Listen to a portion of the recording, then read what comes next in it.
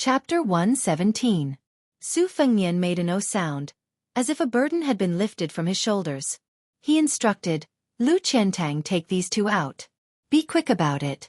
Their howling and wailing in the middle of the night is like a ghost. Also, Yang Qingfeng, you know a lot of unorthodox methods. I'll leave these corpses to you. Remember to move them further away and sleep beside the pile of corpses. I'm afraid that someone will be on tenterhooks for the whole night and won't have the energy to study and earn money the next day. Seeing the corpses, Jiang and I, who had already hidden behind the old god of swords, turned pale and did not have the time to refute. When Yu Wei was still Lu Qiantang, she was indifferent to life and death. Naturally, she was much calmer than Jiang and I. Su Fengnian did not even look at Lu Qiantang as he left the courtyard with one person in each hand. He only said to Bluebird, bring me a brush and ink, then follow me out. I have some things to draw. Grandpa Wei, I'll have to trouble you to accompany me to the Yinyang Pavilion with a wide view. The old Taoist priest Wei Shuyang stroked his beard and smiled. His Royal Highness is too polite. Coincidentally, I also miss that pavilion. When I followed my master to Mount Qingqing to cultivate when I was young, I rested there. Bluebird and the old Taoist priest each held a torch as they led the way. Su Fengnian held a knife of high-quality rice paper that he had squeezed out from Jin San Lang. The brush in Bluebird's hand was not the same as usual. It was the hardest and sharpest brush in Guangdong's Liaowei. Looking at the back of the three people, Jiang and I then looked at Yang Qingfeng, who was digging out the dead person from the wall and dragging it out of the courtyard. Presumably, the two bandits that were carried out by the swordsman Lu Qiantang like chickens and ducks were also unable to escape death. Jiang and I, who was hiding behind Li Chun Gang, was in a daze. The old sword god had seen many vicissitudes of life. When he was young, he was also frivolous, so he was not unfamiliar with women's thoughts. He laughed and said, Little Jiang, this old man has to say a few good words for little Su. You didn't accuse His Royal Highness of being unrestrained in Beiliang. However, outside of Beiliang, some of his methods cannot be said to be vicious and merciless. Today, these 30 people could be killed or not. It was all up to little Su. In the end, this old man guessed that it was the little bandit old Meng who had yet to show himself. Jiang and I made a lukewarm sound of, oh. The old sword god smiled and said, Little Jiang, do you want to know why that little brat took the brush and ink out? If you roast another white fruit chicken for this old man will tell you. Jiang and I said unhappily, I don't want to know. Old Man Li was someone who could not hide his words. With great difficulty, he swallowed the words that were at the tip of his tongue and said, Let's not talk about it. Otherwise, you will be frightened by this little brat's shrewdness and won't dare to practice the sword. Yinyang Pavilion. With this as the boundary, below the mountain was the world of the living, and above the mountain was the world of the dead. It made sense. Wouldn't those bandits who had barged into the courtyard become lonely souls in the world of the dead? Su Fengnian took a wooden board made by Bluebird and sat down cross-legged. He spread the rice paper on top of it. Bluebird wanted to grind the ink, so Wei Shuyang held 2 torches to light the way. With the help of the moonlight, he looked at the Qingqing mountain range in the distance. Qingqing Mountain was very outstanding in the history of Taoism. It was the location of the 5th paradise, which was more advanced than the ancestral courts of the 2 great orthodoxies, Mount Longhu and Mount Wudong. The Taoist temple in the mountain was hidden in the green mountains and clear waters. The architecture was most compatible with the heavenly way. There was once a poem written by immortal Cheng Luan that said, I only love the peak of the father-in-law mountain, the steps of the pill ladder are close to the netherworld. The main peak, Qingyang Peak, and the secondary peak, Tianzuan Peak, were opposite each other. There was an iron chain bridge that hung horizontally. Yellow cranes soared and the sea of clouds rolled. It was indeed a rare scenery in the world. Wei Shuyang had once mustered up his courage to walk across the iron chain bridge. It took him a full hour to walk. When he finally reached Tianzuan Peak, his legs were weak and his clothes were soaked. Wei Shuyang looked down and praised sincerely, His Royal Highness has a good memory. Su Fengnian concentrated on painting the mountains, rivers, and topography of Beiliang in detail. He was even more accurate than the senior officials of the geography department. Even a knowledgeable old man like Wei Shuyang was dumbfounded. His Royal Highness painted for an hour and changed more than 10 sheets of rice paper. Finally, he painted Mount Qingqing. His Royal Highness was only riding on a horse. He didn't look at the scenery, but the shape of the mountains was even clearer than that of an old Taoist who had been cultivating in Mount Qingqing for nearly 10 years. It was especially suitable for him to paint with fine hairs. Wei Shuyang had seen His Royal Highness grow up, so he was far more familiar with Su Fengnian's character than outsiders. It was true that he was naughty and mischievous. Otherwise, he wouldn't have ridden on Wei Shuyang's neck and peed. When he pooped in the Tide Listening Pavilion as a child, he would casually wipe his ass with a secret manual. However, once this child became serious, he would have a stubborn spirit. Once, he was punished by Li Yishan on the top floor to copy scriptures. His Royal Highness didn't admit his mistake, but he still copied the scriptures. In a fit of pique, he copied nearly 300,000 words. In the end, even the Great Pillar State came forward to plead for leniency. In the end, he won over Li Yishan, who didn't know whether to laugh or cry. Su Fengnian stopped writing and waited for the ink to dry.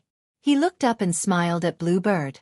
Later, take these rice papers back to the carriage and sleep. Otherwise, that girl won't dare to close her eyes. When the rice paper finished eating the ink, Blue Bird took the paper and brush and left. The torches had been changed several times. Su Fengnian shook his wrist and laughed softly. Grandpa Wei, don't let anyone know that I'm drawing this. The old Taoist nodded. Of course. His Royal Highness has a beautiful heart. I've seen it and kept it in my heart. I won't say anything. Su Fengnian looked at the highest peak of Mount Qingqing in the distance and said self-deprecatingly, His Royal Highness has a rotten heart. What kind of beautiful heart does he have? Wei Shuyang laughed. His Royal Highness is too modest. Su Fengnian closed his eyes and faced the beautiful mountains. He folded his blade on his knees and formed the Huang Ting incantation with 2 fingers. He silently entered a meditative state. Wei Shuyang didn't sleep the whole night. He just sat quietly and observed His Royal Highness's mysterious phenomenon. There was a purple aura coming from the east between his eyebrows. The closer it was to dawn, the more the red date mark between Su Fengnian's eyebrows turned from dark red to light purple. When the first rays of the morning sun shone on his body, Su Fengnian slowly opened his eyes and turned to look at Wei Shuyang apologetically. Wei Shuyang stroked his white beard and shook his head. I'm looking forward to His Royal Highness going to Longhu. Chapter 118. Today's reward was very generous. Disciple, Ming Che, and Zhou Zhaoqin, thank you for your support along the way. Su Fengnian took a deep breath of the mountain forest and felt refreshed. He joked, Grandpa Wei, are there really immortals who eat clouds and drink dew? Do you think there are immortals who eat the essence of the sun and moon in the Qingyang Palace? The old Taoist chuckled and said, I have never heard of such immortals. My master only knew some Dharma access to fasting and essence. He is far from the immortal realm. Su Fengnian left the pavilion and looked up at the Qingyang Heavenly Lord's twin peaks that looked like a pair of bull horns. He muttered to himself, the Qingqing King sounds very powerful. The Taoist master of Mount Longhu is only a state teacher who is in charge of all Taoism. Mount Wudong is even more pitiful. The Wudong sect leader is nothing, but there is someone who occupies a mountain and calls himself king. Wei Shuyang smiled but did not say anything. Because of his high status, he had been friends with His Royal Highness for more than 10 years. Therefore, when he traveled with Su Fengnian on the horse, he knew about the farce of 2 geese swapping yellow gates. Now that he saw His Royal Highness drawing with the geography of the mountains and rivers, it was very likely that he would draw wherever he went. Was he not going to draw 3,000 miles of beautiful mountains and rivers in a single line? Would there be any hidden secrets in this path? Old Taoist Judumi did not dare to delve deeper. He just kept it in his heart. The more he spoke, the more likely he would make mistakes. Almost all the scholars in Bailiang had their tongues pulled out by the Great Pillar State. No one dared to talk about the military and politics of the border. They only knew how to recite poems and couplets. However, there were a few poets who had the courage to join the military. In recent years, there were many bold and powerful famous poems that attracted the wanderers who wanted to become famous to join the military. Interestingly, many foppish young masters were tortured half to death by His Royal Highness and felt that they could not make it big.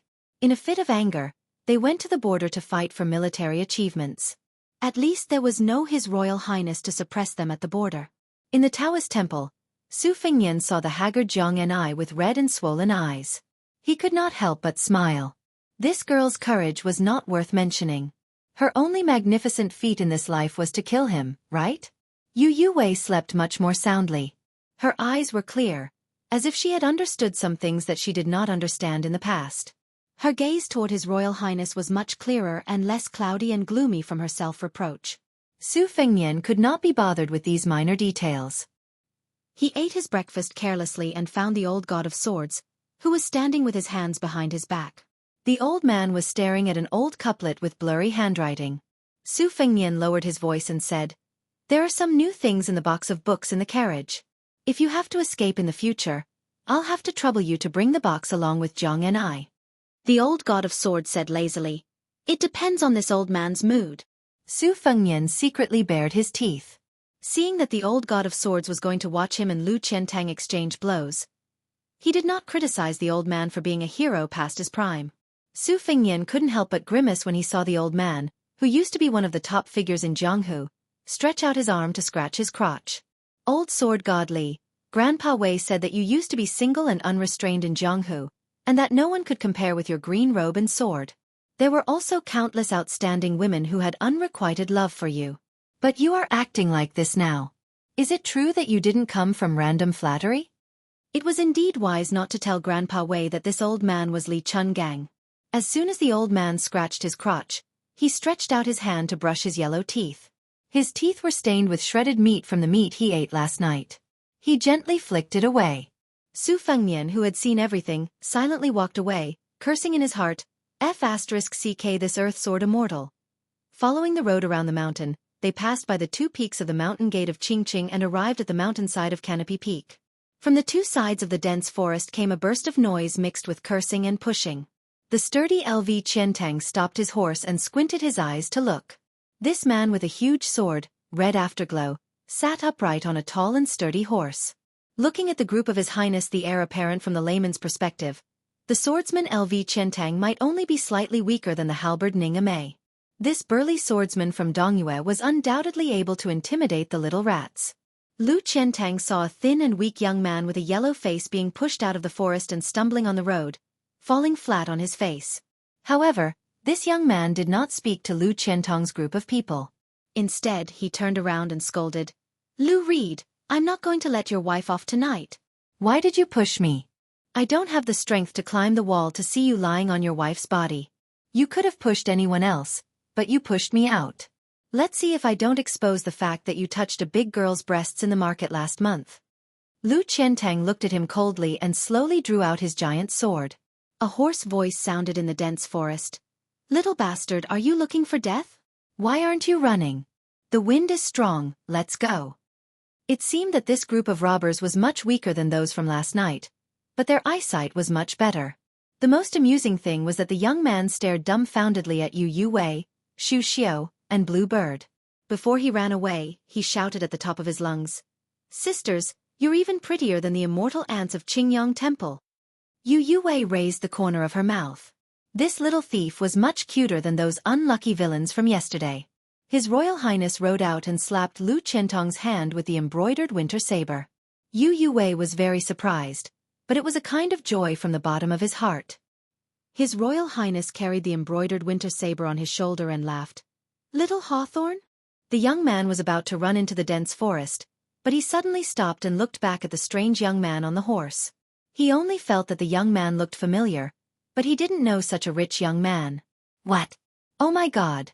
Did I get on the list of bandits in the city? It can't be. We have the lowest status among the dozens of bandits in Mount Qingqing. Even the head Meng was not qualified to have his portrait posted on the city wall." Because of this, the head Meng was very angry. He always said that he was the first bandit king of Mount Qingqing. Why didn't he get on the list? "My old Meng has also kidnapped several wives and daughters of officials in the county. Didn't he just let them go after taking some money? Did he look down on us?" The young man, who was nicknamed Little Hawthorn by His Royal Highness, was stunned for a moment. He stared at him for a while and then said uncertainly, "Su Fengnian." His Royal Highness narrowed his eyes and pursed his lips. Shu Xiao, who was very picky, was dazed for a moment. His Royal Highness was really charming. Not to mention a mature woman in her 30s like her, it could be said that women between 10 and 80 years old would be attracted. Su Fengnian jumped off the horse and smiled. "Isn't it? It's only been 3 years, and you can't recognize me? The young man was really a newborn calf who didn't know anything about the world. He didn't care about anything else and ran to Su Fengnian with a scream. He circled twice and excitedly reached out to touch Su Fengnian's saber and pulled the sleeves of Su Fengnian's brocade clothes. He was amazed and looked up to ask, Su Fengnian, you are even more arrogant than last time. This time you are going to give money to old Meng again? Chapter 119. Su Fengnian didn't seem to mind that his clothes had been touched until they were dirty. He only used the embroidered dagger to knock the young man's head lightly and scolded with a smile. Go away, last time you guys robbed me. This time it's me who should rob you guys. More than 10 ragged thieves jumped out of the dense forest. None of them weighed more than 150 kilograms. They were all poor, old and young. Most of them were wearing their own woven straw sandals. A few of them had weapons in their hands, but they were only carrying wooden spears and sticks. Compared to the group that attacked the Taoist temple at night, there was a world of difference. The leader, Old Meng, was a skinny old man who weighed more than 100 kilograms. He rubbed his eyes and finally recognized that the young man was the Su Fengnian that he had chased half a mountain away. He then looked at the majestic retainers on horses in fear. He carefully took 2 steps forward and asked from afar, Su Fengnian, let's make things clear first. You spent all your money in the past few years. I only have 1 life left. If you want to take it, take it. If you frown, I will change my surname to yours. Su Fengnian looked around. Little Hawthorne, the timid old Meng, Lu, the man who loved his wife the most, Cripple Kong, and many other familiar faces were still there. They were all alive. Su Fengnian's smile was intoxicating. He hugged little Hawthorne's small body and said loudly, Old man Meng, look at you. Even your stockade has been taken away by others, and you still want to pretend to be a hero in front of me. Damn you, don't pretend to be a fool in front of me. Go, pick a place near the water and I'll take you guys to eat your fill. Old Meng timidly said, Su Fengnian, did you become a bailiff in the government office? Do you want to wipe us out? Su Fengnian glared at him and scolded, Nonsense. I came here to enjoy the scenery and see if I could meet you. Before I went up the mountain, I was wondering if you had starved to death. Now it seems that you are not far from it. You're the first master, and I feel ashamed for you. Old Meng's subordinates, Reed Pole, burst into laughter, making Old Meng, who has no dignity, feel very embarrassed. Old Meng smiled embarrassedly and said, Hey, it's hard for a hero to stand out in this world. You little brat. Your mouth is still unforgiving. Well, let's go. Yu Youwei's eyes widened, and Xu Xiu's charming face stiffened. Jiang Ni's little head peeked out from behind the curtain. He just couldn't understand what was going on. Old Meng led the way to a picturesque place near the water. There were a few shabby thatched huts, with some ragged clothes hanging on the bamboo poles. If this was considered as occupying a mountain and becoming a king, who in the world would be willing to be a bandit? Yang Qingfeng, who came and went like a ghost, came out with countless game animals. This group of bandits, who had worked hard to set 10 traps but still couldn't catch a single wild rabbit or pheasant, were drooling. Su Fengnian sat on a stone by the stream. Little Hawthorne lay behind him and hugged Su Fengnian's neck, ignoring Old Meng's enthusiasm. Su Fengnian teased, Well, Old Meng, you're the leading hero of Mount Qingqing. What are you afraid of? Little Hawthorne is braver than you. Little Hawthorne laughed happily and said, I told Old Meng to give me the position of the first master. How could he be willing to do that? He insisted on waiting for a few more years. Su Fengnian nodded and said with a smile, He was lying to you. Did you really believe him? Why don't you come down the mountain with me? I'll take you to eat fish and meat every day.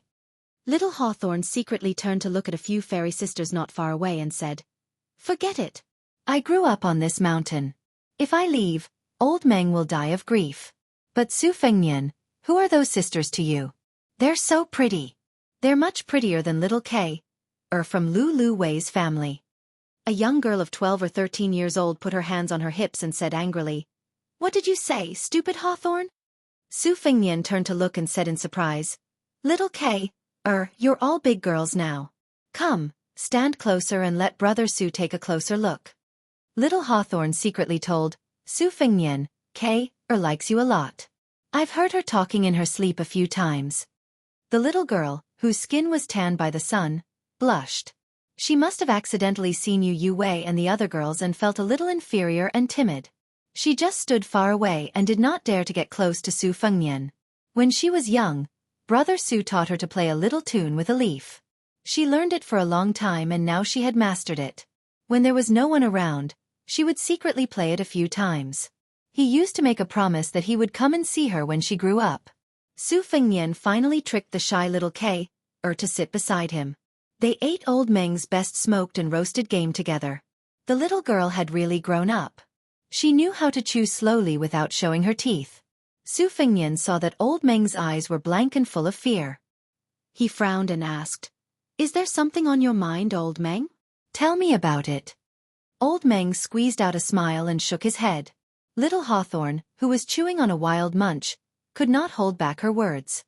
Her eyes turned red and she said sadly, "Su Fengnian, we owe them money. If we can't pay them back, they will take K.Er away. The last time they came, they tore down our house and said that if we can't pay them back in 2 days, they will make K.Er their maid." Su Fengnian smiled and said, "It's okay, I'll help you pay them back. When you robbed me in the past, you said that I was one of the wealthiest young masters in the world. It wasn't a lie." Old Meng said softly, "It's no use. We owe them more than 20 taels of silver. Furthermore, they are not after the money. They just want to take K.Er away. You know that daughters are more precious than anything else in the mountains. Lulu and I have discussed it. At most, we will fight with our lives on the line. When the time comes, we will let little Hawthorne take K.Er and escape down the mountain. Old bones like us won't be able to move, and we don't want to leave either. After all, we have been here for more than 20 years. We can't bear to leave. We are just waiting for the day when we die on the mountain. Su Fengnian, Old Meng knows that you have some silver and I appreciate your kindness. However, those people are not kind people. They kill and burn without blinking. I don't know how many girls have been harmed by them. After you finish eating, you should leave quickly. It's best if you don't even want to stay on Mount Qingqing. It's not peaceful." Su Fengnian asked, "You owe them money. Was it the first master who used a pair of axes?" Old Meng said with lingering fear, "That's not the case. If it were those people, we would have died long ago. Old Meng would rather starve to death than borrow money from them. Sigh. A good man takes responsibility for his actions. Old Meng has been sloppy all his life. Fortunately, I still have these old brothers. Su Fengnian, Old Meng boldly asks you to take care of little Hawthorne and K.Er. It's easy to feed poor children, but I beg you not to let them become slaves. When we went up the mountain, we still had the backbone of men. We can't live backward. Just don't let them starve to death. If you are willing, Old Meng will kowtow to you. I don't mind kneeling for this great kindness." Su Fengnian was expressionless. Old Meng looked bitter. Lu Qiantang bowed and said, "There are more than 10 new people." Su Fengnian made a cold gesture of cutting his throat. Old Meng was dumbfounded. Su Fengnian frowned and asked, "Mount Qingqing is so chaotic. Doesn't Prince Qingqing know how to do something about it?" Old Meng said bitterly, "Why would he care? Those immortals in Qingyang Palace don't care about the lives of ordinary people." Su Fengnian stood up and patted little Hawthorne's head. He then took K.Er's small hand that was not delicate at all and said with a smile, "I used to carry you on my back. Now that you are a girl, I can't carry you on my back anymore. Your father will fight me with a hoe. Let's go. Take K.Er to Qingyang Palace to see the immortals." Chapter 120. Su Fengnian held little Hawthorne in one hand and K.Er in the other as they walked away. Old Man Meng, who had been a bandit for more than 20 years, had mixed feelings. Back then, when he had brought his old brothers to see the master and servant touring Qingqing, even a blind person would know that they were a fat sheep dripping with oil. A dozen people had rushed up to intercept them. Old Man Meng had just said that as long as they had money, they would not hurt anyone. This timid young master had already fled on horseback. If he had not been unlucky enough to be knocked off his horse by a branch, he would have really run away in a panic. Old Man Meng could not do the immoral business of robbing money and killing people. Unexpectedly, he had accidentally found several large piles of banknotes and some strange books on this fat sheep. The group of old fellows were all dumbfounded. It turned out that this fat sheep had an extraordinary background. Without needing Su Fengnian to beg for mercy, Old Man Meng had taken the initiative to take a banknote worth 100 taels of silver and return the rest. It was not that Old Man Meng viewed gold and silver as dung. It was just that several groups of people on Mount Qingqing had robbed wealthy families and attracted the attention of hundreds of armored soldiers from the county's military office. Those who were unlucky had their lairs smashed, while those who were luckier had not been able to sleep soundly. Old Man Meng did not want to drag his group of brothers to the downtown area to be beheaded in public. After a while, they had gathered in the Taoist temple to eat some roasted game. The fat sheep and the grassland bandits had unexpectedly become familiar with each other. This fellow was not very courageous, but his skin was really as thick as a city wall. He had shamelessly stayed with them for half a day and was addicted to eating and drinking. Every day, he would lie about how he was a rich young master from Bailiang. Who would believe him?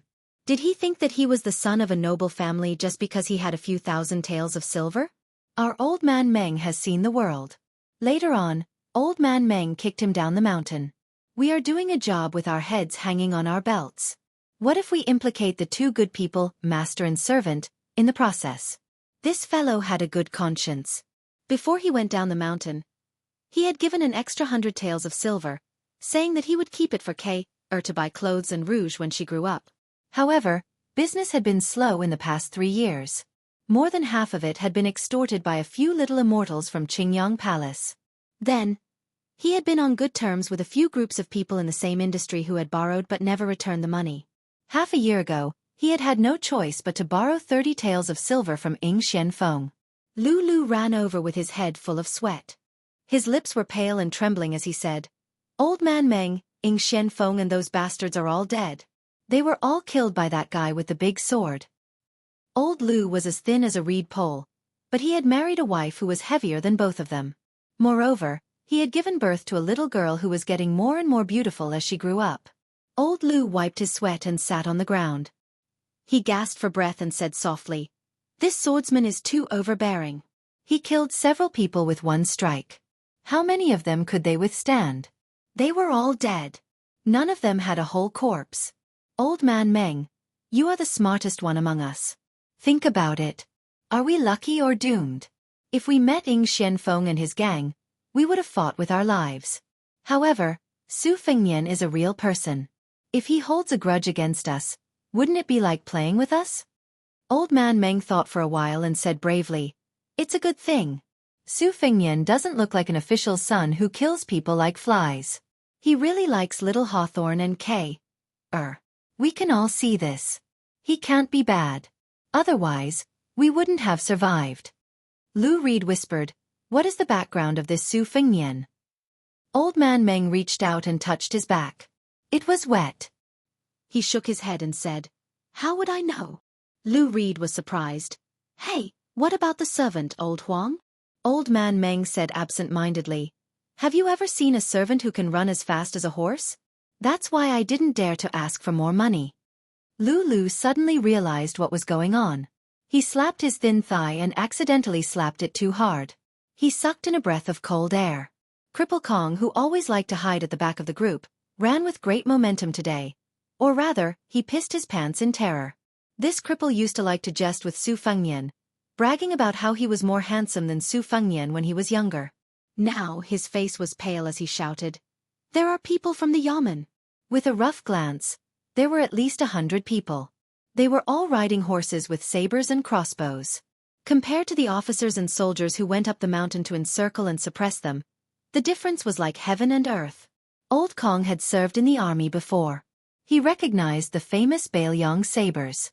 They are Bailiang sabers. These 100 people can flatten the entire Mount Qingqing, let alone us. Old Man Meng and Lu Reed looked at each other. They could only wait for death. Fortunately, little Hawthorne and Kay were not here, so they could die without grievance. Who would have thought that when these 100 elite light riders arrived at the stream bank, their leader, a general in heavy armor and holding a halberd, took off his helmet and helmet. With a smile he looked at Old Man Meng's group of rarely seen kind-hearted thieves, and spoke as softly as possible. "This general is Ning Mei. His young master Su said not to disturb Mr. Meng. It's just that our cavalrymen have always regarded the horses as their comrades. On the way up the mountain, we couldn't find a water source, so we had to break the rules and disturb you. Mr. Meng, Please don't blame us. Old Man Meng spoke with a thick Yongzhou accent. He was confused and asked, "What did the general say?" Ningame patted his ink-black beloved horse. He smiled and said, "The horse wants to drink water, so we took a break." Chapter 121. Old Man Meng felt relieved and said, "General, you don't have to be polite. Drink as much as you want. You can even drink all the water in the stream." Ningame cupped his fists and turned around to say sternly, "Hold on tight for a stick of incense." The 100 light cavalry from the Phoenix Battalion didn't make any noise. Only the sound of the horses drinking and snorting could be heard. The Liang dynasty had always been recognized as the best war horses in the spring and autumn period. Their horse policy was flourishing and the imperial court paid special attention to it. The martial arts book said that horses were important to the country. The other countries in the spring and autumn period either didn't pay attention or didn't have large pastures like West Chu. Northern Liang claimed to have 300,000 iron cavalry. Every war horse had to be recorded in detail from the moment it was born. There were almost complicated and harsh military rules and regulations. Anyone who cut off the horse's food was guilty of the same crime as cutting off the soldiers' rations. They weren't allowed to ride horses to hunt outside of war. If they let someone ride them, they would be whipped 100 times. If they threw away the stirrup or saddle, they would be whipped 100 times. Ningame led 100 light cavalry out and had to strictly follow the most basic marching rules. They had to rest every 10 li and brush the horses' noses and mouths. They had to feed every 30 li. In Beiliang, anyone who lost their horse in battle would be executed. They would be rewarded for fighting to the death and injuring their horses. The Beiliang cavalry was the best in the world. It wasn't announced by the mouths of scholars, but by the horses trampling over the 6 countries and half of Jianghu. Cripple Kong, who had once done odd jobs in a drill ground in Yongzhou, had claimed to have joined the army before. He raised his voice and asked carefully, "General, are you from Beiliang?" Ningame smiled and said, "I'm not a general, but we are from Beiliang." Cripple Kong gave him a thumbs up and said, "Beiliang cavalry, there's nothing to say. When I was in the Yongzhou army, I heard a lot about the achievements of Beiliang's 300,000 iron cavalry. Today, I've finally seen it with my own eyes." Ningame smiled and didn't say anything. Cripple Kong squatted on the side and observed carefully. These 100 Beiliang cavalry were much stronger than the Yongzhou army. He estimated that 3 Yongzhou soldiers against 1 Beiliang would be difficult. Ningame waited for the war horses to finish drinking and put their armor back on and shouted, "Get on the horses!" More than 100 light cavalry mounted their horses. Their movements were exactly the same, as smooth as flowing water. Old Man Meng and the others were dumbfounded. They only felt that this group of Northern Liang cavalrymen had a strong murderous aura just by mounting their horses. If they charged, who would dare to stop them? Lu watched as the Northern Liang light cavalry left in an orderly manner. He clicked his tongue and said, "Old Man Meng, I'm convinced. You're right. That Su Fengnian's father is an official. Maybe he's the son of a general." Where? Of. Cripple Kong nodded and said, "You're right." Lu Reed smiled and said, "You want more? Old Meng, why don't you just say that Su Fengnian is the son of the Great Pillar State? There's nothing more important than that, right?" "Ha! Su Fengnian? Doesn't that mean he has the same surname as the king of Beiliang?" The 3 of them stared at each other. Old Meng, who was almost choked to death, finally let out a sigh and whispered, "Doesn't look like it." Cripple Kong nodded and said, "Doesn't look like it."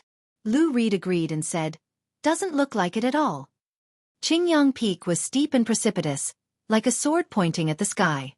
As the saying goes, looking at a mountain is close to death.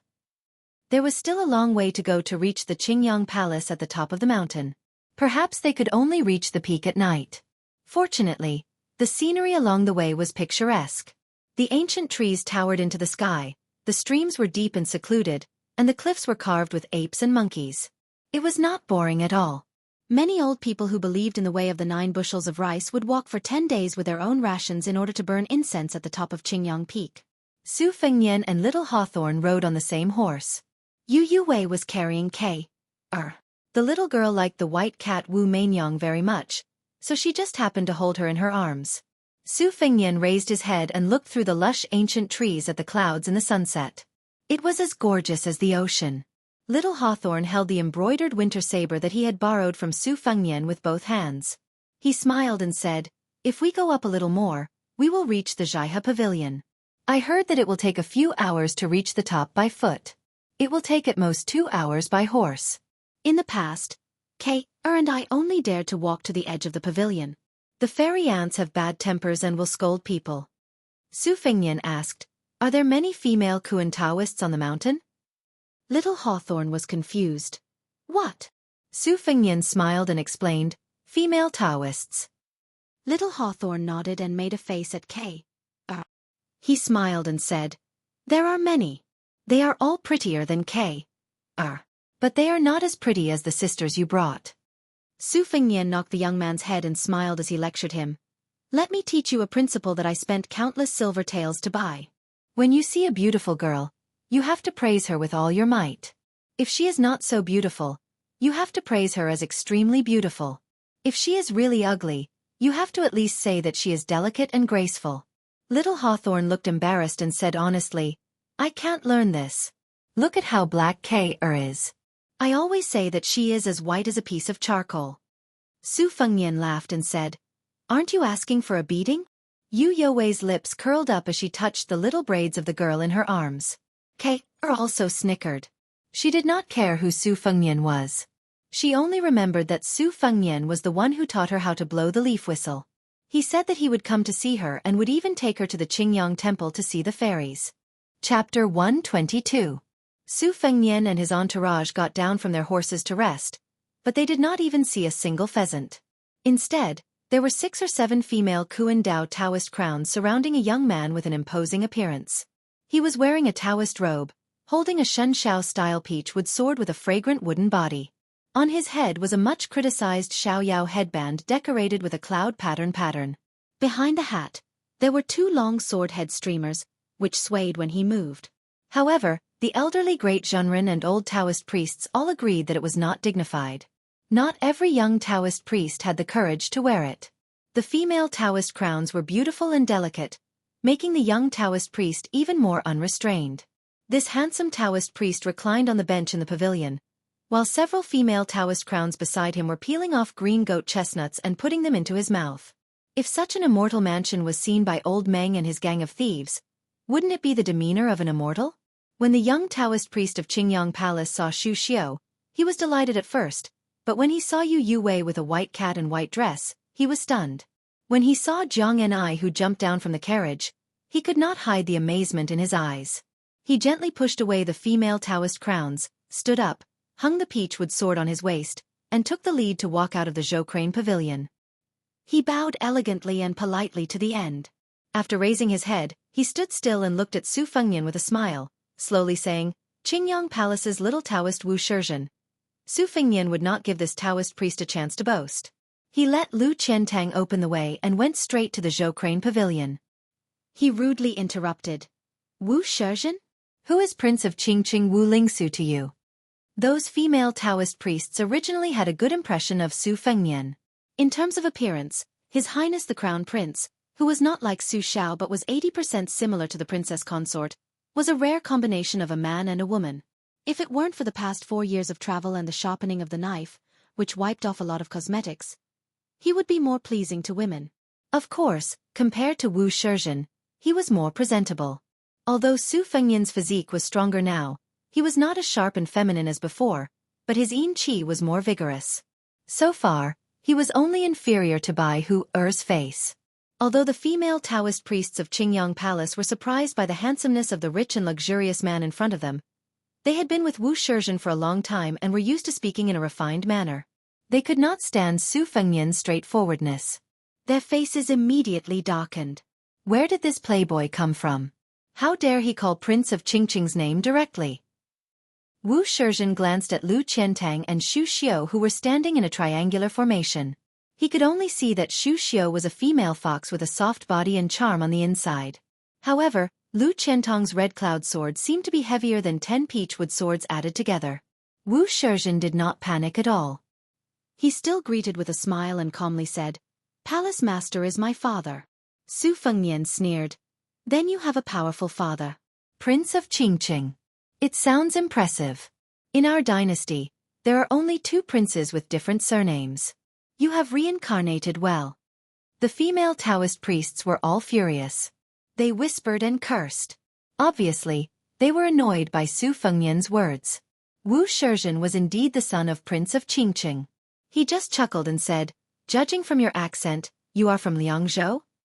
Su Fengnian nodded arrogantly. He was a playboy who claimed to be second in Beiliang, and no one dared to claim to be third, let alone first. He did not need to put in any effort to pretend. He naturally had a domineering arrogance that made people's scalps numb.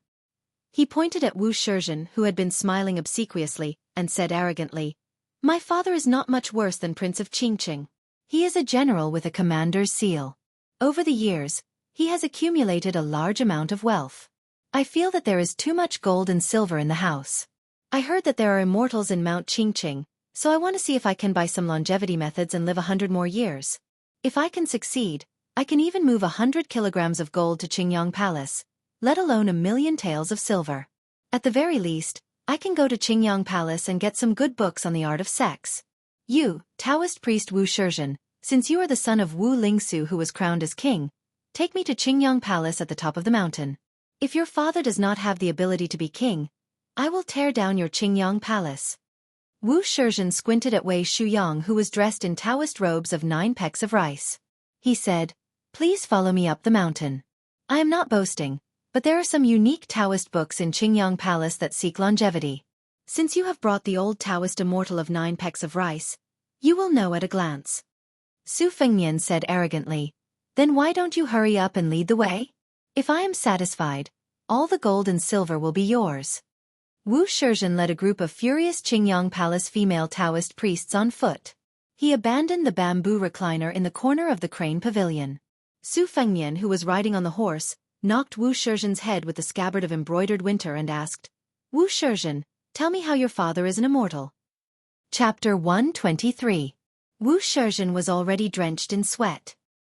He panted as he replied, "My father was originally a hermit at Mount Longhu's alchemy cliff. Later, he achieved great success in alchemy and went down the mountain to pray for help. He met Heavenly Lord Wang at the Yangtze River. Heavenly Lord Wang saw that my father's Tao heart was pure, so he gave him the great Tao of divine lightning, which could enslave 36 ghosts and gods. He then went to the 22nd grotto heaven of the White Waterhound Taoist sect and helped an old woman who was seriously ill. Only then did he know that she was the mother of lightning. He gave my father the Divine Firmament 5 Lightning's heavenly book, which could summon thunder and lightning with a wave of his hand. My father received the mandate of heaven and was enlightened. He saw ghosts and gods, chanted spells, and commanded thunder and lightning to chase after evil demons. He was fortunate enough to be summoned by His Majesty, who was very pleased and conferred him the title of Prince of Qingqing. Su Fengnian was a little shocked. Although Wu Shizhen was panting like a bull, he was very familiar with his speech. It was obvious that he had recited it countless times. Wei Shuyang smiled slightly and did not comment. As a Taoist priest, how could he not know about the legends of immortals? For example, Mount Longhu and Mount Wudong, other than the founding ancestors, they also needed to borrow the power of ghosts and gods to strengthen their reputation. How could any heavenly master or sect master meet an immortal when he went out? People would laugh their heads off if they heard about it. Jianghu, who had poked his head out of the curtain and heard all this, believed it without a doubt. As for Wu Shizhen, he did not even look at him carefully. He did not know how he looked or how he was like. The old god of swords, Li Chungang, lowered his head and smelled the smell of his feet. He seemed to be disgusted by his own stench. He raised his head and waved his hand. "Don't listen to the nonsense of this overindulgent Taoist. It's all lies." Jianghu was very respectful toward immortals and Buddhas.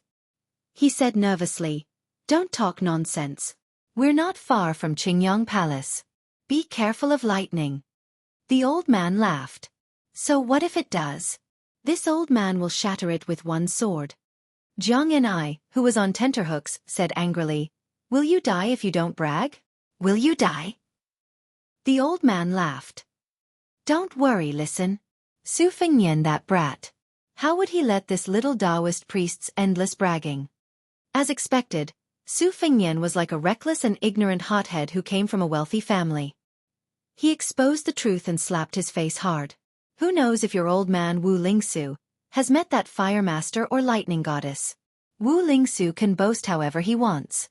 But I heard that Wu Lingsu came up with a book called Xianxia's Spiritual Treasure Sutra, wanting to cut ties with Mount Longhu and Jianghu school and establish his own sect in Mount Qingqing, a place with good feng shui. However, there were very few followers. Later, someone recommended Wu Lingsu, saying that your father's Taoist skills were sparse, but his bedroom skills were superb. So, he was called to the palace by His Majesty. Your father was also tactful. He gave him elixirs and secret manuals, and even flattered him. He said that there were 9 clouds in the sky, and Xianxia was the highest. The head of Xianxia was the eldest son of the Jade Emperor, who was the reincarnation of the current emperor. His flattery was a bit good, but it was said that several Taoist ancestral halls in Mount Longhu and Wudong all scolded your father Wu Lingsu as Great Ox Wu. Even Prince Qingqing, who occupied the 6th grotto heaven, didn't dare to say a few words back. He's a king, after all. How did he do it? Yu Wei burst into laughter. Wei Shuyong was very cooperative with His Royal Highness. He pretended to be careful and nervous, and softly corrected him. Young master, Mount Qingqing is the 5th grotto heaven.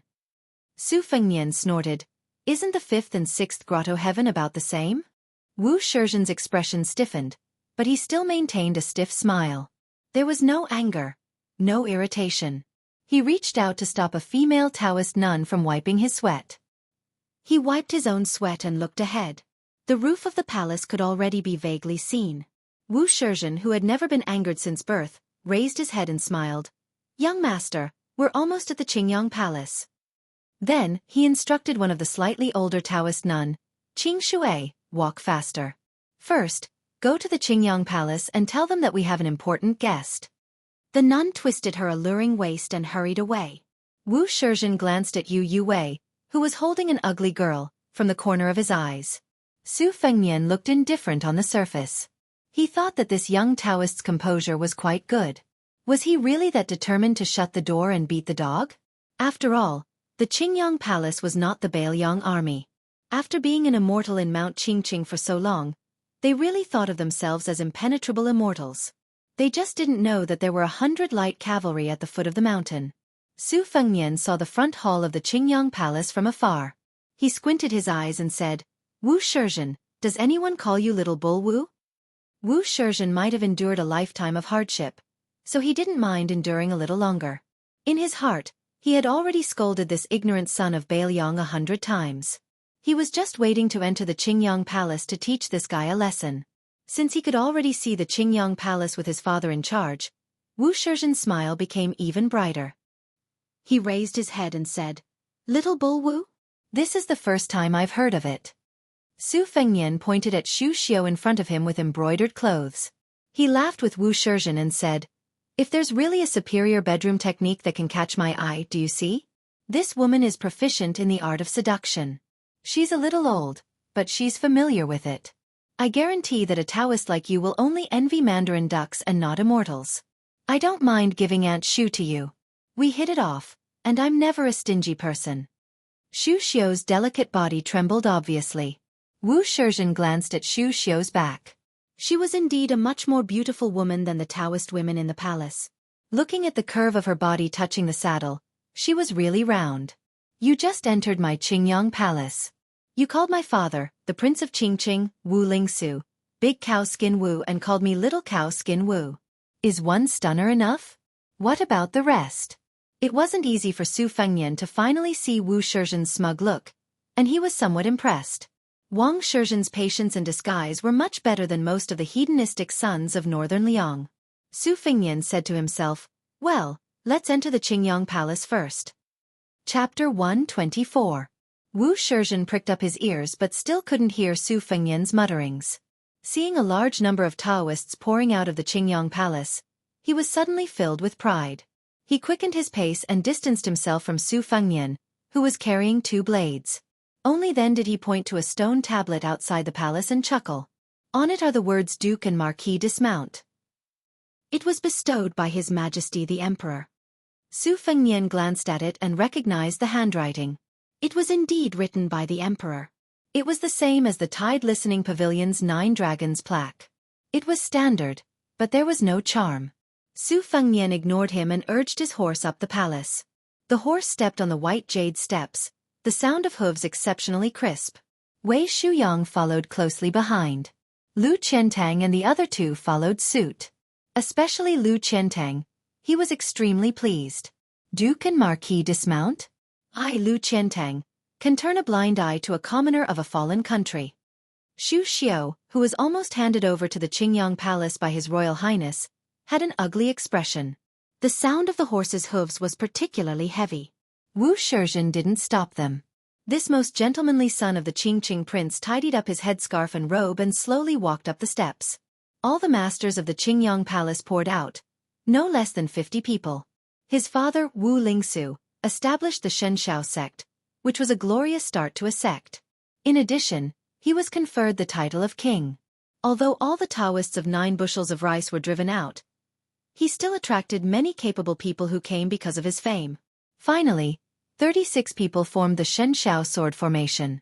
Once the formation was activated, the 36 swords whistled and thundered. When he was young, he saw countless old Taoists of 9 bushels of rice from Mount Qingqing come to the Qingyang Palace to reason. They were all defeated by the Yuxiao sword formation, which only had 18 people at that time. Now the Qingyang Palace was unparalleled in Mount Qingqing. The Yuxiao sword formation was said to be invincible against those below the 2nd rank, and the Shenxiao sword formation could even contend against those below the 1st rank. Wu Shizhen wasn't a frog in a well. He knew that there was a gap between these 2 sword formations and the 3 great sword formations, which had been famous for hundreds of years.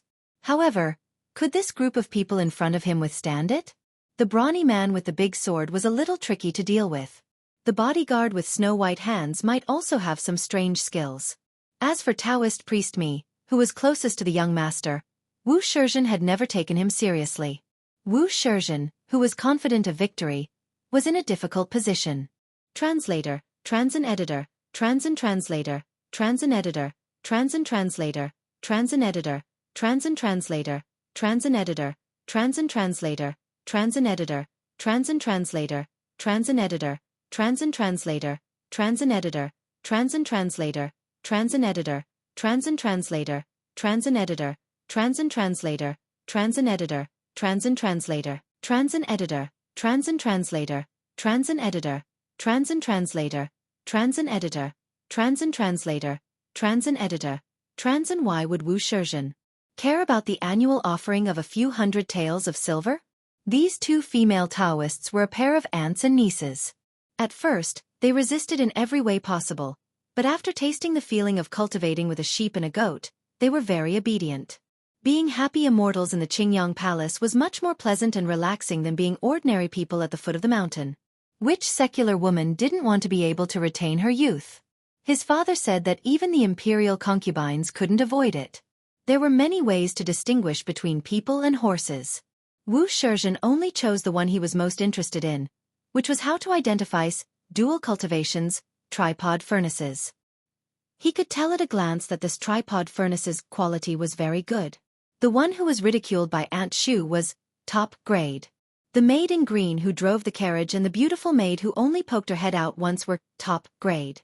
The charming woman riding the horse with the black girl in her arms was celestials that made people drool. She was second celestials, Lotus Bodhisattva. Wu Shizhen was tempted. He wasn't troubled by this Bailiang's retainer Xiongjian. He didn't care which Bailiang general's descendant he was. He had the ability to bring thousands of cavalry to Qingqing, but Yongzhou, which General Gu Zhentang had built into an iron bucket, wouldn't allow Bailiang's soldiers to cross half of the province? We're both military men with outstanding achievements. How could you, Su Xiao, obtain the Pillar State's title and be conferred the title of King of Bailiang? How could I, Gu Zhentang, be only one of the 8 Pillar State? I'm an official in the imperial court, but the military power in my hands is as light as a feather. Wu Shizhen didn't think Gu Zhentang would be so magnanimous as to laugh it off. In the past 10 years, Yongzhou's generals had changed frequently. A third of General Gu's old subordinates had either intentionally or unintentionally been inserted. At the beginning of the year, when his father was drinking, he privately said, Gu Zhentang and Lame Su are going head-to-head. The Gu surnamed Su is slightly inferior to Lame Su in terms of scheming and strength, but Gu Jiantang is only 43 years old. That's enough. If Su Xiao was so embarrassed, how could a Bailiang's general be so? How could Wu Shizhen be afraid? Moreover, Bailiang's 300,000 cavalry generals were all in the hands of the 6 young adopted sons. He had never heard of any of them having descendants as old as this young man in front of him. Therefore, Wu Shizhen's dilemma was how to distribute the women. How many should he give to his father? Should he hand over the little white cat lady who looked like a bodhisattva and keep the rest for himself? Or should he only take one of the 3,000 women? But would his father, who wholeheartedly wanted to prove his Tao to the world, agree? On Mount Qingqing, the prince of Qingqing Wu Lingsu, was the heavens, and Wu Shizhen was undoubtedly the son of heaven. Whenever Wu Shizhen had a headache, he would habitually roll up the 2 swaying sword belts of the Xiao Yao scarf with his index fingers, dazzling the dozen or so Taoist nuns who had run out of the main hall to join in the fun. The Taoist nuns were infatuated with these little movements of Wu Shizhen's the most. As for in bed, of course they preferred his open and large movements. Compared to the strict rules of dual cultivation with Wu Shizhen's father, where every movement had to be done according to the book, not missing a single step, the Taoist nuns were, without exception, more willing to do it with Wu Shizhen. This little immortal who knew how to dote on others could wave the peach blossom beauty fan, play the suet white jade flute, and play the guqin, causing hundreds of birds to sing in unison. Even the couple who had been kidnapped into the Qingyang palace were willing to not return home, let alone some female Taoist priests who had been brought up the mountain when they were young. Wu Shizhen looked up at Su Fengnian, who was sitting high on the big jujube horse, and said with a smile, "This horse is mine." Chapter 125. Su Fengnian glanced at the 18 people forming a sword formation and turned to ask Wei Shuyang, "Grandpa Wei, what's the name of this formation?" Wei Shuyang stroked his beard calmly and said, "If I'm not wrong, Wu Lingsu secretly learned a secret formation from Mount Longhu's Supreme Elder Pavilion. It's called the Jade Heaven Sword Formation, and it can be said that the student has surpassed the master. Wu Lingsu's talent is outstanding, and even the old celestial master of Mount Longhu admits it. Unfortunately, his heart is not in the right place, and he can't bear hardships." The old celestial master deliberately reprimanded Wu Lingsu and left him on the alchemy rock with the intention of letting the Qingqing prince train his heart. He didn't expect Wu Lingsu to leave Mount Longhu in a fit of anger. His life seems to be glorious, but his cleverness backfired on him. Otherwise, he might have become an external celestial master of Mount Longhu. Su Fengnian smiled and asked, "Let's not talk about the Qingqing prince." These 18 people formed a sword formation, and the 40 sword-wielding Taoist priests just stood by and watched? Wei Shuyang shook his head solemnly and said, "That's the Qingyang Palace's sword formation. Wu Lingsu calls himself the Divine Firmament Heavenly Lord, so he has some confidence. I don't know how he came up with a set of 36 Heavenly Firmament sword formation, and its power is not to be underestimated. At least, I don't dare to take it lightly. I'll most likely lose or even die. It's one of the most famous formations now. The busybodies close to the Qingyang Palace have been promoting it, saying that it's as powerful as the 3 great sword formations. 3 years ago, Wu Lingsu entered the palace again and brought the 36 sword-wielding Taoist priests with him. It's said that outside the Hall of Illustrious Talents, the sword light shone brightly. It was a sunny day, but it suddenly turned into thunder, competing with the sun and moon. Some even said that Celestial Master Zhao, who was watching from the side, lost his color. Su Fengnian sneered, "I believe that the Divine Firmament sword formation is not weak, but I don't believe that the second Celestial Master of Mount Longhu cried out in fear. Old Huang told me about the 3 great sword formations, but he said he had never been to the Wu family's sword tomb. Mount Longhu's sword formation is undoubtedly the best in the world. The second Celestial Master is a glutton who has eaten all kinds of delicacies. He would at most say that it's not bad. This is Wu Lingsu, who is the best at creating momentum, trying to blow her own trumpet." The Qingyang palaces of Wudao's sword formation was 100 sword-wielding 100 sword-wielding sword formation. The Taiji sword formation of Wudong Mountain had 81 peach wood swordsmen. It was said that they could multiply and multiply endlessly. Their sword momentum was like rolling clouds. As long as the central swordsman did not die, none of them would die. They had never tasted defeat. The Wu family's sword tomb boasted that only 9 withered swords could defeat 10,000 cavalry. This was just a ridiculous legend. 200 years ago, 9 of the Wu family swordsmen left the tomb to save one person. The 9 of them went to Beimang with 9 horses and 9 swords. The 9 of them risked their lives to defeat 10,000 of Beimang's most elite ghost-back heavy armor. It was unknown whether this was true or not, but more than half of the 9 were injured. In the end, only 3 of them returned to the Wu family. The sword tomb's vitality was greatly damaged. The carriage stopped at the bottom of the stairs. Xianxia and the old god of swords got off the carriage. Xianxia, who feared ghosts and gods, was very careful. He was afraid that lightning would strike down from the sky. That Su Fengnian had committed a heinous crime. It was hard to guarantee that he would not attract the wrath of the deities on Mount Qingqing. The book said that the more famous the mountain or river, the more one should not speak loudly for fear of startling the deities. Wasn't this the reason? If he was implicated by Su Fengnian, Jianghu felt that his death would be too unjust. He had committed countless sins, but he was a good person who would leave food for the hungry rats in that leaky hut in Beiliang. He was bitten by mosquitoes in the summer and couldn't sleep, but he didn't dare to kill them. He could only endure the heat and tightly wrap himself in the sheets. The one-armed old god of swords saw that Jianghu would look up from time to time. His expression would change when he saw the clouds floating over his head. He couldn't help but tease. "Little Jiang, what are you afraid of?" This old man said that even if lightning strikes down, he can break it with one sword. It won't hurt you at all. Therefore, you can beg for the sky to change and the clouds to roll. It would be best if you could strike that evil man Su Fengnian to death. Jianghu stood on the stone steps and chose a spot furthest away from Su Fengnian. He didn't dare to go forward. He said gloomily, "But you don't even have a sword." The leader of the older generation smiled conceitedly and said, "That day on the muddy path, this old man took a small umbrella and casually used one sword, immortal kneeling." To this old man, is there anything in the world that can't be used as a sword? It's just that as long as he hasn't really held a sword, this old man doesn't have the thought of taking back half of the wooden horse ox. Naturally, he also doesn't have the peak sword will of the past. This is the agreement this old man made with Butcher before he walked out of the tide listening pavilion. It can't be easily broken. Little Jiang, do you know the origin of that one sword, immortal kneeling? Jianghu was constantly on guard against the sky. He took the time to look at the square where swords were drawn and bows were drawn. As expected, he said, "I don't want to know." The old god of swords rolled his eyes. Su Fengnian and Wei Shuyang were talking very loudly just now. Wu Shizhen heard them clearly. He crossed the square and retreated to the door of the main hall. He smiled and shouted, "You'll know if the 2 sword formations of the Qingyang Palace live up to their name." Su Fengnian laughed and said, "Not at all. I didn't bring enough people with me this time.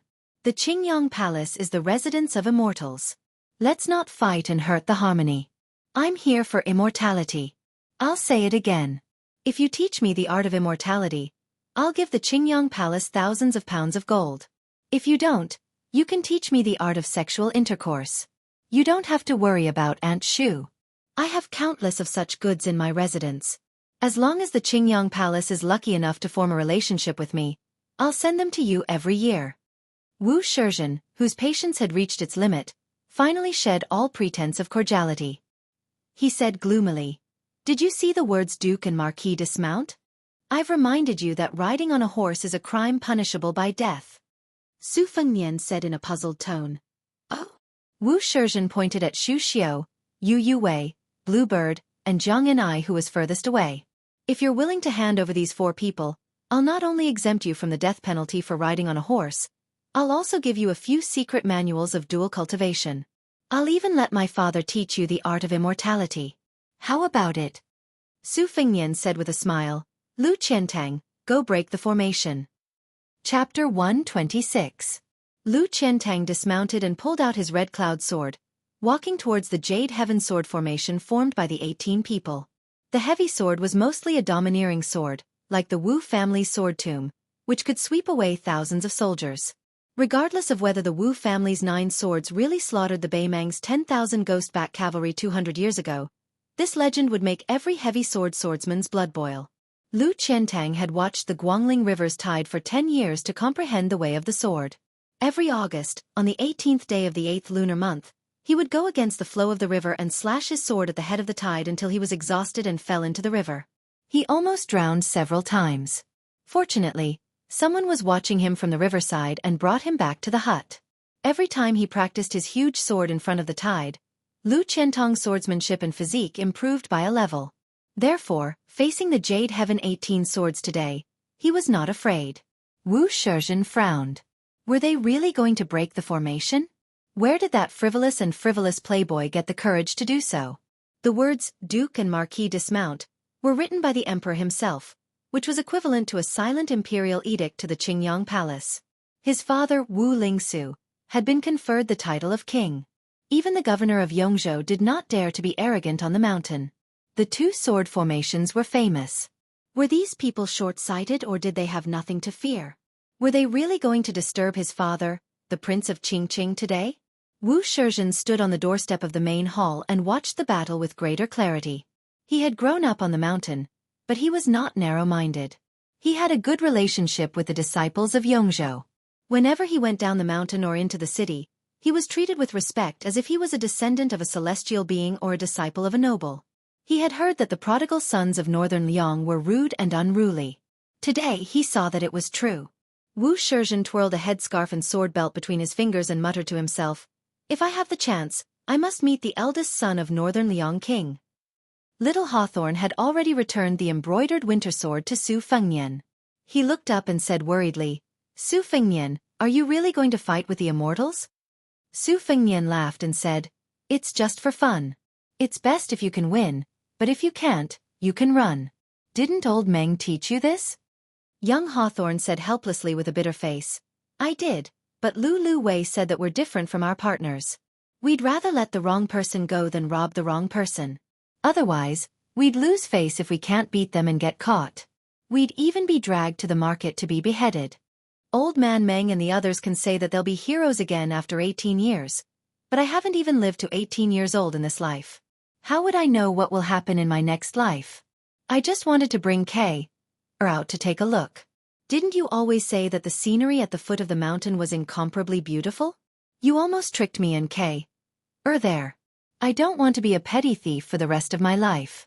I thought that it would be better for me to bring along to find a job that wouldn't require me to be beheaded. Even though I've always teased her about her dark skin, she's just like my own little sister. No matter what, I have to help her find a good family to marry into. Besides, doesn't like it either. Sigh, she only likes you. Su Fengnian, how could she like you? It was fine back then, but now you have so many fairy sisters by your side. How could it be her turn?" Su Fengnian used his embroidered winter horse to gently knock on young Hawthorne's head. He smiled and said, "You've really grown up. Why don't you go to Bailiang instead of the border and find a stable position as a pawn? At least you can earn some dowry for Being a soldier is better than being a thief. There's no need to be afraid." Young Hawthorne lowered his head and bent over to stroke the horse's mane. Old Man Meng was unarmed, so he was useless even as a thief. Young Hawthorne was extremely fond of Su Fengnian's mount. He sighed and said, "I'd like to, but what about Old Man Meng, Old Man Kong, Cripple Lu, Reed Pole? If I just leave, they'll starve to death in a few years. Old Man Meng, the first master, is so stubborn. He says that it's not fun being a person at the foot of the mountain, and that he's worse than a dog. He refuses to leave the mountain to do proper work." Su Fengnian murmured, "It's worrying." In Yu Youwei's arms, who was holding Wu Mainyang, stared blankly at the immortals as they set up a terrifying battle array. Su Fengnian, on the other hand, had let the burly uncle, who was carrying a huge sword, fight. She was as worried as young Hawthorne. She turned her head and looked pitifully at her sister, who was more beautiful than the Taoist fairies on the mountain. She asked worriedly, "Sister Celestial Fish, can you stop Su Fengnian from fighting?" Yu Yue looked at Su Fengnian's arrogant back and tapped K's nose with her fingertip. She said gently, "He won't listen to me. Your brother Su is especially nice to you and young Hawthorne. Otherwise, he wouldn't be nice to anyone. Little there aren't many little girls in this world who can be carried by him. I'm not as good as you." The little girl gasped in surprise. Her little brain really couldn't understand. Sister Celestial Fish was so beautiful, but Su Fengnian didn't know how to like her? Su Fengnian saw that the sword array and the formation-breaking array were about to affect the whole situation. He squeezed the horse's belly and the horse's hooves softly. He passed young Hawthorne to Wei Shuyang. Then he shouted softly to Yu Yue, "Bring K.Er to the bottom of the steps. The square will be more bloody and it's not a scene you like. Stay further away from the horse carriage. Wait for me to call for you." Yu Yue and Wei Shuyang brought the two children out of the square on horseback. A martial artist breaking a formation by himself had to kill people in one go. It was a taboo to be sloppy, as one would often be dragged to death by the formation. It was similar to the principle of capturing the leader first to capture the bandits. Lu Qiantang swept into the square. He was trapped in the 18 Qinggang swords of the rotating sword array. He didn't hold back in the first sword of crimson afterglow. The sword momentum was like a rainbow piercing the sun. In the eyes of the layman, the sword momentum was only frightening. Unless one was scared out of their wits, the sword momentum was just a good-looking sword momentum. However, the sword moves under the sword momentum could kill. Lu Qiantang's crimson afterglow collided with a Qinggang sword that was meticulously refined by the Qingyang Palace. The Taoist priest in the sword array was sent flying. However, before his body could land on the ground, 3 swords were pressed against his back. The 3 swords curved in a beautiful arc and forcibly stabilized the Taoist priest. After the 3 swords were withdrawn, the Taoist priest's body floated to the ground. His expression was normal. Lu Qiantang's state of mind was as still as water. Defeating the enemy with one sword was the essence of the heavy sword's overbearing power. However, there were countless swordsmen in the world. How many of them could reach the level of a swordsman on land? Since they had not reached this level of swordsmanship, they should have a tenacious heart of the sword that was not afraid of danger. Lu Qiantang's body followed the sword like a long dragon and directly swept towards a Taoist priest's head. The Taoist priest didn't need to use his sword. He just had to retreat again and again. There were several Taoist priests nearby who came to his rescue. The most wonderful part of the sword array was that every swordsman in the array was integrated into one. The sword in the array was like the cries of phoenixes and cranes. In an instant, 3 swords burst forth.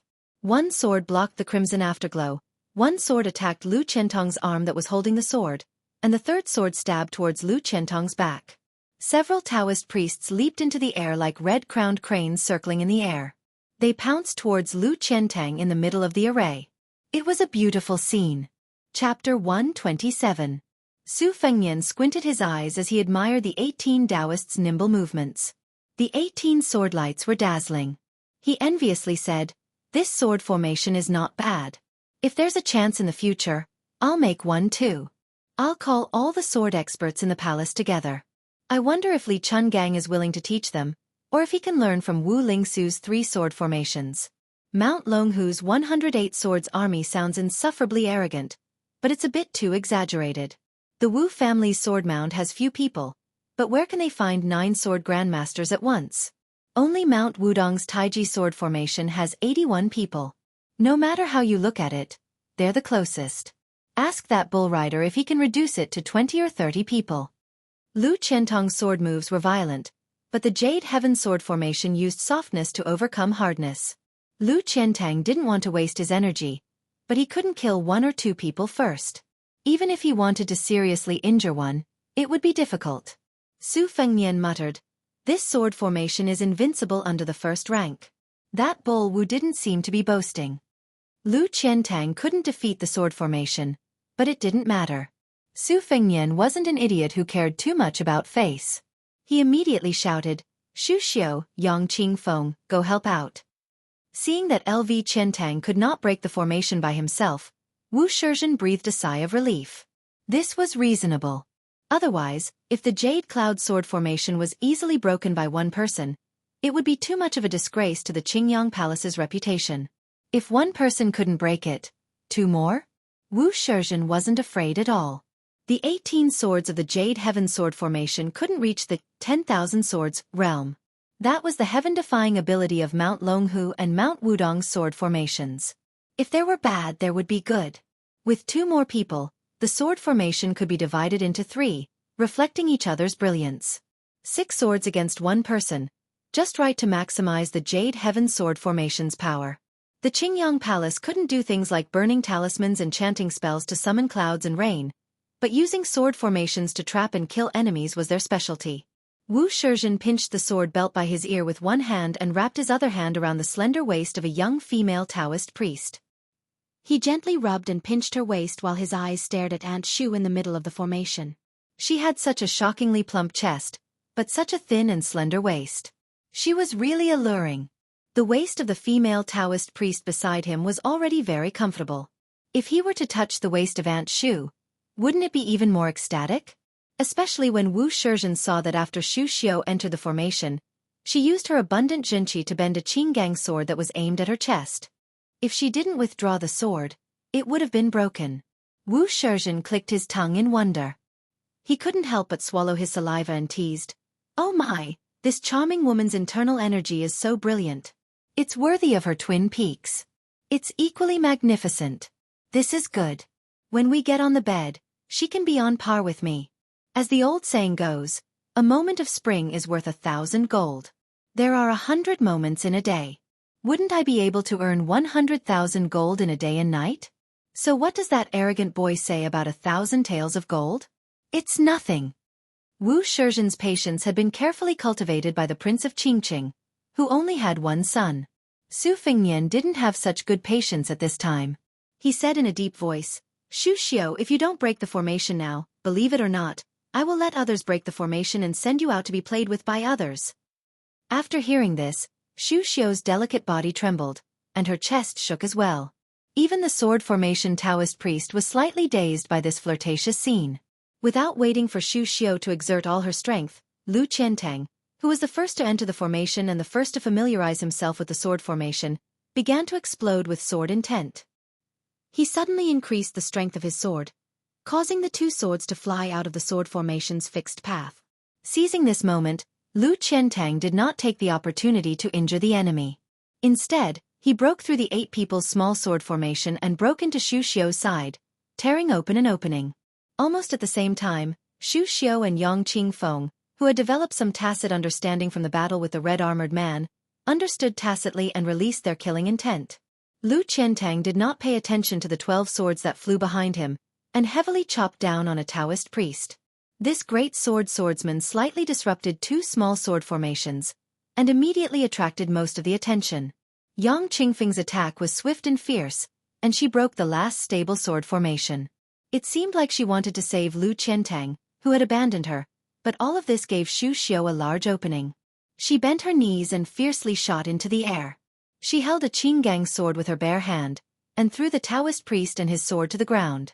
Using the momentum, she charged towards another Taoist priest in the air. With one hand, she sent the Taoist priest's sword flying, and the other hand pressed against his head. With a muffled bang, she viciously crushed the Taoist priest's head, and fresh blood splattered all over her body. One person fell to the ground, and the other died. The Jade Cloud Sword Formation, which was originally inferior to the Divine Cloud Sword Formation, immediately collapsed. Lu Qiantang's Scarlet Cloud Sword was no longer restricted by the 8-direction sword formation, and with one strike, he cut off the arm of a Taoist priest that was holding the sword. Yang Qingfeng took the opportunity to close in like a ghost. She spread out her hands, one hand on each Taoist priest's chest, and without any sound, the 2 Taoists in the sword formation went limp like mud. The defeat of an army was like a landslide. Bailiang's 3 retainers, who were carefully selected by the Pillar State to be His Royal Highness lackeys, were not people who only knew how to fight on paper. How could they not know the principle of beating a drowning dog? The 3 of them pierced into the formation, back to back, and formed a small formation. Without any hesitation, they split up and killed. In a short period of time, they took another 4 lives. Su Fengnian's hands pressed down on the embroidered winter and spring thunder double sabers, and laughed loudly. "This is a technical job reward." Su Fengnian added, "Kill them all." Whether or not to kill the Prince of Qingqing, who was personally bestowed by the Emperor, had to be carefully considered. But killing a dozen Taoist priests was nothing. Wu Shizhen was cold by nature, and did not feel sorry for the deaths of the few people in the sword formation. He only felt sorry for the sudden collapse of the Jade Cloud Sword Formation.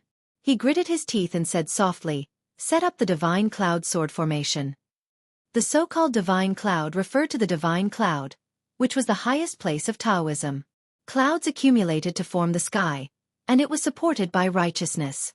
The immortals used the 9 heavenly thunders as swords, and the rain of swords fell from 1,000,000 miles away. No one in the mortal world could stop it. This was the divine cloud sword formation that the Qingyang Palace relied on. The palace guarding sword formation that had once created a monstrous scene in the palace. When the divine cloud sword formation was completed, the 18 people in the sword formation had all died on the spot. The blue stone square outside the hall was covered in blood. The female Taoist nuns all turned pale. There was no longer any trace of the leisurely laziness they had when they came out to watch the show. On the top of Qingyang Peak, the sound of horse hooves suddenly thundered. It came closer from afar, and became increasingly clear and frightening. Countless cavalrymen wielding crossbows and sabers could be seen riding up the stone steps. They came into everyone's view, and lined up in a line on the square, like the tide of the Guangling River. Did they use cavalry to break the sword formation? These were 100 elite light cavalrymen, 100 white horses, and 100 Bailiang sabers.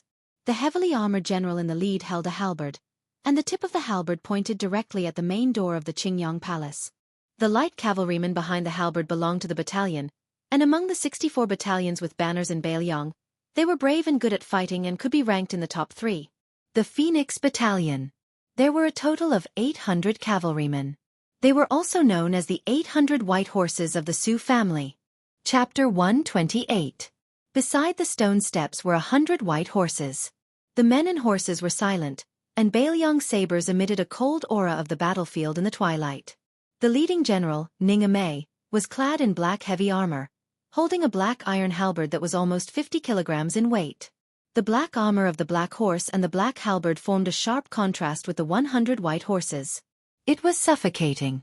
In front of the Qingyang Palace was the 36-men divine firmament sword formation. The men and the swords were one, and the 36 swords were pointed at everyone, shining brightly. Among them were the corpses of LV Shuyang and the other 2 and the Taoist priests. A drop of warm blood dripped from the tip of LV Chentong's red cloud sword.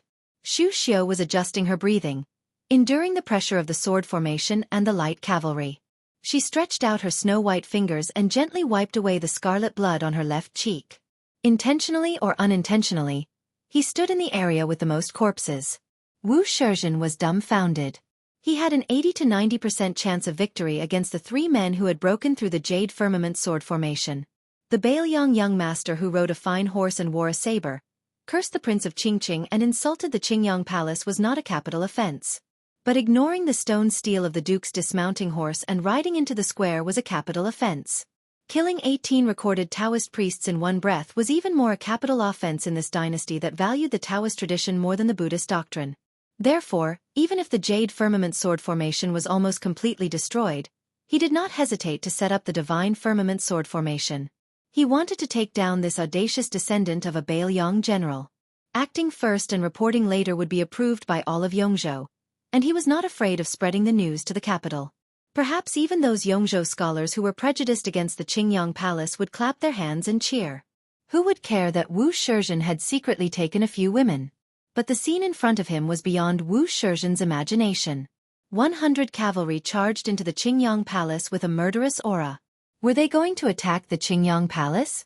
How could this be a simple capital offense? Rashly mobilizing the army and privately mobilizing troops, this was clearly a crime that would result in the extermination of the entire clan. Wu Shizhen wanted to know what he could do if the divine firmament sword array could not stop the battle between the great halberd general and more than 100 cavalrymen. Wu Shizhen's father, Wu Lingsu, was an alchemist and not a martial artist. He had always believed that using martial arts to prove one's Tao was the lowest form of evil. Qi Xuanzhen had said that his hands were the power of an immortal. But did he hear that perfected Qi Xuanzhen had said that he was ranked in the world? Therefore, if the sword formation was unfortunately broken again, his father, who was only a master of danding, was obviously unreliable. Then he would have to trouble the real immortals of the Qingyang Palace. His nominal mother? But the problem was, would ugly person be willing to help? The young master of Bailiang was disrespectful to Mount Qingqing, but she was a crazy woman who often punched and kicked the father and son. Wu Shizhen wondered how he could live to this day. The divine firmament sword array was created by her secluded meditation. Even the Qingyang Palace's famous Sutra of Spiritual Treasures was written by her. There was only a lonely bell tower behind the main hall at the front door.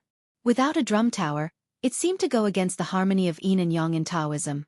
The bell tower was tall, but there was no huge bell hanging from it. There was only a pile of junk at the top. At this time, a Taoist priest of about 30 years old was standing by the window. He wore a purple Taoist robe and stood tall like a pine tree. There was a faint layer of green qi flowing around his face, making him look like a Taoist immortal. His divine light was refreshing, making people forget the vulgarity. He was looking at the dangerous confrontation in the square in front of the hall. His gloomy eyes were completely opposite to his carefree attitude. He laughed and said, "It's good that this son of Ab*Tch's divine firmament sword array is defeated and killed. It can save some rations for my Qingyang palace. The incense is poor, and a pig can be slaughtered and eaten. These guys are living gluttons that only come in and don't come out. Relying on that B*Tch to ride on my head, they really think they are masters." Slap! A white ponytail horsetail whisk hit his face and left a red mark. A cold voice rang in his ears. "Wu Lingsu, don't forget who gave you this son of Ab*Tch Prince of Qingqing. It's not the emperor who opened his mouth, it's me." Wu Lingsu, the palace master of Qingyang Palace? The Prince of Qingqing, who was slapped in the face by the horsetail whisk, didn't turn his head or change his expression. He sneered and said, "Zhao Yute, if I had foreseen that I would meet you when I was young, I wouldn't have refined elixirs. Instead, I would have learned swordsmanship. With my talent and comprehension, you are no match for me." The cold voice coming from Wu Lingsu's side was still as cold as before. "You only have some skills left. Besides that, what else do you have? You are a good-for-nothing who is afraid of death and pain and only knows how to stop at a certain point. Can you bear the pain of practicing swordsmanship? If I believe this, I'd rather believe that you have an affair with Empress Zheng." Wu Lingsu said lightly, "People can be beaten up, but words can't be spoken carelessly." The spirited ponytail horsetail whisk took the opportunity to slap Wu Lingsu in the face again. This time, both cheeks were fair and no one had to laugh at the other. A snow-white spear falcon, also from Liaodong, swooped down towards Su Fengnian. However, it wasn't the 6-year-old phoenix nicknamed Little White. It was a little less spirited, but it was still a treasure among the green and white phoenixes. Su Fengnian used the scabbard of the embroidered winter saber as a frame. The huge spear falcon landed, but the embroidered winter saber didn't tremble at all. Wu Shizhen, who didn't practice swordsmanship but had seen the operation of the sword formation, was stunned. Su Fengnian reached out to touch the spear falcon's head and took out a small bamboo tube tied to its claw. It was the personal handwriting of state scholar Li Yishan. After reading it, Su Fengnian's expression was calm. He lifted the embroidered winter saber and the spear falcon flapped its wings and flew away. Su Fengnian put down the embroidered winter saber, turned his horse around, and slowly rode toward Ningame. He said softly, "Return to the bottom of the steps." Ningame, whose face was covered in black armor, didn't have any doubts. He made a gesture of sheathing his saber. 100 light cavalrymen put their standard Bailiang sabers back into their scabbard and turned to leave the square. The horses' hooves were light but uniform. Although these 100 white horses didn't really use their sabers, their momentum was already a level higher than the sword formations, let alone the result. This was the benefit of the Pillar State's wanton trampling on Jianghu back then. In Jianghu, whether it was a lone wolf or a martial artist who had settled down, they all had an innate respect for the valiant and cold-blooded Bailiang cavalry that fought under their horses. Wu Shizhen's heart dropped, but he still didn't dare to withdraw the divine firmament sword formation. Only God knows if it was the Bailiang madman's scheme. Su Fengnian flipped off his horse and walked toward the sword formation in front of the main hall. LV Yangshu and the other two immediately stood in front of him to protect him. They ignored the 36 Qinggang swords in the sword formation and went straight ahead. The sword-wielding Taoists didn't know what to do. They all turned to look at Wu Shizhen, who was their temporary backbone. Wu Shizhen was in a dilemma. When LV Qiantang was only 10 steps away from the sword formation, he gritted his teeth and said fiercely, "Withdraw the formation." On the bell tower, the horsetail whisk woman called Zhao Yute by the Prince of Qingqing's side. "What a pity." Wu Lingsu frowned and said, "If you don't make a move, the sword formation won't be able to escape defeat. What's there to pity?" Chapter 129. The horsetail whisk woman turned around and left. Wu Lingsu and her had been husband and wife in name only for more than 10 years. Wu Lingsu rarely saw her ferocious and gloomy face. Occasionally, he would glance at her robust back that was not inferior to his own. Most of his achievements today were attributed to her. Wu Lingsu had never been able to guess her thoughts. He only knew that she was a woman who was reincarnated halfway into the world. She usually used a white horsetail whisk as a sword. She had saved him several times when he was in danger. The divine sword formation was created by her. There was once a full moon during the Mid-Autumn Festival when he saw her practicing swordsmanship on the iron chain bridge between the two peaks of Lord Qingyang. Her ancient sword was so frightening that even the strong wind at the peak of the mountain was split apart by her sword. Wu Lingsu was considered an experienced and knowledgeable Taoist, but he had never seen a woman with such a vigorous sword will. He had heard of one who was rumored to be the king of Beiliang's concubine who died of an illness.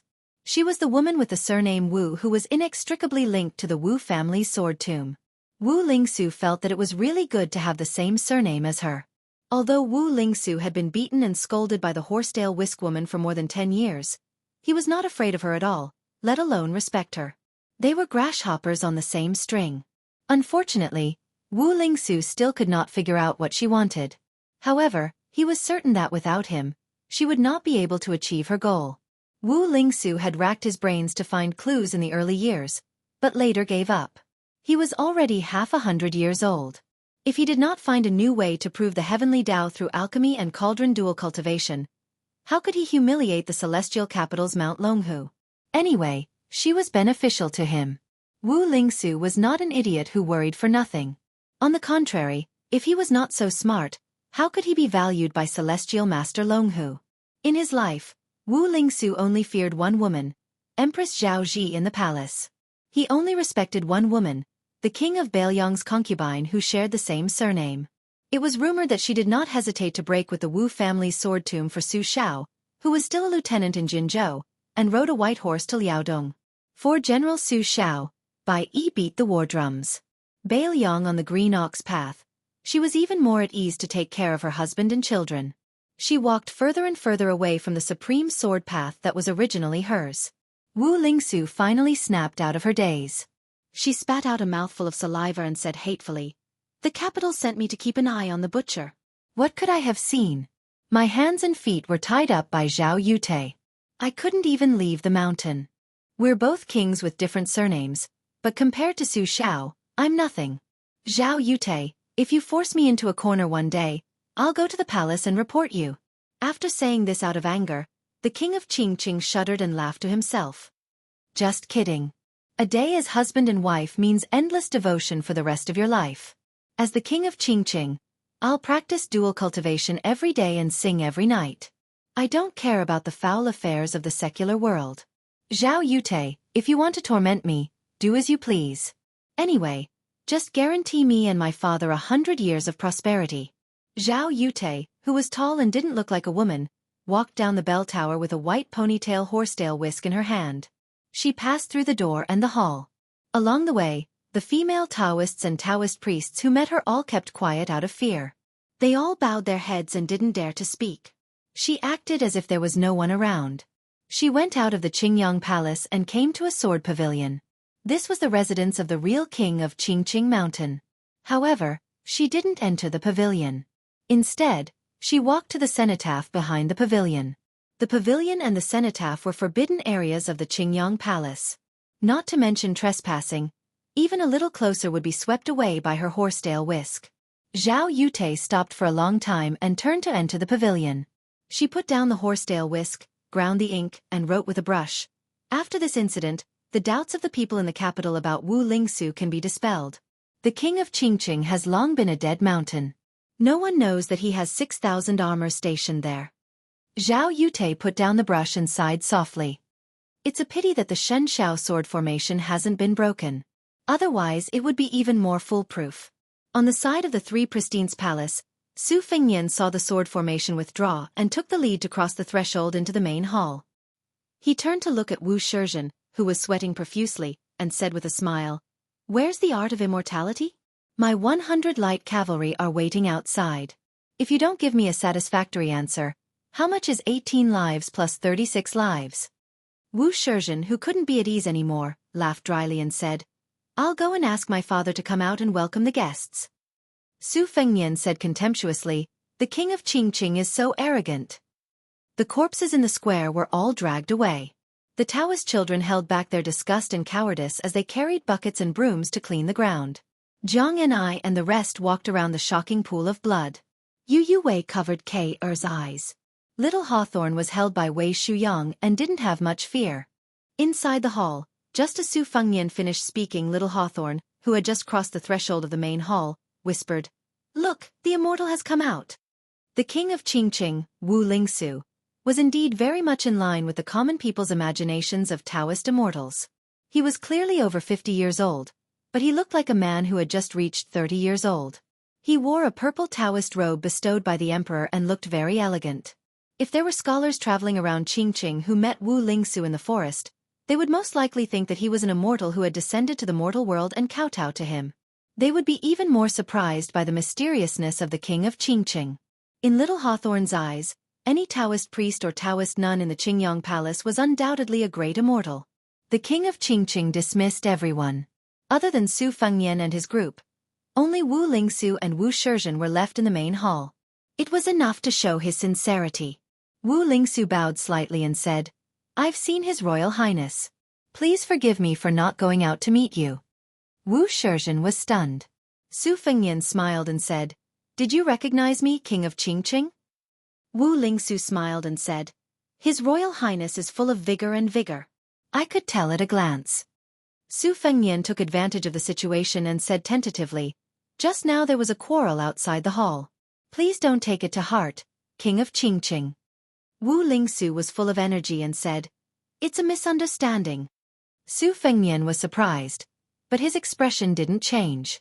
He said, "Won't I disturb your cultivation if I stay overnight?" Wu Lingsu shook his head and said with a smile, "Of course not. Your presence brings light to my humble abode." Su Fengnian looked around the main hall and laughed. "What a magnificent humble abode."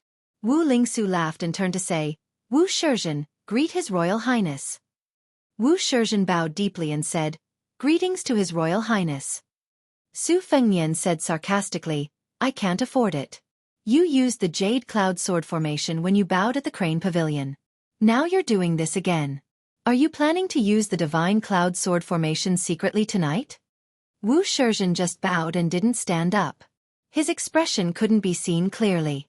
Wu Lingsu, the king of Qingqing, quickly came to his son's rescue and said, "Your Highness, you're exaggerating. I'll take you to your residence now." The back hall of the Qingyang Palace was an exquisite building in the style of a courtyard in Jiangnan. It was richly ornamented and magnificent. There were countless jade carvings of auspicious beasts and birds. They were so lifelike that little Hawthorne was stunned. It was an eye-opener. Wu Lingsu led Su Fengnian to a Ganoderma garden. There were 4 corridors on the east and west sides of the garden. There was a patio in the garden. Beside the patio, there was a 1,000-year-old cassia tree. Wu Lingsu saw His Royal Highness's satisfied face and said, "I'll ask someone to prepare some vegetarian food." Su Fengnian waved his hand and said, "Don't bother me after you've delivered the vegetarian meal. As long as you deliver a few decent secret manuals before you go down the mountain tomorrow, I won't hold a grudge against the Qingyang Palace." Jiang and I looked at the king of Qingqing, who was still smiling, and left. He was puzzled and said, "Can't this Qingqing mountain immortal attract thunder? Why didn't he strike Su Fengnian to death?" The old god of swords smiled and said, "Forget about the king of Qingqing, Wu Lingsu. Qi Xuanzhen is more like it. This old man has some friendship with him. It's a pity that this Taoist has already ascended to immortality. Otherwise, this old man would be able to exchange a few blows with him at Mount Longhu. You'll be able to see the scene of thunder rolling and purple clouds coming from the east." Chapter 130. Qi Xuanzhen of Mount Longhu, Immortal Ascension, and Purple Cloud comes from the east. When all these things were put together and heard by Lu Yangshu and the other 2 in the courtyard, it was truly like rolling thunder. Even Wei Shuyang was dumbfounded. This one-armed old man's swordsmanship was superb. He easily broke through the red armor of the talisman general with 2 swords. It was indeed shocking. However, no matter how fierce and domineering his swordsmanship was, he was only a first-grade master in the eyes of the 4 people. His realm was unattainable. However, as long as he accompanied His Royal Highness in Jianghu, he would always meet a few of these masters. However, in the 100 years of Jianghu, how many people like Qi Xuanzhen had appeared? How many people of other surnames had suppressed the surname of Taoist master's residence for a full 30 years? In the 1,600 years of Mount Longhu, how many people had there been? The old man with the sheep fur coat claimed to be able to exchange blows with immortal Qi and even force the great immortal to summon the heavenly thunder with purple cloud comes from the east? Wasn't this boasting a little too much? Unexpectedly, Jiang and I only frowned and said, "Aren't you annoying?" The old god of swords wanted to say something but stopped. He probably knew that he wouldn't be able to win Jiang Ni's admiration and could only give up resentfully. When he brushed past the suspicious Xu Xiu, he slapped the tip of her buttocks at lightning speed and squeezed his fingers. When Xu Xiu came back to her senses, the sloppy old man had already walked far away. His 5 fingers hovered in the air and made the obscene squeezing gesture.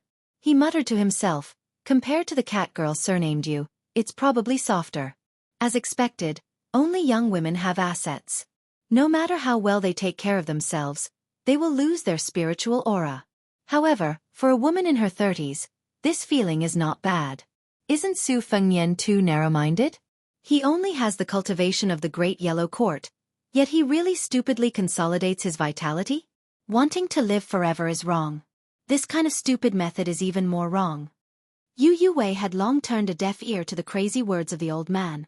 She led the 2 children, Kei, and little Hawthorne, who regarded this place as a fairyland, into a corridor room. Su Fengnian picked the largest room and hooked his finger at Jiang and I, indicating that she could study and earn money. In the study, Bluebird laid out the rice paper and prepared a brush and ink. Su Fengnian listened to the sound of reading while he continued to draw the detailed lines on the Talisman General. The Bailiang military department had several agency divisions, and there were many mechanical and civil engineering experts who could be said to have uncanny craftsmanship. Su Fengnian was amazed by the unusual indestructibility of the Talisman General.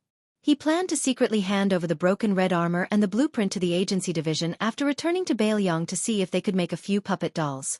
Yang Qingfeng was good at controlling corpses, exorcising ghosts, and summoning gods, and was destined to be useful in this matter in the future. Therefore, among the 3 of them, Yang Qingfeng, who was the most inconspicuous, was the one who couldn't die the most. As for whether Xu Xiu now bore a grudge against His Royal Highness for being heartless, would Su Fengnian, who had always been harsh and cold, care? After hastily eating an exquisite vegetarian meal, Su Fengnian took Bluebird to stroll around the Qingyang Palace. This palace worshipped the ancestor of Taoism, Li Laojun. Naturally, there were also several statues of the heavenly lords of thunder of the divine firmament sect. The greatest treasure in the palace was the precious wooden carving of the Tao Te Ching with 5,000 words. However, Su Fengnian had no interest in it. Even if Wu Lingsu was willing to give it to him, he would find it cumbersome. The Qingyang Palace, which had just risen in the hands of the Prince of Qingqing, was not as profound as the ancestral court of Longhu, Wudong, and could not bring out many good things. Su Fengnian did not see many female Taoist nuns whose eyes lit up. They were probably carefully hidden away by the father and son. After strolling around leisurely, Su Fengnian smiled and said, "Let's go and see that iron chain bridge." After leaving the Qingyang Palace, the closer he got to the cliff of Qingyang Peak, the stronger the wind became. His sleeves fluttered in the wind. Su Fengnian walked with his saber in hand and finally saw the iron chain bridge swaying in the mountain wind. As for whether he could stand still when he stepped on it, Su Fengnian did not want to try at all. The body of the bridge was only made of 9 iron chains as thick as the mouth of a large celadone bowl. Excluding the 4 iron chains on the handrails, there were only 5 ground chains, which looked particularly narrow and dangerous. Each iron chain was connected by more than 1,000 iron rings forged from wrought iron. The iron chains were covered with wooden planks. The abutments were the earth dragon stake and the sleeping dragon nail that fixed the entire iron bridge. According to the historical records of Mount Qingqing, the earth dragon stake weighed 20,000 pounds. At the 2 ends of the iron bridge stood 2 pavilions. The one on Qingyang Peak was called the Guanyin Pavilion, and the other was called the Listening Lantern Pavilion. Su Fengnian walked into the Guanyin Pavilion and said with a smile, "This pavilion is called Guanyin." "Guanyin what?" "The other side is called the Listening Lantern." "What lantern?" Both names are inexplicable. Su Fengnian looked at the opposite peak and said regretfully, "If it doesn't rain, we won't be able to see the scene of thousands of lanterns facing the heavenly court." Alas! Qing Niao smiled and suddenly turned around vigilantly, staring at a tall and sturdy figure that was slowly walking towards her. Such a tall and strong woman was rare. She wore a Taoist robe and held a white-tailed horsetail whisk in her hand. Compared to the Qingqing king's sanctimonious appearance, this middle-aged female Taoist priest looked ferocious. Her face was covered in scars. Thankfully, she was wearing the Qingyang Palace's Divine Firmament sect Taoist robes. Otherwise, the green bird would have mistaken her for a mountain spirit. Su Fengnian turned his head and glanced at her. His eyes were dull, and he stood up in a daze. Bluebird rarely saw His Royal Highness show such a dazed expression. The most recent time was in the first month of the year when the bad news of Old Huang's death on the city wall of the martial emperor city came. His Royal Highness had just finished his coming-of-age ceremony and was drinking warm wine alone in the attic. Su Fengnian's mind was blank. He looked at the tall Taoist nun with a ferocious and ugly face in front of him. He didn't show the slightest arrogance when facing Prince of Qingqing, nor did he show the ridicule and disdain of a handsome prince meeting an ugly woman in the wild. He was only in a trance. That year, His Royal Highness, who had just been conferred the title of Pillar of the State, was conferred the title of Prince of Qingqing the next day. He had truly reached the pinnacle of being a minister under one person. Therefore that year, the carriage on the Qingniu road was like a dragon. His Royal Highness was only a few years old. He had just learned how to read and write with his mother. The naughty and mischievous princess consort, who liked to wear plain white clothes, seemed to be seriously ill. After recovering from her illness, she took her personal maidservant and her young son to Qingshan and Xiushui to relax and play. That maidservant secretly followed her away from the grave where 200,000 swords were buried. She quietly followed her to the barren and desolate Jinzhou of Liaodong and experienced the fierce battles of the spring and autumn period with the Su family. The maidservant always wore a bronze mask on her face. When she drank water on the mountain, she took off the mask. His Royal Highness accidentally saw her and cried out in fear. After the princess consort, who had never beaten or scolded her son and only knew how to dote on him, went down the mountain, she actually punished the little heir to carry 2 thick books of the saints with both hands and to stand at the foot of a wall. He was not allowed to eat.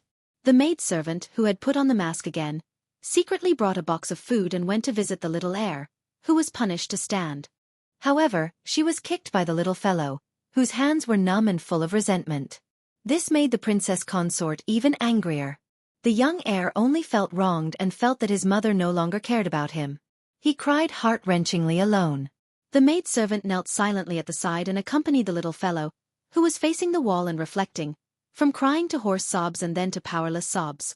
The ignorant heir's hands had lost feeling, and he did not know where he had done wrong. But his mother said he was not allowed to eat, so he did not eat. Later, he could not even lift a book. He had 1 book on his head and 1 in his mouth. His appearance was so stubborn it made people's hearts ache. Later, he fainted and woke up on the bed. His mother sat at the head of the bed and told the story of the armored maidservant to the heir, who had been a young child at the time. The heir learned that this elder, who did not look like a maidservant, was his aunt's elder. She had grown up with his mother. In order to escape from a terrifying place, his aunt did not hesitate to fight with a great villain. Her face was slowly disfigured by 18 swords. His mother said that when his aunt was young, she had a heroic appearance and countless sword talents loved her wholeheartedly.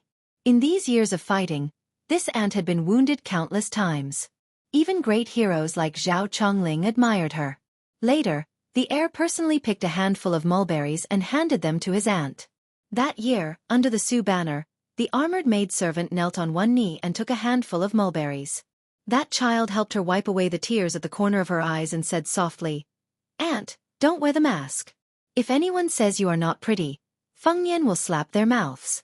Right now, Fengnian is still young. Even if he cannot win, when he has the strength, he will fight with them. Here, I picked this. Aunt, don't cry. Eat the mulberries. This year, in the Guanyin Pavilion at the peak of Qingyang Palace, Su Fengnian walked towards the evil middle-aged nun. He reached out to wipe away her tears. He could not wipe them clean, so he kept wiping. He sobbed and said gently, "Aunt is pretty. Aunt, don't cry." Chapter 131. There is only one chapter today. Those who belittle their enemies are merciless, those who belittle righteousness are merciless, and those who belittle filial piety are the most heartless. What kind of person was His Royal Highness? Countless courtesans in Beiliang said that he was affectionate and recognized the appearance of gold and jade. Scholars unanimously said that he was unrighteous and concluded that there was something rotten inside. Su Fengnian had long stopped paying attention to these gossip. At this time, he just accompanied Zhao Yute, who was no longer covered in armor, into the Guanyin pavilion and sat down. For some reason, after becoming the crowned Taoist nun of Mount Qingqing, she was even more burly than Su Fengnian. The two of them sat side by side. It was a bit funny, like His Royal Highness was a little bird. Su Fengnian could not hide his joy as he looked at Aunt Zhao. The armored maid, Zhao Yute, was a young swordsman servant of the Wu family's sword tomb. A swordsman servant was a person who was selected at a young age to have a different surname. They grew up with their masters and were carefully cultivated. They were silent characters who fed and nurtured their master's swords until the end of their lives. Each of them had outstanding attainments in swordsmanship since they were young. There were even powerful swordsman servants whose swordsmanship surpassed that of their masters before the age of 20. After their masters reached adulthood, a swordsman servant was only responsible for sharpening the heart of the sword and swordsmanship. They were not required to die for their masters.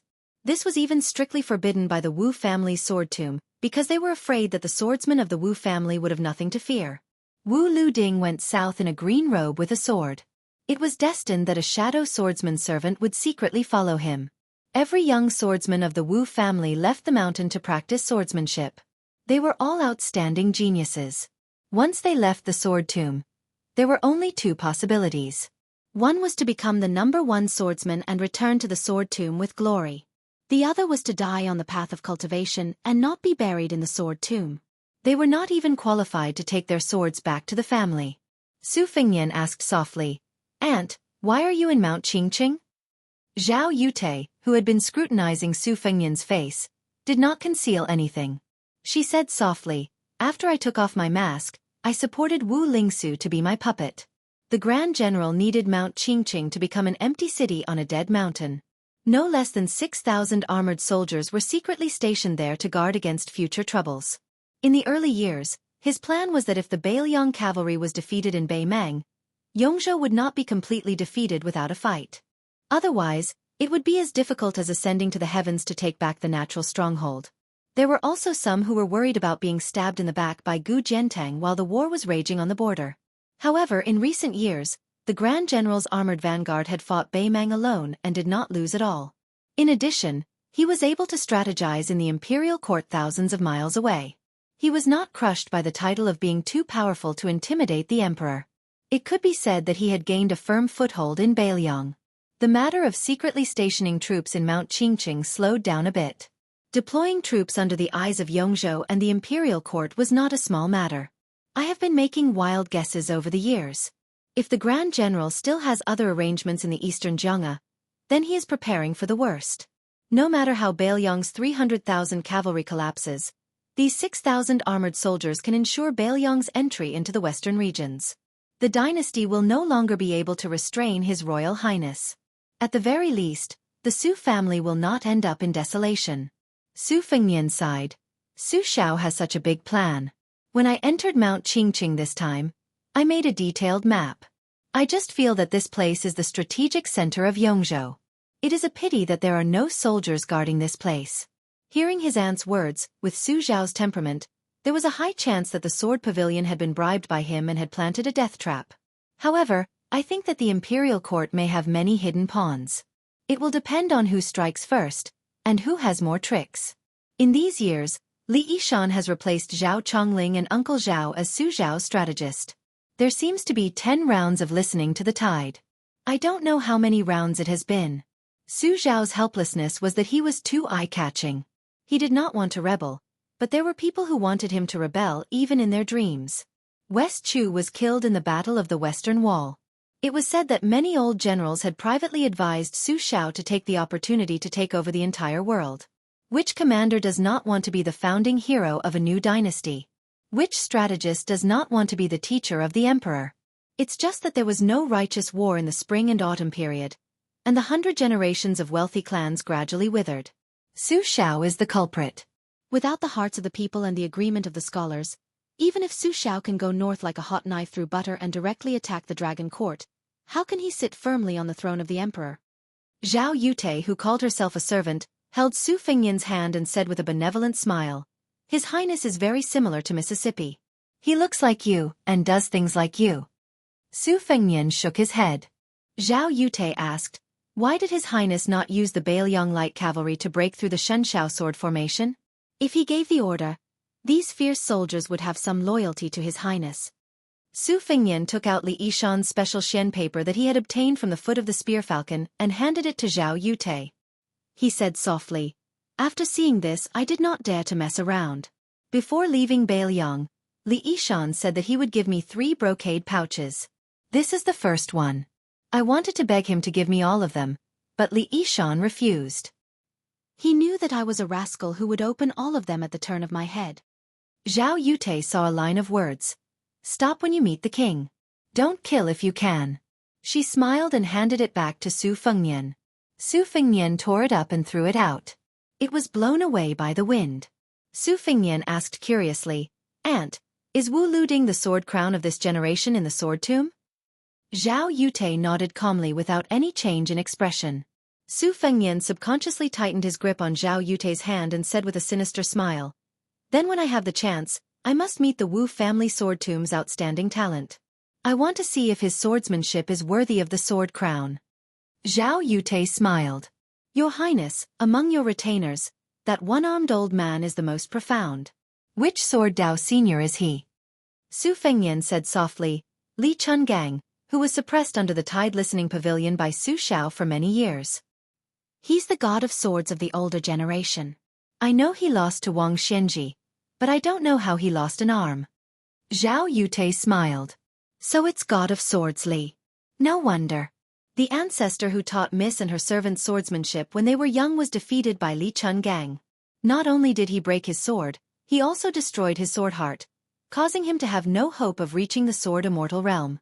In the past 100 years, Li Chungang defeated a chief swordsman and took away a wooden bull. Later on, Dong Tai also won, but he didn't bother to pick a sword on Sword Mountain. Wu family sword tomb's reputation was swept away. Sword crown Wu Luding will definitely fight with the current god of swords, Dong Tai. According to a few secret letters, Wu Luding has just entered the Finger Profound realm and is still some distance away from the celestial phenomenon realm. However, the most outstanding swordsmen of each generation of the Wu family never advance step by step. They all stop at 1,000 days and then advance at a tremendous pace. No swordsman in the world has as solid a foundation as the Wu family. Miss was like this in the past. With a sword in hand, she was only a rank 1 mortal before she left the tomb. She had a life and death battle with the previous chief swordsman, but she skipped the 2 major realms of Vajra and Finger Profound and reached the celestial phenomenon realm. Su Fengnian looked at the empty valley on the cliff and muttered, "Aunt, I'm much more stupid."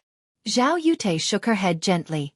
"Generally speaking, if you can't enter the Vajra realm by the age of 30, you won't be able to reach the Finger Profound in your lifetime. However, Jian Zhehuang stopped being a blacksmith at the age of 30. Who dares to say he's not an expert?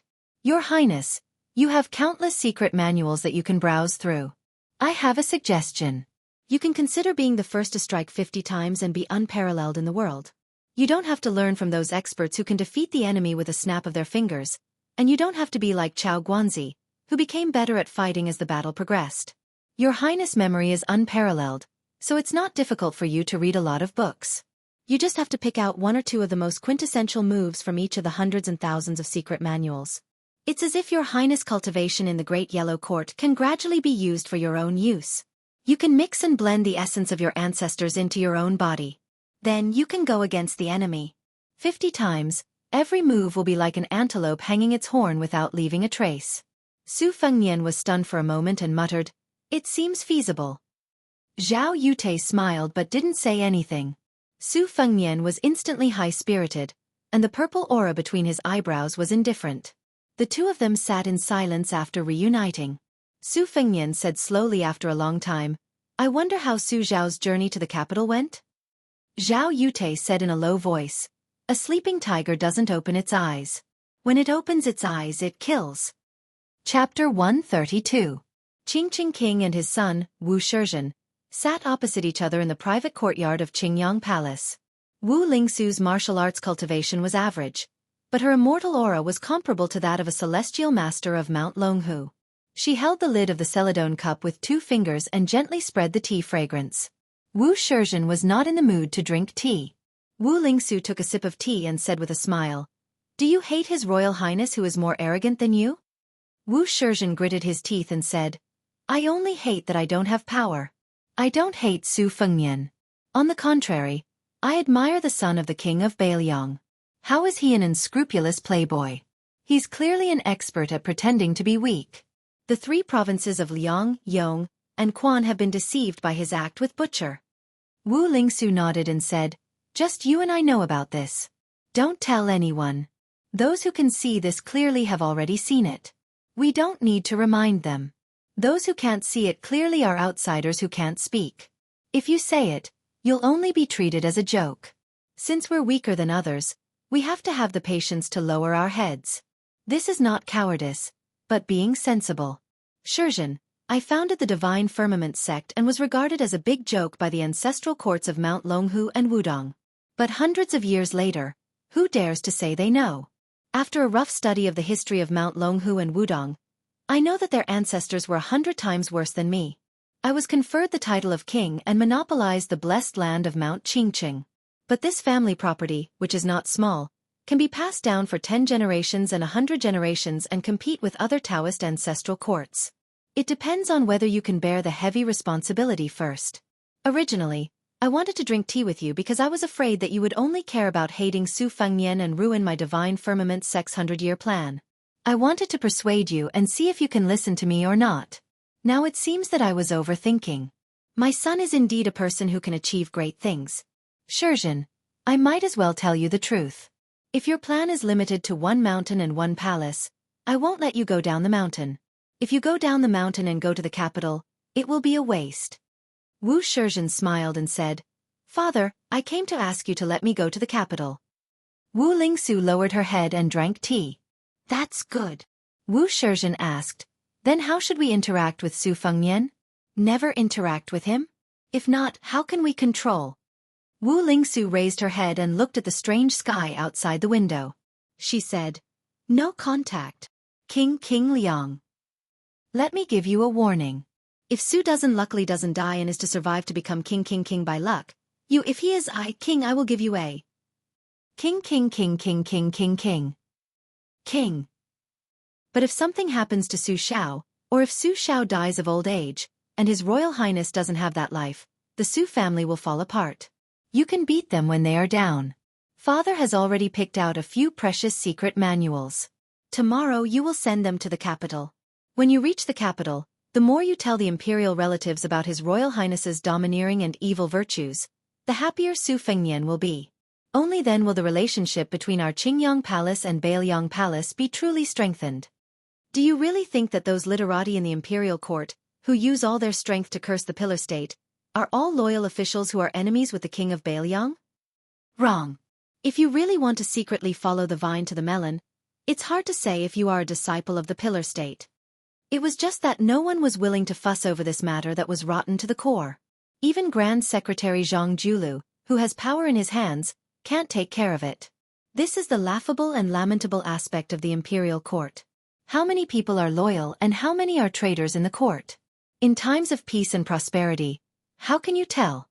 Only in times of chaos, West Chu and East Yu, who have lost their great cause, can the world see their true colors clearly. Wu Shizhen said softly, "If father participates in politics, you will definitely be able to overturn the clouds with one hand and rain with the other. You won't be any worse than Grand Secretary Zhang." Wu Lingsu reached out and poked her son. She smiled and said, "Have you forgotten who taught you this ass-kissing skill? You don't need to use it on me. When you reach the capital, there will be plenty of opportunities for you to display your skills." Wu Shizhen looked out the window and said softly, "To tell the truth, I am really jealous of Su Fengnian. The 100 Beiliang light cavalry he brought up the mountain are clearly brave and skilled in battle. They are far superior to the Yongzhou armored soldiers. There are only 100 people. Beiliang claims to have 300,000 armored cavalry. If they want to rebel..." Wu Lingsu frowned and scolded, "Quiet." Wu Shizhen smiled and said, "I'm just speaking casually. I know the severity. Back then, the maid-servant of the king of Baelyong's concubine became a nun unexpectedly after taking off her armor. Not only did she complete the Zero Treasure Sutra for the king of Qingqing, she also created the famous divine firmament sword formation. If the maidservant was like this, then how elegant was the concubine who personally participated in the spring and autumn war? Zhao Yute murmured softly, "Come, come, come. Let's hear who is beating the beauty drum. The Wu family has a woman dressed in white. Come, come, come. Let's see who is the butcher of the human world."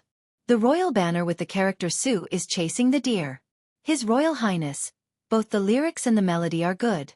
I heard that the second commandery princess carved the words banishment to 3,000 miles on the statue of Jianghu Great Emperor on Mount Wudong. Only such a woman can write such a soul-stirring Baelyong song. But in my opinion, the second commandery princess is more like a great general. Your Highness is more like Mississippi. If you don't learn the knife but the sword, it would be even better. I have guarded the tomb on the mountain for more than 10 years, waiting for this day. I have been guarding the great Liang dragon sparrow, but I am not satisfied. Your Highness, when you go down the mountain tomorrow, why don't you take the sword that Miss used to make the heroes of the world bow their heads? Here, the great Liang dragon sparrow is buried. Miss told me that if your Highness meets a good woman who happens to learn the sword in the future, you can take it as a betrothal gift. It's a pity that Miss can't give it to you personally. Su Fengnian said softly, "Okay. I will take the great Liang dragon sparrow. Aunt, Fengnian can't guarantee that I will meet a woman like mother. Maybe I won't be able to give it away for the rest of my life." Zhao Yute reached out and touched his Royal Highness' chin. The young master who looked like a carved jade now had a prickly beard. Her expression was sincere and kind. There was no trace of the wild and unruly attitude she had when she was facing Wu Lingsu and Wu Shizhen. She looked at Su Fengnian in a daze, as if she was looking at a close junior. The child had finally grown up and made a name for himself. The elder's eyes were naturally filled with pride and gratification. Zhao Yute said slowly, "Heartless people seem to be heartless, but they are the most affectionate.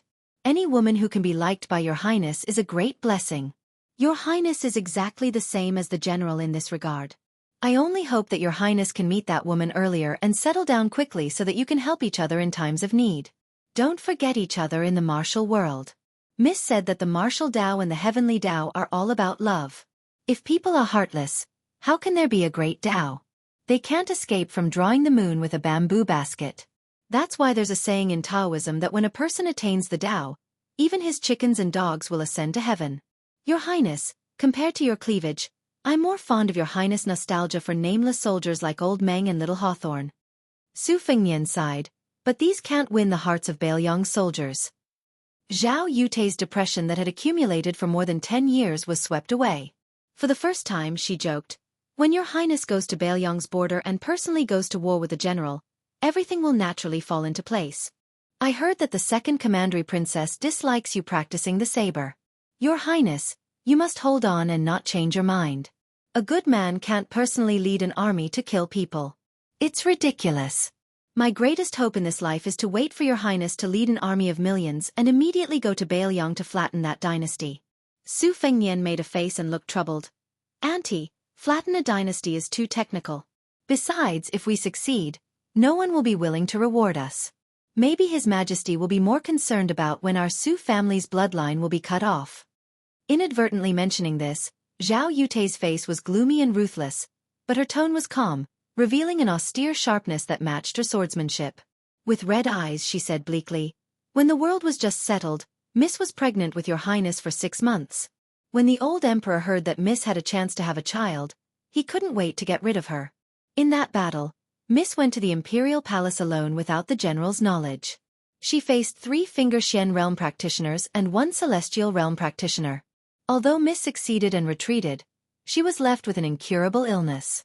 After a few years of peace in Baelyong, Su Fengnian stared blankly at the listening lantern pavilion opposite him. For no reason, there was a torrential rain on the mountain peak. After the storm, clouds and mist lingered, and thousands of lanterns were lit.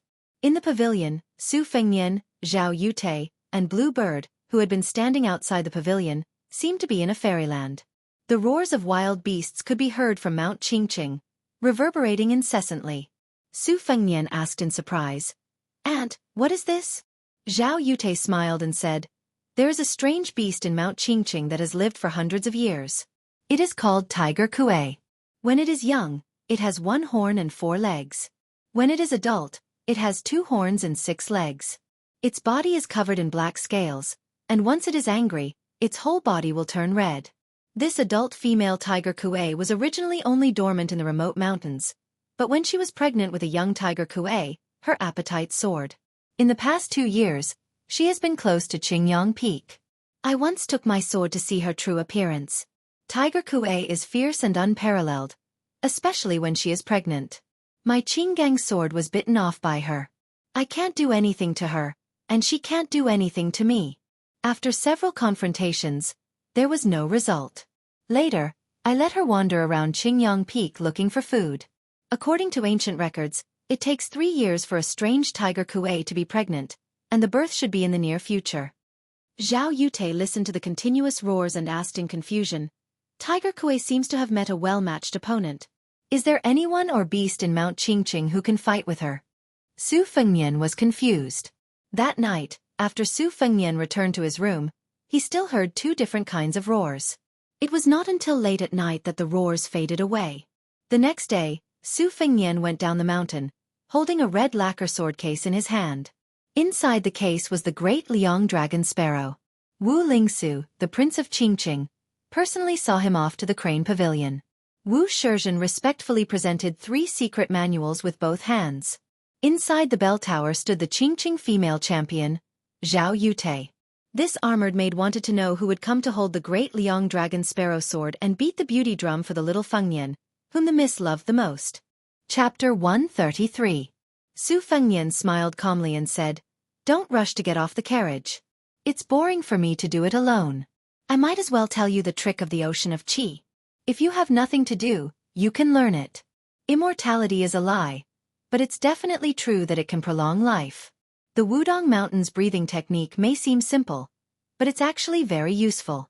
It's the foundation of the great yellow quartz cultivation.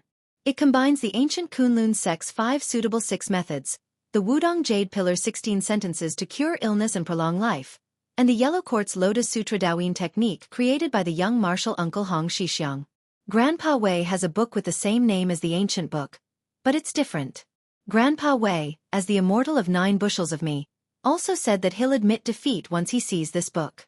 Come, I'll teach you the formula to prevent the cold from invading your chest. You must know that in the 5 viscera and 6 bowels, the heart is the monarch's organ, and the lungs are the auxiliary organs. It can be seen how important the chest is. This formula also needs to be kneaded with 10 fingers. If you can't manage it, I can help you." Yu Wei listened attentively at first, but when she saw Su Fengnian's foxtail was exposed, she felt a little helpless. But in the end, she didn't lift the curtain and get off the carriage. Sitting in the corner, she changed the topic and asked softly, "Why didn't you bring Kay and little Hawthorne? Do you have the heart to let them become bandits like old man Meng?" Su Fengnian asked back, "Isn't it good?" Yu Wei said angrily, "Su Fengnian, who are you? You're the eldest son of the king of Beiliang, the most favored son of the great pillar state. You can obviously give the 2 children a bright future. Is this kind of trivial matter difficult for you? You even dared to kill the immortals of the Qingyang temple in the eyes of the children. Why are you so stingy when it comes to it?" Su Fengnian sat with his hand on his saber, his finger gently flicking the embroidered winter saber's scabbard. He didn't say anything, as if he felt that Yu Wei was unreasonable and didn't even bother to explain. Yu Wei's face turned red, and her eyes were filled with sorrow. Su Fengnian asked again, "Do you think it's lucky that I brought these 2 children down the mountain, and they're better off than the children of wealthy merchants? If he didn't want to be a thief who had to worry about rice and salt all day long, at least his life wouldn't be in danger. Then what should he do? Raising eagles and fighting dogs all day long, or doing some small business like me, and then being targeted by the enemies of Beiliang Palace, who knows when they will suddenly die? Yu Wei, do you know what annoys me the most about you fellows from landowning households? It's precisely because you think you're infallible and worry about the country and the people. You all have a scholarly air about you. You seem to be pressing forward courageously and have a clear conscience. But have you ever asked the people what they need? Was Su Shao the one who started the spring and autumn war? The Xianxia Academy scholars all felt that they cared about the world and wanted to uphold the orthodoxy of the emperor. They used the country as a chess piece. In the end, millions of people died, millions of armored soldiers died, and the common people were several times more. But how many people from Xianxia Academy died? Even if you heard that some scholars and loyal ministers jumped off the cliff to show their sincerity, and their names were left in the history books, and their names will be passed down through the ages. But for insignificant common people like old Meng, who would remember their life and death? Your father, the scholar of Wuxia of Xianxia Academy, wrote a lament poem in grief and indignation, saying that the flag on the great Phoenix city was lowered, and that there was no one in the country who was a man. In my opinion, what's spring and autumn morning poem champion? It's just a bunch of bullshit. Everything is fake. The royal family of each country should be wiped out, but the common people who can't hear are the real mourning poems. You and your father were taken hostage by the refugees. You must have heard it, right? Do you remember? My second sister wrote a song about Bailiang. How is it praising Su Zhao's bravery and skill in battle? The poor Bailiang has millions of households. How many people are wrapped in iron clothes and withered bones? She is cursing Su Zhao. Just tell me, how many emperors, kings, generals and ministers are there? Is she imitating your father's group of scholars, singing praises? Yu Wei, do you know why I don't want to kill you? I want you to open your eyes wide and watch. Not only I want to take you to see Jianghu, I want to show you what real life is. Later on I want to take you to Bailiang's border to see the iron armor, to hear the iron hooves, to let you know what real war is. Su Fengnian paused for a moment, and then with a tranquil laugh he said, Of course I don't want to kill you, but I still want to bully you. Yu Wei was silent. Su Fengnian continued his breathing. This Heart Sutra taught by Wudong was different from the guidance of the ancients. After Wei Shuyang's research, there were many modifications. The hearts who was changed to Hu, the livers who was changed to Hu, the spleens who was changed to Hu, and the gallbladders he was changed to He. It was of great benefit to the practitioner. When ordinary martial artists practiced boxing, they shouted loudly not simply to strengthen their momentum, but to coordinate with the guidance of the Qi movement of the Heart Sutra, to burst out in an instant. However, most of them did not understand the main points, they could not achieve a balanced and long movement, and their breathing was in accordance with the way of heaven. When Su Fengnian and the white-haired old man went to Wudong together, they rode an ox and swayed in the strong wind at the top of the mountain, but they did not fall. The young Shirshu's appearance looked funny, but in the swaying, it was actually wonderful. No one outside Wudong believed that this young Taoist could carry the tripod for the black tortoise. But Su Fengnian gradually believed that the ox rider might really be a once-in-a-century Taoist immortal like Qi Xianzhu. However, no matter how immortal he was, it was useless if he did not leave the mountain. The prosperity of Mount Longhu in the past few decades was because of the Taoist master who prolonged the old emperor's life, and not because of Qi Xianzhu, who was very powerful. At noon, they ate some wild game at the foot of Chaoyang Peak. Yu Wei did not get off the carriage. Su Fengnian did not expect this little kitten from West Chu to be tamed by some nonsense. The hatred of family and the hatred of the country accumulated together, and the two people who walked different paths could not make plans together. How could they be resolved with just a few words from Su Fengnian? Moreover, he did not want Yu Wei to be a submissive concubine. Without her wild aura, it would not be fun. Su Fengnian was just about to go to Jianghu's carriage to listen to the book when he heard a thunderous roar from the mountain forest overhead. It sounded like the roar of a wild giant beast before its death, and it shook everyone until their scalps went numb. Su Fengnian instructed the three people, Lu Qiantang and Yang Qingfeng, follow me up the mountain. Xu Xiu, you go call Ningame. Remember to follow us. This strange beast that has been the king of Mount Qingqing for 200 to 300 years is not easy to deal with. Su Fengnian swept into the mountain forest, his figure as agile as a mountain rabbit. Every time the tip of his foot touched the ground lightly, he could leap several feet without using any force. Behind him, Lu Qiantang and Yang Qingfeng looked at each other in shock. This was not a feat that an ordinary martial artist could achieve. When Xu Xiu and Ningame saw His Royal Highness, they saw a strange scene. The ancient trees in the mountain forest were all broken, and the ground was covered in blood. Under His Royal Highness' feet was a huge beast that they had never seen before. It was already dead, its skin turned from red to black, and its abdomen was cut open. His Royal Highness, covered in blood, lowered his head to look at the two young beasts that had just been reincarnated and opened their eyes. He held one in each hand and said with a smile, "One of you will be called Vajra and the other Bodhisattva." Chapter 134. When Su Fengnian rushed to the place where the adult female Kuei was buried, he saw the miserable scene of the Qingqing beast dying. Including its tail, it was 2 zhang long, and its weight was estimated to be at least 500 jin. The body of this invincible behemoth in the forest was actually covered with scars. The ground was covered with broken scales, and 2 of its 6 legs had been cut off by sharp weapons. It could be seen how tragic the previous battle was. Su Fengnian saw that its body was fatally injured, but its eyes were not closed, and was puzzled for a moment. Yang Qingfeng was an expert in beast taming. Ignoring the rules, he rushed forward and knelt in front of Hu Kuei, stroking the beast's abdomen with both hands. Only then did Su Fengnian notice the abdomen of the dying Hu Kuei. Yang Qingfeng explained with a shocked face that there was a cub in its abdomen that was about to be born.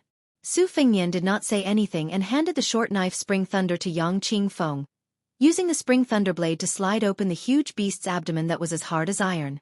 The female Kuei, who only had a few breaths of life left, still turned its head with difficulty and looked at its abdomen, as if it wanted to see the birth of the child with its own eyes. Yang Qingfeng fished out 2 small beasts from the bloody hole, 1 male and 1 female. First female, then male, that was the brother and sister. Su Fengnian squatted on the ground and took the 2 small scarlet cubs. He moved and carried them in front of the strange beast, as if to let it see with its own eyes that the child was alive. The adult female Kuei, whose breath was gradually weakening, finally slowly closed its eyes. The sweaty Yang Qingfeng's hands were stained with the female Kuei's blood. He said with incomparable excitement, "When they open their eyes, the cub will recognize whoever it is as its parent. The opportunity is fleeting. Your Highness must not be careless. When they will open their eyes, I dare not say. Your Highness, please wait until they open their eyes for the first time before letting go. This kind of once-in-a-lifetime opportunity is really hard to buy with money. If I didn't guess wrong, the strange beast's name is Hu Kuei. Usually, it is a male Kuei that lives in the underworld.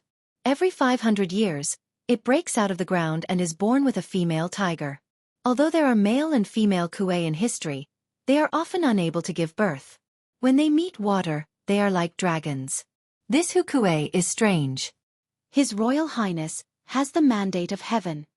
The pair of tiger cubs began to struggle and wrestle. The scales that were brought out of their mother's abdomen cut Su Fengnian's hands. Yang Qingfeng looked nervous, reminding him that this was the sign of the cubs opening their eyes. But at the crucial moment, Su Fengnian was holding the cub. The cub BBB. Of the cub BB. And cub. And cub. Of. S. Cub. B. Of. A. Of. The of. As for me, I am not your father. That is absolutely true. I am not lying to you. Lu Qiantang, who held the Crimson Cloud greatsword in his hand, heard His Royal Highness's serious words and held back his laughter. His Royal Highness was always shrewd and gloomy, but there were indeed times when he was hard to dislike. Yang Qingfeng was extremely vexed. The first thing the cub saw when it opened its eyes was the dead Hu Kuei and not His Royal Highness. This kind of rare mandate of heaven that made the cub obedient was only a hair's breadth away from the imperial robes of the various dynasties. How could he just give away His Royal Highness for nothing? However, when Yang Qingfeng, who felt as if a knife was twisting in his heart, saw the cub stick out its tongue and lick the blood from Su Fengnian's palm, and then its 2 small heads nestled together and rubbed His Royal Highness's arm as if their hearts were connected, Yang Qingfeng felt as if a heavy burden had been lifted from his shoulders, and his mood became slightly better.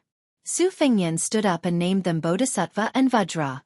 This was the scene that Xu Xiao and Ning Amei had coincidentally bumped into. The cub in Su Fengnian's hand began to twist its body. Yang Qingfeng, who was in a good mood, smiled and said, "Tiger Kuei cubs are countless times stronger than colts. They should be able to walk now. Your Highness can find a water source for them and wash them for a while."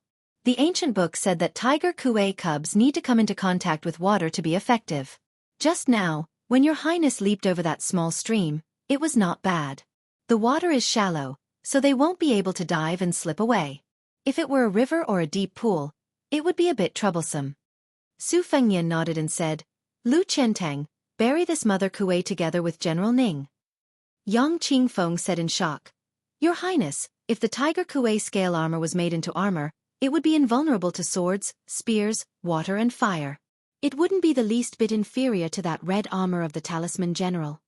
Su Fengnian narrowed his eyes and glanced at the loyal and devoted Yang Qingfeng, but didn't say anything. Yang Qingfeng kept quiet out of fear, not daring to say another word. Chapter 135. Su Fengnian carried them to the stream bank and placed them in the water. The two cubs sank into the clear water and played in the water as if they were walking on flat ground, creating countless splashes. When they were a little further away from the stream bank, the smaller sister, King Kong, seemed to not see Su Fengnian. She opened her mouth and bit her younger brother. The two cubs floated out of the water and rushed towards Su Fengnian, who was sitting on the bank. In the end, they almost stepped on the water and jumped into His Royal Highness's arms. Su Fengnian almost fell backward. His chest ached, but he didn't care. Ignoring the cub's natural armor and thorns, he reached out and touched the two naughty guys who were close to him. Su Fengnian smiled brightly. Ningame didn't know the inside story. He only felt that the cubs looked strange and didn't seem ordinary. Shu Xiao whispered to Yang Qingfeng beside her. Surnamed Yang, what are these cubs called? Yang Qingfeng was indifferent and stood there like a piece of wood. Shu Xiao charmingly curled her lips and said, Stingy. Yang Qingfeng just looked at the back of His Royal Highness who was playing with the young Kuei by the stream bank. She didn't understand why she wasted the precious corpse of the mother Kuei. Shu Xiao subconsciously murmured, His Royal Highness, I always felt that he was more friendly to some inconspicuous people and things. To us, it's not even as good as his mount. Hearing this, Yang Qingfeng sneered and said, That's only to you. Shu Xian recalled how His Highness the Crown Prince had called her Auntie Shu, and how His Highness the Crown Prince had repeatedly said that he wanted to send her out of the dilapidated Taoist temple and Qingyang Palace. She was so angry that she wanted to kill someone. However, her heart was filled with anger and resentment, but her face was as charming as a flower. She smiled with a hidden dagger and said, I don't know who it was that was frightened by His Highness the Crown Prince's gaze just now. Yang Qingfeng crossed her snow-white fingers in front of her chest. Shu Xiao sneered, Yang Qingfeng, if you have the ability to make a move, I guarantee that I won't fight back and will let you do whatever you want. Yang Qingfeng was angry, but she didn't make a move. She only said calmly, Sister? No wonder His Royal Highness addressed you as Aunt Shu. Auntie Shu is already so old. Yang Qingfeng has no interest in taking advantage of her. He must be picky, especially His Royal Highness. When Shu Xiao was angry, she could always make people not look at her angry face, but at the sight of her chest trembling slightly, young Kuei could already walk unsteadily. Although he would fall when he ran too fast around Su Fengnian, he was still safe and sound even if he fell and kicked up dust. He stood up shakily and was still as lively and active as before. When Su Fengnian saw Ningame and Lu Qiantang walking over, he stood up and brought the siblings who were playing behind him back to the caravan. Jianghu, who was sitting beside Blue Bird, was stunned when he saw the two lively little guys. The old god of swords heard the noise of the young Kuei and lifted the curtain to take a look. He said in surprise, The spiritual energy is so rich that it can be compared to the black tiger who listened to Qi Xuanzhen's lectures for more than 10 years. Su Fengnian carried the young Kuei by the neck and entered the carriage. He didn't see Yu Wei. She probably didn't want to see him, so she ran to Jianghu and Old Man Li to sulk. Su Fengnian took off the embroidered winter and spring thunderblades and sat down cross-legged. The two young Kuei used their small heads to nudge his calves. Su Fengnian patted them twice. When they raised their heads in puzzlement, Su Fengnian pointed at the two little guys and smiled. You are called Bodhisattva, you are the elder sister. You are called Jin Gang. You are the younger brother. Let me explain again. My name is Su Fengnian. I am not your father. All right, I am going to practice the De Huang Ting. Don't make trouble, otherwise I will hang you up and beat you.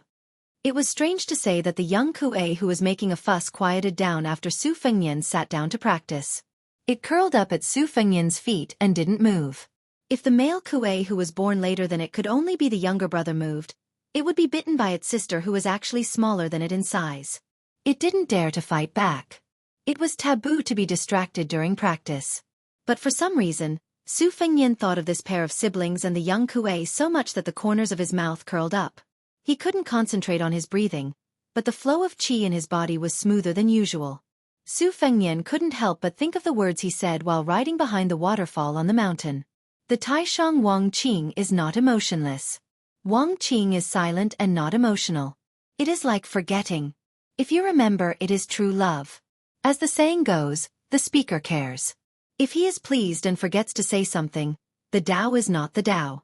If you know by chance and want to say something but stop, then you know it. Su Fengnian opened his eyes and scolded with a smile. What Xiankong Dao? You always like to speak ambiguously and inexplicably. Bull Rider, if you are really the Jianghu Great Emperor, go down to Wudong if you have the ability. If this is too difficult for you, then get lost to Jiangnan. Su Fengnian stopped smiling and muttered to himself, is it harder to meet a woman than to become the number one in the world with 2 Daos on his shoulders? The 2 ancestral courts faced each other.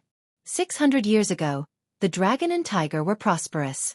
Wudong Mountain was almost wiped out and most of the Taoists fled down the mountain. 300 years ago, Wudong suppressed the dragon and tiger.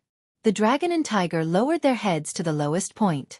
In the past 100 years, the dynasty had raised the dragon and tiger again and again. Wudong was worse with each generation. Even Wang Zhongluo and the previous sect masters had never entered the capital to meet the emperor. The next 100 years? Very few people really thought that the Black Tortoise would rise for 500 years. In this battle between the North and the South that had been secretly fighting for a whole 1,000 years, who would emerge victorious? Or would it be the little celestial master surnamed Qi, who was known to have the best comprehension ability and the best progress in martial arts on Mount Longhu, who had a chance to stand shoulder to shoulder with Qi Xuanjin in terms of cultivation? Su Fengnian really did not understand Hong Shixiang's Tao. Compared to winning against the Dragon and Tiger Mountain where the 4 great divine masters ruled and produced generations of talents, wasn't it easier to go down the mountain to Jiangnan? Su Fengnian lowered his head and said bitterly, I won't know your Tao in this lifetime. If you don't say it, if you don't do it, how would my big sister know? You just hide on Wudong Mountain and ride a bull. You know my ass. Chapter 136. Wudong Mountain's headmaster, Wang Zhongluo, passed away at Little Lotus Peak. As this news spread from Bailiang to the east, west and west, the world's Taoist sects were in an uproar. Didn't they say that they could break the Kanglin with one finger? Didn't they say that they had just cultivated the Great Yellow Court? How could they say that they had ascended to immortality?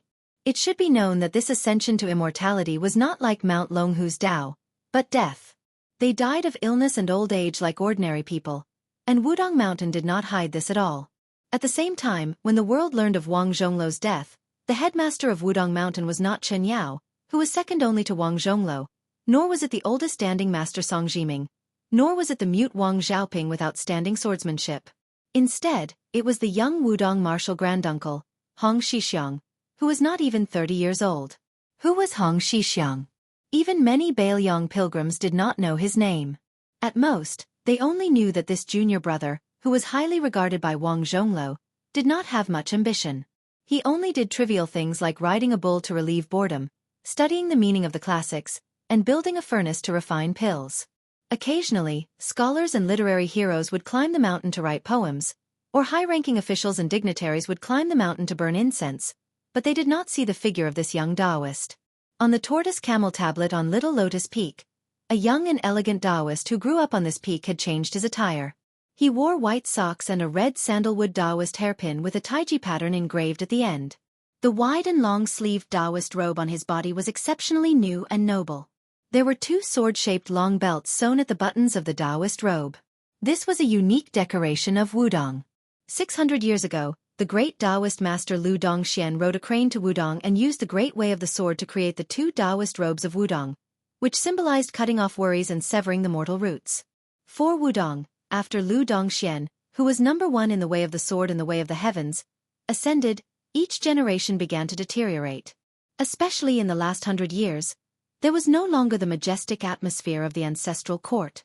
The young Taoist gently leaped onto the tortoise camel tablet and looked at the stairs of the divine path shrouded in clouds. When he was young, he was thin and sallow, and his legs were weak. Wudong was full of snow and the stone steps were piled with thick snow.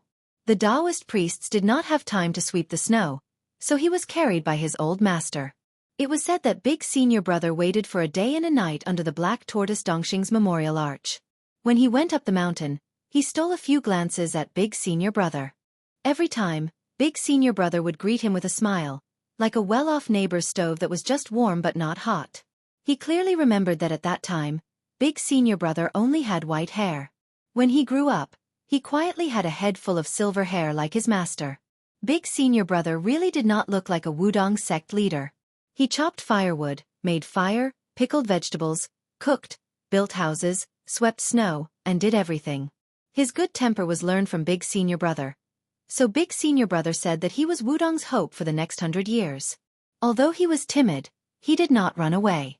He learned moral precepts with second senior brother Chen Yi, consulted third senior brother Song Jiming on the theory of the pill cauldron, studied the Jade Pillar Heart Sutra with fourth senior brother, and watched fifth senior brother practice the sword. As for what the way of the heavens was, senior brothers could not figure it out, so he was not in a hurry. He always felt that as long as he stayed on the mountain, one day he would understand it. When he was 14 years old, he was riding an ox and saw a red dress. He could not forget it and delayed his studies. Big senior brother did not scold him. Later, when he saw her again, she said that she was going to Jiangnan and they would not meet again. He gathered his courage and said that he was going down the mountain. Big senior brother asked him if he was coming back. He did not say because he never lied. But big senior brother still did not get angry. He only said, "Little junior brother, wait for a while. When big senior brother finished cultivating the great yellow courtyard, you can go down the mountain."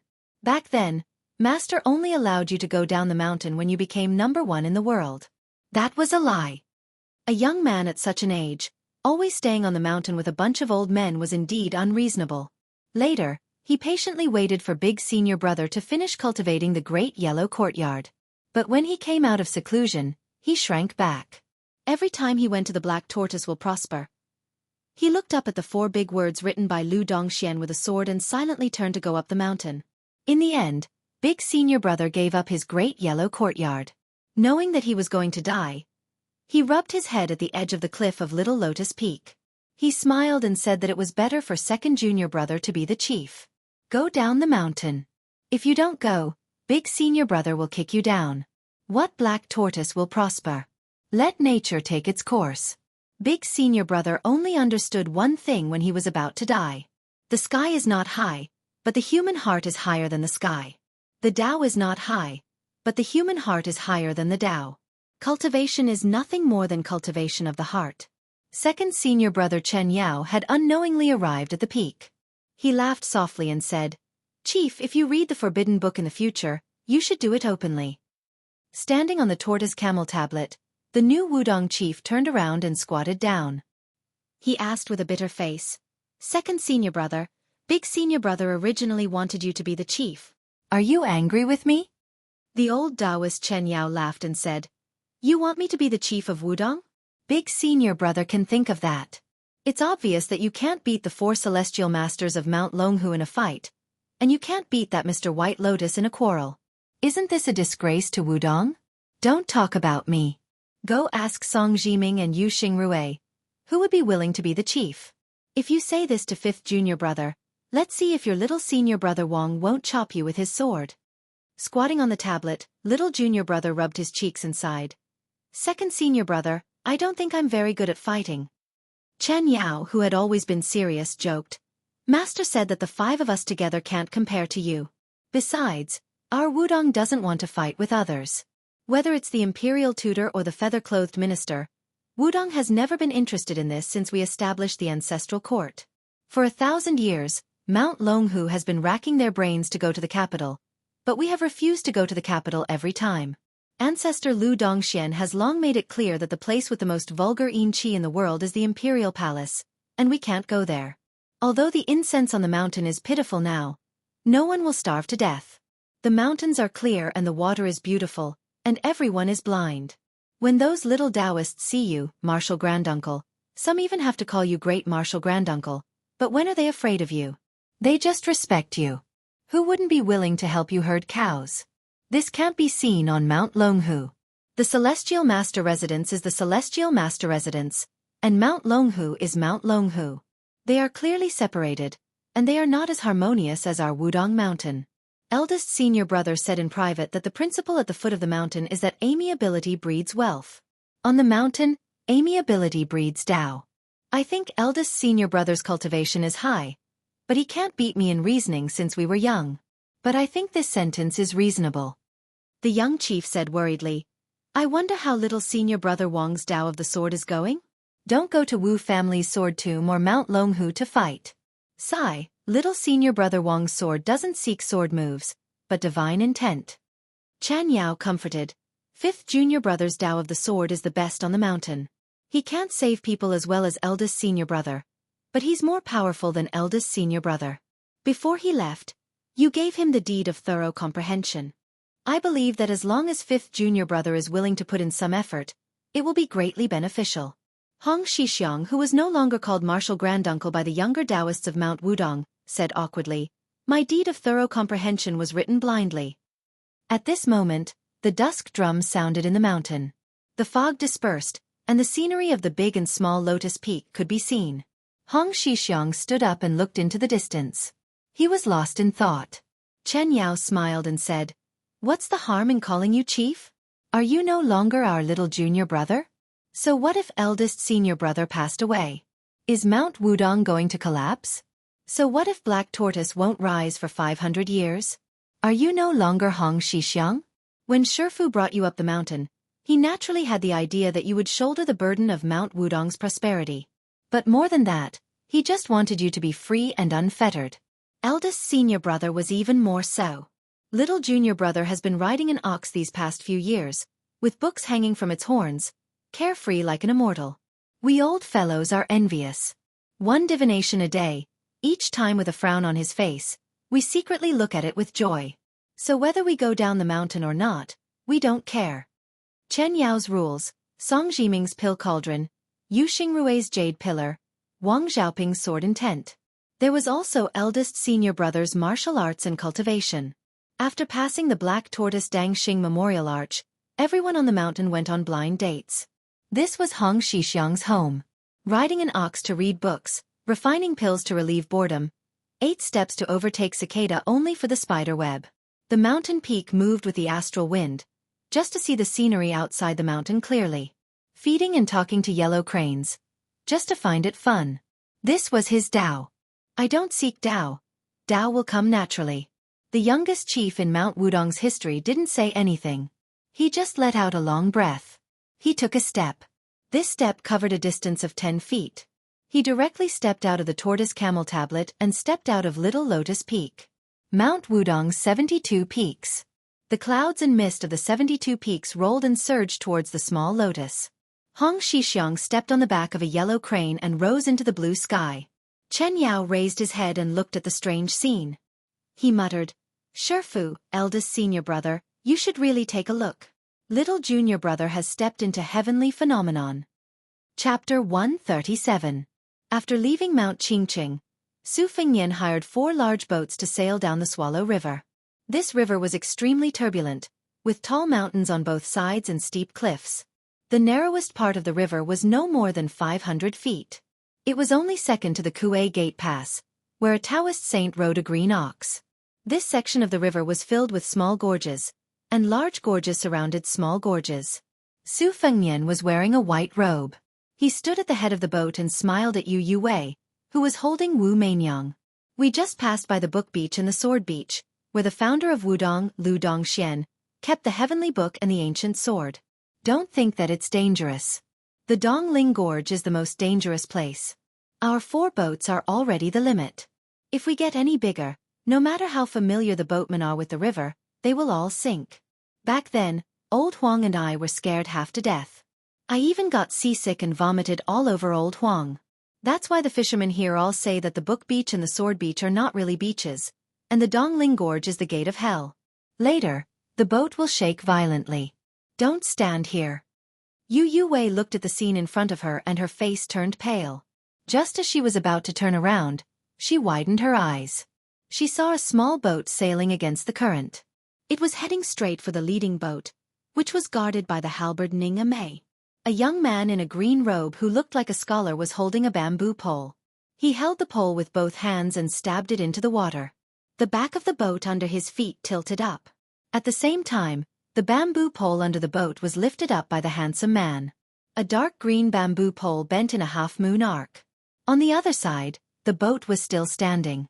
On the other side, the boat was flipped upside down by the bamboo pole. Was this green-robed man the Dragon King? The boatmen on the other 3 boats were scared out of their wits. The pole on the river shocked the world and made ghosts and gods cry. The boat under the green-robed man's feet smashed back into the water and drifted away. Su Fengnian widened his eyes and said to himself, "This skill is too overbearing." When they reached Xiong province, they were not far from the capital. The 6 kings of the imperial family all had their own fiefs. Except for the Duke of Huainan Zhao Ying, who hated war since he was young, the other 5 kings all had varying military power. King of Jing'an, Zhao Heng, Zhao Sui, Zhao Sui. Zhao. Ao. And.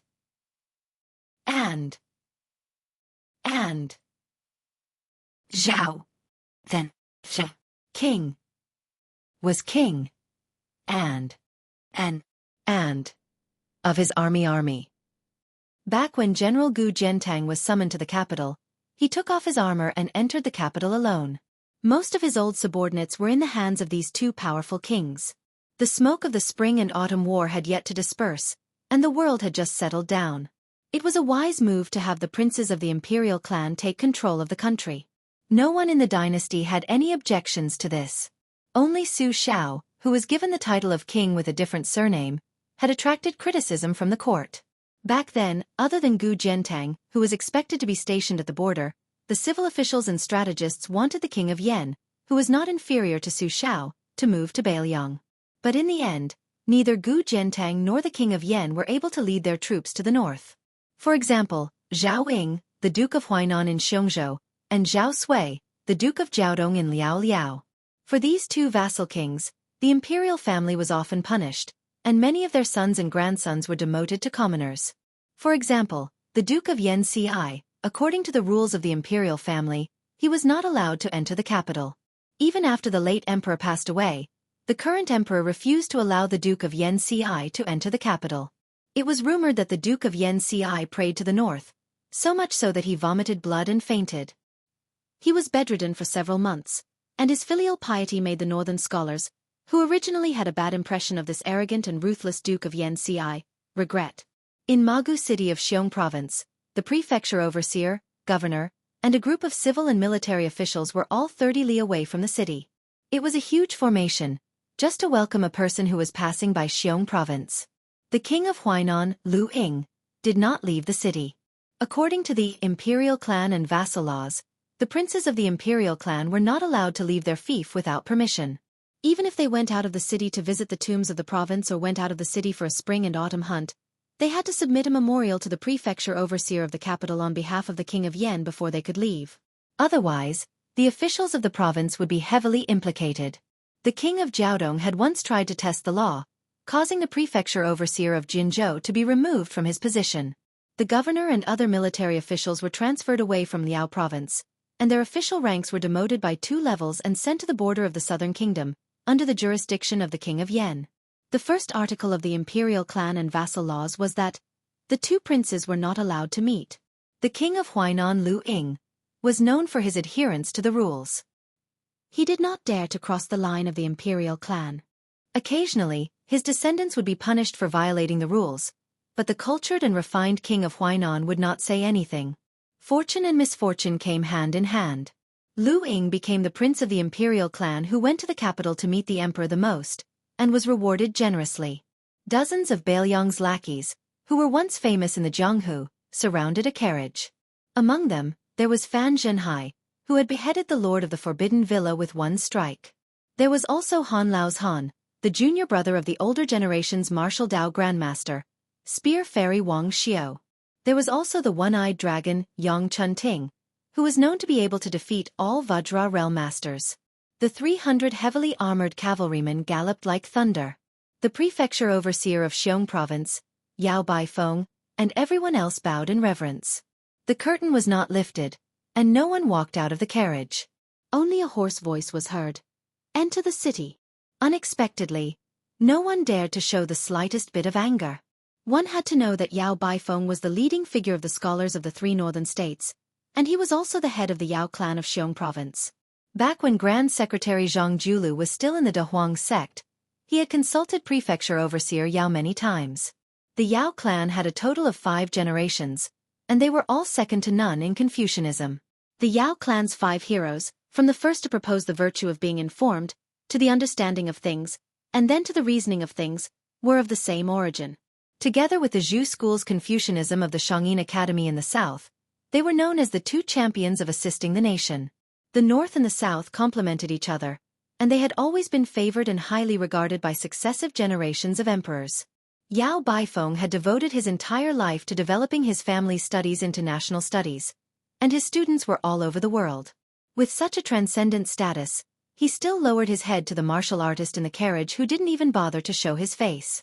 It was no wonder that Confucianism had no backbone. More than half of the world's top 10 noble families had been eliminated by this butcher. Who wouldn't be afraid? What's more, at the advanced age of 60, he took in a concubine. The scholars of Confucianism only treated it as a moral essay and received a favorable comment from Yan Ruyu. However, Butcher bluntly scolded him for being old and frivolous. After Master Yao heard this, she was so angry that she closed her door and refused to receive visitors for half a year. It was only when her students persuaded her that she began to lecture again.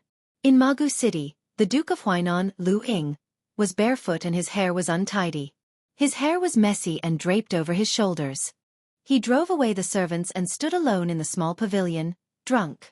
He muttered to himself and seemed a little crazy.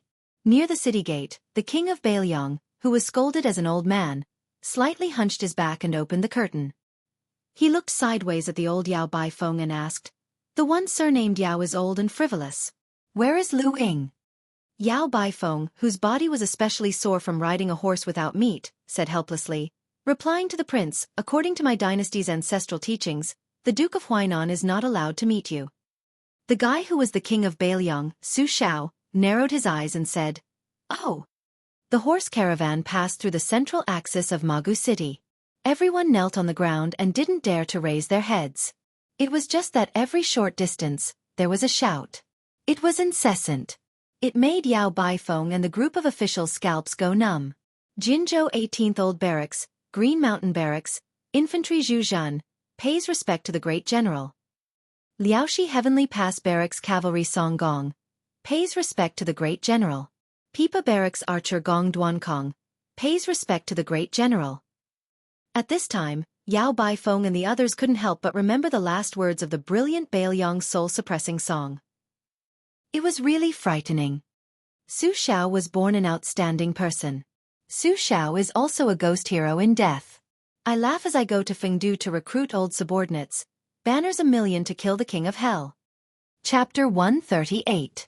The Dragon King in green robe blocked the river with his pole, causing the boat to topple over and the horses to fall into the water. For a moment, the river surface was unusually noisy. Many of the Phoenix Battalion soldiers were not proficient in water. In addition, the reef was abrupt, so after a few ups and downs, they were about to drown. Ning Amei picked up an armored soldier with one hand and his horse with the other. That tall, jet-black steed was forcibly dragged onto the deck of the boat by this halberd-wielding general. After saving the men and horses, he immediately leaped into the water. His bow, iron halberd was left behind by his adoptive father. Even if Ning Amei drowned, he would still fish it out. At that time, the young man in green robe arrived on the floating boat and used the bamboo pole to raise the waves. If it were not for the fact that he did not have a halberd in his hand at that time, he would not have been defeated by that strange assassin.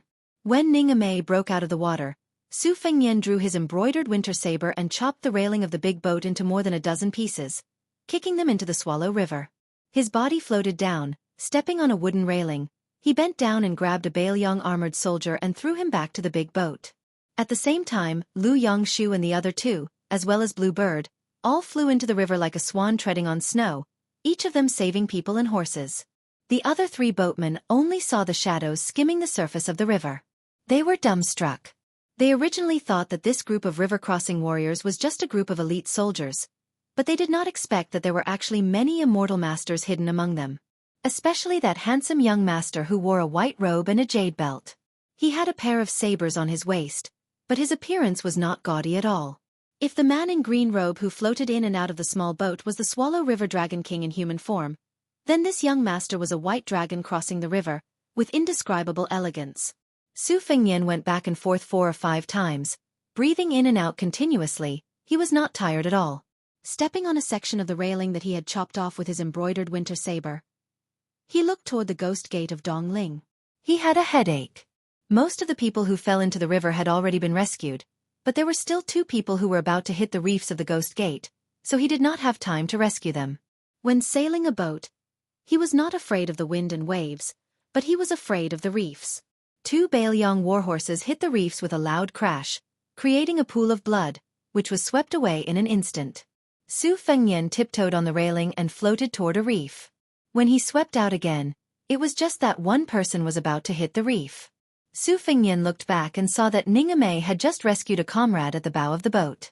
Su Fengnian suddenly had an idea and shouted loudly, "Ningame, throw the halberd and help me." Ningame took a step back with his right foot and roared angrily.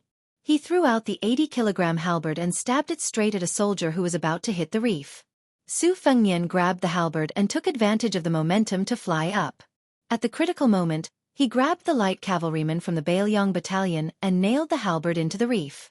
Su Fengnian placed the light cavalryman in his hands on the reef and leaped up again and again. Finally, he saved the last light cavalryman from drowning. Together, they sat on the reef. The river water roared and splashed. Su Fengnian's luxurious clothes were soaked. The red date mark between his eyebrows shone brilliantly. The light cavalryman from the Phoenix battalion who had narrowly escaped death coughed violently. He raised his head to look at the expressionless face of His Royal Highness. He was a little confused. His life had been saved by His Royal Highness, who was rumored to have no regard for human life in Baelyang. The large ship floated down. Ningame pulled out the reef halberd and pulled up the Baelyang soldiers. Su Fengnian helped the light cavalryman who was in a daze onto the bow of the ship. The captain of the Phoenix battalion, Yuan Meng, had a complicated expression on his face. Not only him, but many of the light cavalrymen were also dumbstruck. Su Fengnian ignored them and only ordered, "General Ning, count the number of men and horses. Whoever loses his warhorse will be punished and will make up for his mistakes in the future." Ningame cupped his fists and said in a deep voice, "As you command." Even Yuan Meng couldn't help but lower his head and say, "As you command." The wet Su Fengnian entered the cabin, and the green bird helped him change into a new set of clothes. Su Fengnian frowned and said, "Fortunately, the Book Sword Beach is still fine, and most of the rocks are exposed. If we were to go down to the gates of hell, when the water is dry, the submerged rocks are like a stone forest, and the waterway is even narrower. I'm afraid we would have fallen into the water, and there would have been several casualties. Who is that man in green? He can overturn a large ship with just one strike of his bamboo pole, and his strength is beyond the description of a tiger. His dexterity is even more frightening, and it is clear that he has concealed superior swordsmanship. Aunt gave me a book on how to break the Wu family's withered sword on Mount Qingqing, and I saw that the man with the bamboo pole in his hand was a bit like the mountain lifting in the Wu family's sword tomb. Could he be this generation's sword champion Wu Luding? Bluebird held her hair in one hand and an ivory comb in the other. She carefully combed Su Fengnian's hair and said softly, "Let's not talk about whether or not that man is Wu Luding. Young Master's method of saving people is very pleasing to the eye." Even Ningame and Yuan Meng were cheering for Young Master just now. "Especially when you flew with the halberd. Even this servant had to praise you." Su Fengnian lowered his head and looked at his red palm. He said self-deprecatingly, "Compared to overturning a ship with a single strike of a pole, my skills are far inferior. Unless the old god of swords, Li Chungang, is willing to help, no one can stop that guy who might be Wu Luding. They can only watch him leave on the ship." But to tell the truth, whether or not this move is the sword tomb's mountain picking, because of Gugu's 40 years of sword practice and the Wudong mountain riding bull's teachings of a set of fist techniques, there is a phrase in it, "The mountain is heavy as it is heavy. I use one tail to lift 10,000 jin." It is really a coincidence, so when I saw it just now, I was able to comprehend it by analogy. This is actually a good thing. Sure enough, I have to hurry up and let Lu Qiantang practice with me. After the calamity, Dongling Gorge became even more strange. The mountain peaks were abrupt and rugged, and the river was narrow and winding. There were only 3 ships left in the gorge. They brushed past the reefs again and again. It was hair-raising. Su Fengnian once again stood at the bow of the ship. The two young Kuei were chasing and playing by his feet. It was unknown when the old man wearing the sheepskin fur coat appeared behind Su Fengnian. He laughed and said, "Young man, you have some experience in grasping people's hearts." If this old man did not know that the green-clothed swordsman was not one of your men, he might have suspected that you deliberately arranged this. Su Fengnian said unhappily, "I'm not that generous." Su Fengnian asked, "He really uses a sword?" The old god of swords nodded and said, "How can this old man not know whether or not he uses a sword? Those who come from the Wu family sword tomb have the unique pedantic smell of withered swords. It's just that this young swordsman has taken a path of the sword that the Wu family sword tomb is unwilling to take. In the future, his achievements will be greater than those of the previous generations. The prerequisite is that he can pass the Dongyue sword pool and Dong Tai. If he passes it, it won't be difficult for him to enter heavenly phenomenon from the Xian finger stage. If he doesn't pass it, the withered sword will be a real withered sword. How about that move, mountain toppling? Are you scared? Why don't this old man teach you the move? See, overturning. Aren't you tired of carrying two swords? How about you lend one to this old man? If you do, this old man will immediately let you see the scene of a sword going against the flow of a great river." Su Fengnian sneered and said, "Don't even think about it." The old man picked his earwax and curled his lips. How can such a coward achieve great things? Su Fengnian said to himself, "What is Wu Luding trying to achieve with this pole?" Li Chungang said impatiently, "Kid, are you stupid or stupid? Isn't it just to make a name for yourself in the martial world? Otherwise, why would Wang Xianji call herself the second in the world? Why would Dong Tai use a peach blossom branch to make mischief? With a name, it would be perfectly justifiable for him to fight with others. Otherwise, who would be willing to deal with a nobody? When this old man was young, no matter who he was up against, he would chop melons and vegetables. Wasn't that just because he was swayed by his emotions and wanted to make a name for himself? Later on, when he got older, he lost his competitive spirit. This old man, Qi Xuanzhen, was really hateful. He talked about swords with him and caused this old man's state of mind to be in a mess. Not only did he fail to step into the realm of earth immortals, even the realm of heavenly phenomenon was close. One of his arms was chopped off and he was suppressed under the tide listening pavilion. Kid, be more polite to this old man in the future. There are only about 10 heavenly phenomenon experts. It's just a pair of hands. Su Fengnian stretched out his arm and let the snow-white spear falcon land on his arm. He took out the small bamboo tube and pulled out the secret letter. He was stunned. Old Man Li had just said that he was one of the few heavenly phenomenon masters, and now he was tilting his head to peep without any demeanor. Su Fengnian did not mind. Li Chungang was also stunned, and then he clicked his tongue and said, "Giving Wang Zhonglo to your great yellow court was a losing deal that risked his life." This old man had already expected. It's just that new chief called Hong Shixiong did not even care about the Vajra finger and the 4th level of the profound realm, and he's already heavenly phenomenon in one step? Kid, don't play dumb with this old man, tell me the truth. Can this be trusted? Su Fengnian said emotionally, "If it was someone else, I wouldn't believe it. But for someone who rides a bull, I believe it." Li Chungang looked at the river surface and said absent-mindedly, "Isn't this what Qi Xuanzhen did back then? 20 years of cultivation stagnant. Once he comprehended, he became a celestial phenomenon. In another 10 years, he would become an earth immortal." Su Fengnian threw the secret letter into the river and said with a smile, "No matter what celestial phenomenon or earth immortal, I'll practice my blade." Chapter 139. The old man rubbed his earlobe and mocked. "Practice the knife? Let's not talk about the little Wudong chief who entered celestial phenomenon in one step. How can you compare to Wu Lu Ding who can lift a mountain with a pole? You still have the heart to practice the knife? Practice my ass. With your cultivation speed, you can only eat the dust behind these geniuses for the rest of your life. As the son of Ren Tu and Wang Fei, don't you feel ashamed?"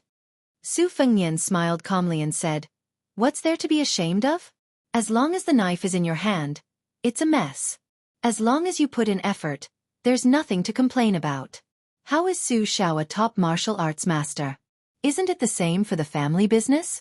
My second sister was angry at me for practicing the saber because she was afraid that I would go crazy and abandon my home for the sake of practicing the saber.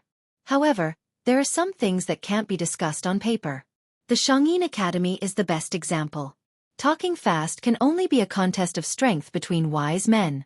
Once you meet a boor, you have to rely on your fists and knives to reason. There are only a few knowledgeable people in the world, and even fewer people with great knowledge. The old god of swords smiled and said, "That makes sense. This old man also doesn't like Confucian scholars to talk." Jianghu had such a bad temper back then, but he's a freak outside of common sense. He can reason with extravagant words and also slay demons and devils to become a Taoist priest. If he didn't have any tricks up his sleeve, who would be willing to listen to his lectures? On the back of Su Fengnian's feet lay two naughty little tiger kuei, who were dozing off because they were tired from running. Su Fengnian bent down and squatted down, reaching out his hand to stroke the two cubs. The old god of swords suddenly stopped talking. Su Fengnian stood up, waking up the two cubs. They continued to jump happily at the bow of the ship. Su Fengnian asked curiously, "Old senior, can you really fly the sword?" The old man still looked up at the cliff without answering. At the end of the ridge, the two cliffs were as neat as a knife. They were less than 10 feet apart and were shaped like a door, allowing only one boat to pass through. That was the last gate of hell. On the mountain rock were the 4 words, "Ghost Weeping Impregnable Pass." It was carved by the great Taoist Lu Dongxian of Mount Wudong, who ascended on a crane. Interestingly, Lu Dongxian was known as one of the 3 immortals of pill, sword, and poem.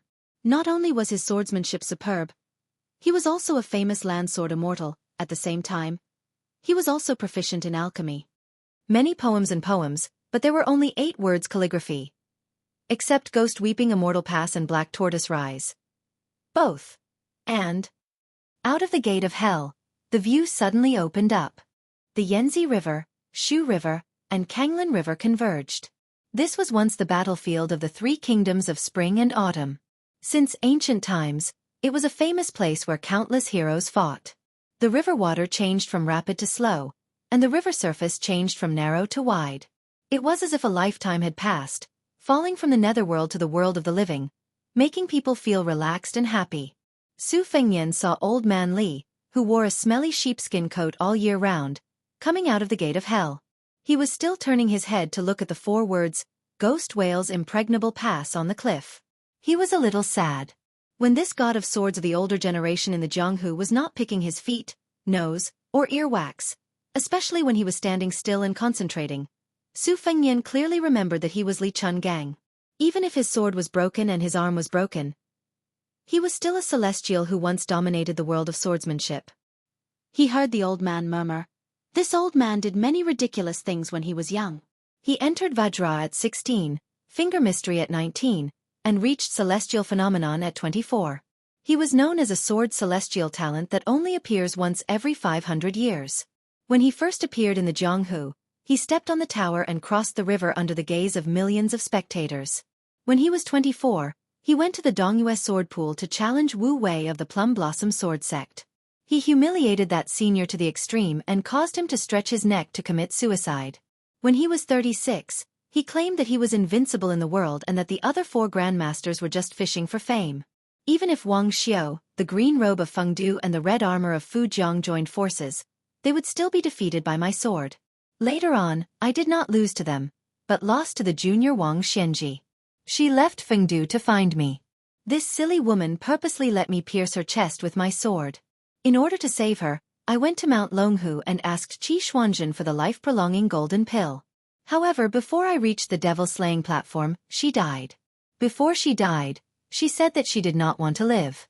She wanted to die in my arms. If she lived, we would be strangers again. She was unwilling. Even at that time, I still did not have the courage to say it. Without her, 1 sword, 2 swords, 100 swords, 10,000 swords, so what? This gate of hell was the place where I first met her. At that time, I could already fly with my sword, but she was just a silly girl who had not yet learned martial arts. Later on, how she became the green robe of Feng Du, and why she became the green robe of Feng Du, I do not know.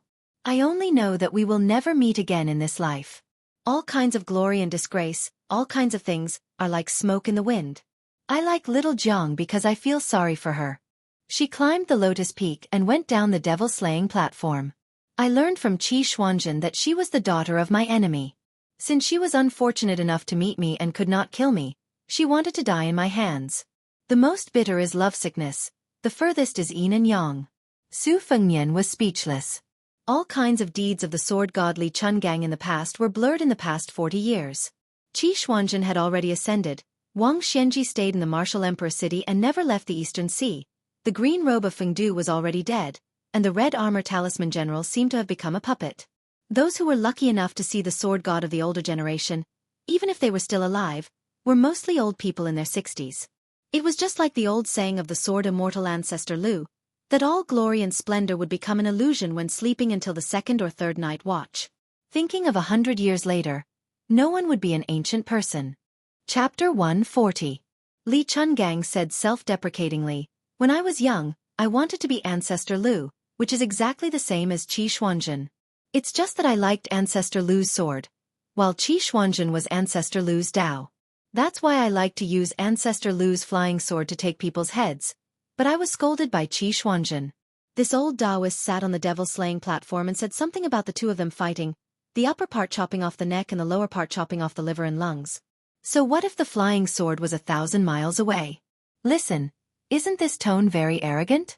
At that time, this old man was disheartened and willingly admitted defeat. In addition, he saw this guy who was both friend and foe flying in the white rainbow with his own eyes.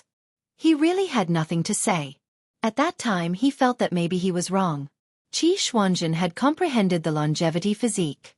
This old man who had 1 foot in celestial phenomenon and 1 foot in earth immortal retreated 1,000 miles. After going down the mountain, one of his arms was chopped off and he fell into Finger Mystery Realm. He didn't dare to say anything about slaying a flood dragon. However, after all these years under the Tide Listening Pavilion, he understood a simple truth. Hey, Qi Xuanzhen, this old urchin, deliberately misled me. Su Fengnian sighed softly. The ship no longer swayed when it entered the river. Back then, it was an eye-opener for him and old Huang. After a long time, the old god of swords finally came back to his senses. When he was ready to turn back, he saw Jianghu who was vomiting all the way out of the cabin. She held onto the railing and her face was still pale. However, she was much better than Swordbook Beach and Dongling Pass. Compared to Su Fengnian who was half dead for the first time on the ship, both of them were more or less in a sorry state. Blue Bird jumped down from the second floor of the ship lightly and said softly, "Your Highness, the person who overturned the ship is waiting for us in the middle of the river." As expected, the ship gradually moved forward and they saw the green shirt guest again. This Wu Luding really ate a lot of bear's heart and leopard's guts. Wasn't one pole provocation not enough? Could it be that he would only stop when all of them were flipped over by 3 poles? Su Fengnian's eyes widened as he looked at the Wu family's sword crown that was becoming clearer and clearer. This young swordsman's appearance was nothing out of the ordinary. His face was old-fashioned, and at first glance, one could tell that he was an unapproachable and reclusive person. The withered sword of the sword tomb had always been like this. If a junior swordsman wanted to leave the mountain to gain experience, they had to first defeat an ancestor of the family, regardless of life or death. Wu Luding was tall and slender. Today, he did not bring a sword with him. Instead, he carried the dark green bamboo pole on his shoulder with both hands. His posture was extremely arrogant. Jianghu endured the discomfort of vomiting. Even she could see the daring assassin on the floating boat. The boatman had said that this person was the Dragon King, but she didn't believe him. She turned her head and frowned. Looking at Su Fengnian, she weakly asked, "You can't defeat this person?" Su Fengnian laughed involuntarily and shook his head. "Of course not." Jianghu sneered and said, "Then what did you learn from your sword practice?" Su Fengnian laughed and said, "I don't know either. But you can ask Elder Li if he knew he would become a sword god from the first day he practiced swordsmanship." Little did he know that old man Li would expose him. This old man knew. Su Fengnian rolled his eyes. Jianghu was in a good mood. She smiled, and 2 dimples quietly appeared on her cheeks. Su Fengnian smiled and said, "You look good." Jianghu immediately put on a straight face. Su Fengnian said with a cheeky smile, "Little mud man, come, smile again. If you smile, I will raise my sword and kill that first-rate swordsman even though I know I can't defeat him. This is such a good deal. Who knows, I might never return. If the old sword god comes to save me, you will cry and snot." This way, you can guarantee that I will die in battle. How about it? Smile one more time? Jianghu's little head was dizzy. Seasickness made her want to jump into the river. She hated His Royal Highness who insisted on taking the boat down. She spent a lot of effort thinking about this deal. Finally, she could not resist Su Fengnian's bewitching urging. Finally, she squeezed out a stiff smile that she thought was impeccable. Su Fengnian immediately laughed and scolded, "Too ugly. No sincerity. I won't do a deal that will make me lose money." Jianghu helplessly changed her smile a few times, but it was not satisfactory. Su Fengnian deliberately sighed and said that the deal was not going to work. Anyway, there were many experts on the boat. He did not believe that they could not defeat that bastard who came alone to seek death. Even the Dragon King would be skinned alive. Jianghu smiled for a long time. Her little face was stiff. In the end, she saw that His Royal Highness who was afraid of death and was secretly happy. She was so angry that she ran up to Su Fengnian and wanted to fight it out with him. Su Fengnian threatened, "Bite me? Be careful that I don't let the Vajra Bodhisattva bite you." The timid little mudman did not dare to go forward. He widened his eyes, hoping to use his gaze to cut Su Fengnian to death. Su Fengnian held his stomach and laughed. After laughing, he turned around with a serious expression. For the first time, he held his saber with both hands and prepared to float out of the boat. He really wanted to fight that pole-wielding Wu Lu Ding. Su Fengnian was just about to rush out of the boat. The old god of swords, who had been watching the two young fellows fight, waved his sleeve and pulled Su Fengnian back. His Royal Highness fell on the deck of the boat, looking funny. Jianghu finally smiled knowingly. The old god of swords was in a daze. He looked at the vexed Su Xiaoxiao and then looked at the smiling Jianghu. Back then when they met by chance, he crossed the river with his flying sword and recited poems. She was lying on the railing of the boat with the same smile. That year, it was the time when the youngest and most dazzling sword genius, Li Chungang, was the most high-spirited. It was also the age when that silly girl was the most naive and innocent. When they brushed past each other, he only pursued the great way of the sword and did not miss it. She, on the other hand, foolishly missed it for the rest of her life. The old god of swords silently recited the poem from back then. "When I forge 3,000 blades, a jade dragon howls when I open the box. The spirit in my hand is 3 feet of ice, a snake of divine will on the rock." The old god of swords stretched out his only arm and said softly, "Su Fengnian, lend this old man a sword." "Just a sword." Su Fengnian was stunned. Li Chungang muttered, "I owe you a sword." Su Fengnian gritted his teeth and pulled out embroidered winter. He threw it above the river as if he wanted to throw it to the green shirt on the small boat 1,000 feet away. The old god of swords, who was facing Jianghu, looked at her one last time. Back then, he said that the little clay figurine in Su Xiaoxiao's mouth looked like the king of Bailiang's concubine. In fact, it was not completely true. She looked more like the girl who liked to wear green clothes. Li Chungang smiled and floated out of the boat upside down. He raised his head and laughed heroically. "Little green robe, look at this sword of Li Chungang." Frowning and thundering, the evil flood dragon of the Swallow River is fat. Wielding my sword in the air, I'll return at the second watch. With his back facing the small boat, the green shirt, the sword crown, and the embroidered winter knife were gone. Without the divine weapon wooden horse and ox, the old man, who only had one arm, held the embroidered winter that was not a sword. He turned around and casually used a sword move. Qi Xuanzhen said that I used sword strength to prove my Tao and was not as good as the Tao of heaven. Yet you said that one sword move was enough. I, Li Chungang, want the Tao of heaven. One sword move was enough. At first, no one saw the elegance of this sword move. They only felt that it was boring. The river was silent. However, the green shirt Dragon King did not care about the small boat. He shot far away. In an instant, the river was split open with a rumble, reaching 2,000 feet. Such a legendary sword immortal of the land. If there were any flood dragons in the world, they would be killed on the spot. Chapter 141. Although it was said to be one night watch, the sword that could split rivers and slay dragons did not even need one night watch to return. Old Man Li's sword broke the sky for no reason, as if he had returned to the highest state of martial arts. Without any surprise, he floated back to the bow and threw Xiao Dong back to Su Fengnian. He looked at the river and the cliff, as if he had untied the knot in his heart. He smiled bitterly and then walked into the cabin silently. Lu Qiantang, who was watching the tide and practicing his heavy sword, was stunned by this sword. He finally remembered the carefree senior who stepped on the tide of the Guangling River a long time ago. Not to mention a strong swordsman like Lu Qiantang, even Wei Shuyang, who had abandoned his sword to cultivate Taoism, could not help but have his hair and beard fluttering. Which young man would not want to follow sword god Li's footsteps in Jianghu? Dong Tai was the new sword god, but he was not as intimidating and convincing as Li Chungang. Dong Tai was half immortal and half demon, like a celestial being who was millions of miles away from the earth. After his debut, he had only fought with Wang Xianji, Chao Guanzi, and a few others. After that, there were some scattered rumors, which made people think about it. However, sword god Li of the older generation had made a name for himself in Jianghu with his sword, especially the love and hate entanglements he had with women. Many of the younger generation yearned for him. For example, the old Taoist priest Wei Shuyang remembered that when Li Chungang was at the peak of his martial arts, there was a female poet who admired him and wrote countless poems.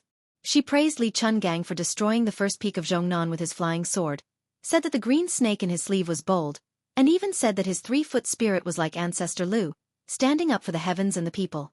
All of this was in the past. She was old and her hair had turned white.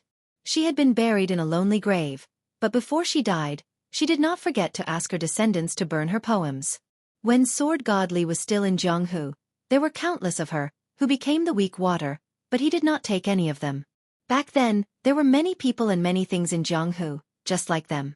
Their glory was gone. Xu Xiao, who had always been fearless, had sweat seeping out of her nose. She looked at the river surface closing up again, and the boat gradually stopped swaying left and right. She turned to look at Lu Qiantang beside her and asked in a trembling voice, "So this old man is really a senior who can compete with immortal Qi?" Even though Qi Xuanzhen had ascended to immortality tens of years ago, even if he wasn't a Taoist from the Longhu Mountain, when his descendants mentioned him, they didn't dare to directly refer to him by his name. They all referred to him as immortal Qi. This was the strength of those at the celestial phenomenon realm. Lu Qiantang, whose soul had almost been scattered by that sword, said in a low voice, "You still don't know who he is?" Although Xu Xiao was almost 30 years old, she was still a little naive and unaffected. It was unknown whether it was because she was proficient in the art of seduction, or because it was her nature. She pouted out of habit and said coquettishly, "How would I know?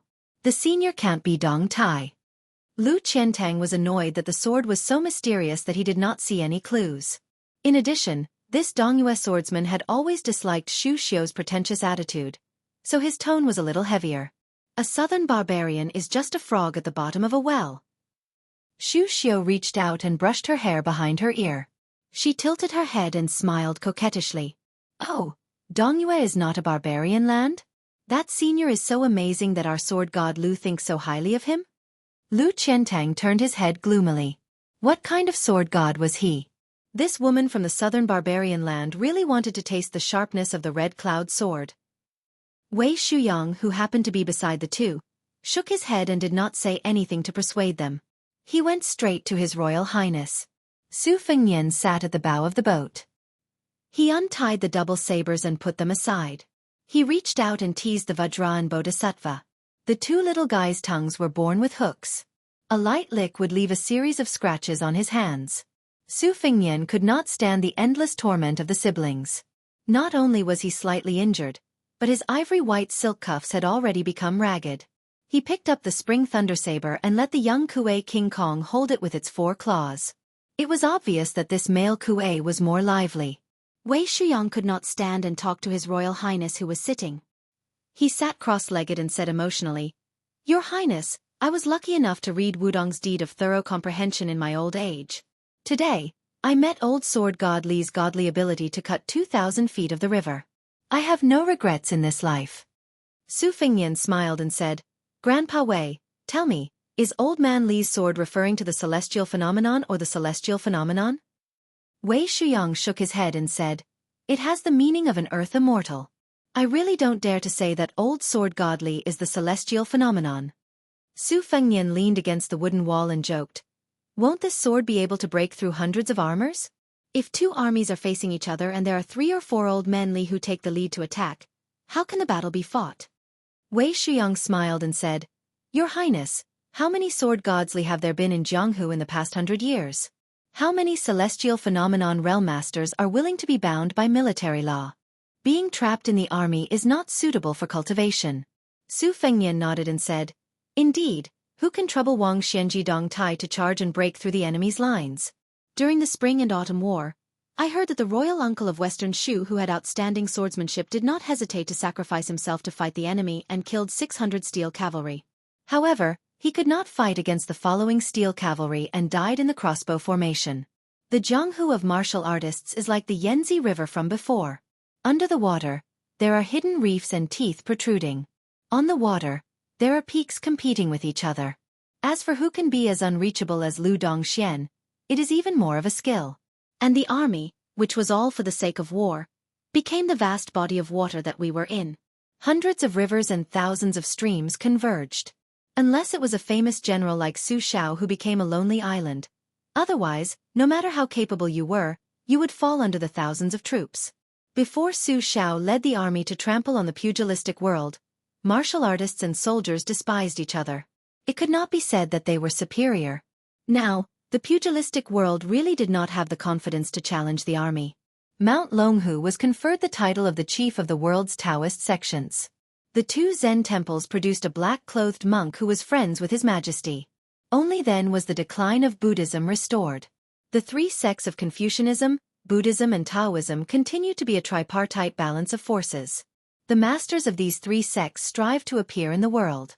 Occasionally, they would appear in the world and turn the tide. In Su Zhao's army, there are few Jianghu people who agree with Bailiang and hold the commander's seal. Wei Shuyang seemed to be immersed in the lingering charm of the old god of swords and his sword. He was a little absent-minded, but it could be seen that the old Taoist priest's face was full of joy, like a child who had received a stick of candied haws. It was very simple and there was no great reason to speak of. It was hard to imagine that with Wei Shuyang's position in the way of 9 pecks of rice and his age, he still had such a childlike heart.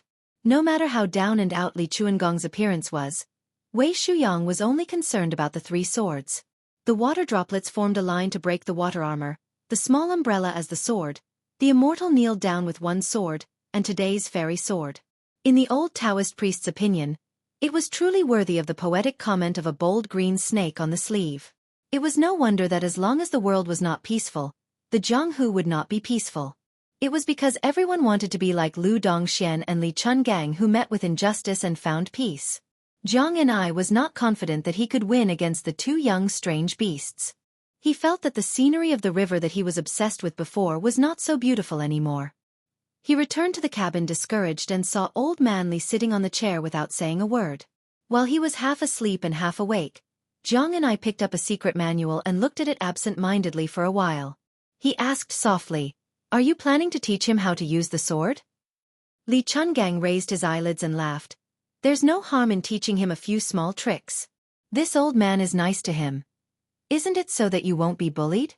Still the same words, as long as you're willing to practice the sword with this old man, even if young Su has mastered the sword, you can still kill him. Jiang and I hesitated for a while and changed the topic. "Your swordsmanship seems to be really scary." Chapter 142. Old man Li laughed heartily. "Little Jiang girl, you won't say that this old man is boasting anymore, right? However, this old man is telling the truth. That sword just now was a stroke of luck. It was only when the right time, place and people were all present that it had this kind of power. In this world, things that don't go your way are as numerous as the hairs on a cow. How many words can you say to others? Therefore, there are millions of swords in the world, but the immortal swords of sword immortals should also be pitifully few. Moreover, this old man's sword was called by the people of the Jianghu as the realm of sword immortals cannot exist forever. This old man is very open-minded now. He doesn't have extravagant hopes of becoming a land immortal. He only wants to teach you everything he knows. If he teaches you how to use the sword, there's hope that he can teach a female sword immortal. It's also good for this old man's reputation." Jiang and I said calmly, "Then you'd better teach him how to use the sword." The old man didn't take it to heart. He muttered to himself, "Ancestor Lu had a poem as a warning to those who came to learn the sword later on. 3 feet in the box don't cry out often. If I don't meet someone, I swear I won't pass it on." I deeply agree. This old man has met countless juniors who practice the sword in his life. There's no lack of sword geniuses with extraordinary perception and bone structure. However, if you can't match this old man's temper, even if you're Dong Tai, you can forget about learning this old man's two-sleeved green snake. The Wu family's sword mound gave up sword intent for heavenly sword moves and looked down on the world's sword moves. Only this old man's unique skill, not to mention how peerless his sword intent is, his sword moves are also exquisite to the peak. Back then, it made those half-dead people of the Wu family feel inferior. Jianghu frowned and sighed heavily. She put down the book and glared. Again? Li Chungang scratched the divine talisman dagger that was pinned to his hairbun. His expression was slightly awkward. If it was anyone else outside the cabin, they would treat his words as an imperial edict. However, this stubborn girl in front of him was really not buying the old god of swords' words. Li Chungang wasn't annoyed. He picked up a handful of pecans from the table and walked out of the cabin. He ignored the boatmen who worshipped him as the Dragon King, the reverence of Lu Qiantang and the other martial artists, and the fear of some Bailiang cavalry. He walked to Su Fengnian and Wei Shuyang and sat down casually. He stretched out his leg and kicked away the young Kuei that had just fallen from the spring thunder saber. The elder sister Bodhisattva wanted to avenge her younger brother. She immediately scratched 4 small holes on the ground with her sharp claws and roared. Su Fengnian reached out and pressed down on the little guy who was protecting him. The young female Kuei turned her head and showed a very human face of grievance. Su Fengnian smiled and shook his head. The young Kuei was very intelligent and ran to comfort her younger brother. Old God of Swordsley was puzzled. Kid, where did you find this beast? It's not inferior to Qi Xuanzhen's black tiger. In a few years, 2 of them will be comparable to a level 1 expert. It's a pity that you can't live for 200 or 300 years like them. Su Fengnian was even more puzzled and asked, "What's the matter?" The old man casually threw the pecans in his hand on the deck and said in an old-fashioned manner, "Kid, that morning in the Qingyang Palace, I saw your 3-legged cat saber technique. It was really an eyesore. Take out the embroidered winter saber with a thinner blade and do as this old man said." Su Fengnian did not hesitate and sat up straight. Du Sikong, the master swordsman who wrote the outline of 1,000 swords, had stood in the snow for 3 days in order to seek advice from Li Chungang. Su Fengnian was not a pretentious person who put on airs and immediately took out the embroidered winter saber with a blade as thin as a cicada's wing. The embroidered winter saber was slender and thinner than the spring thunder. Using it to practice saber was a test of one's mastery of saber strength.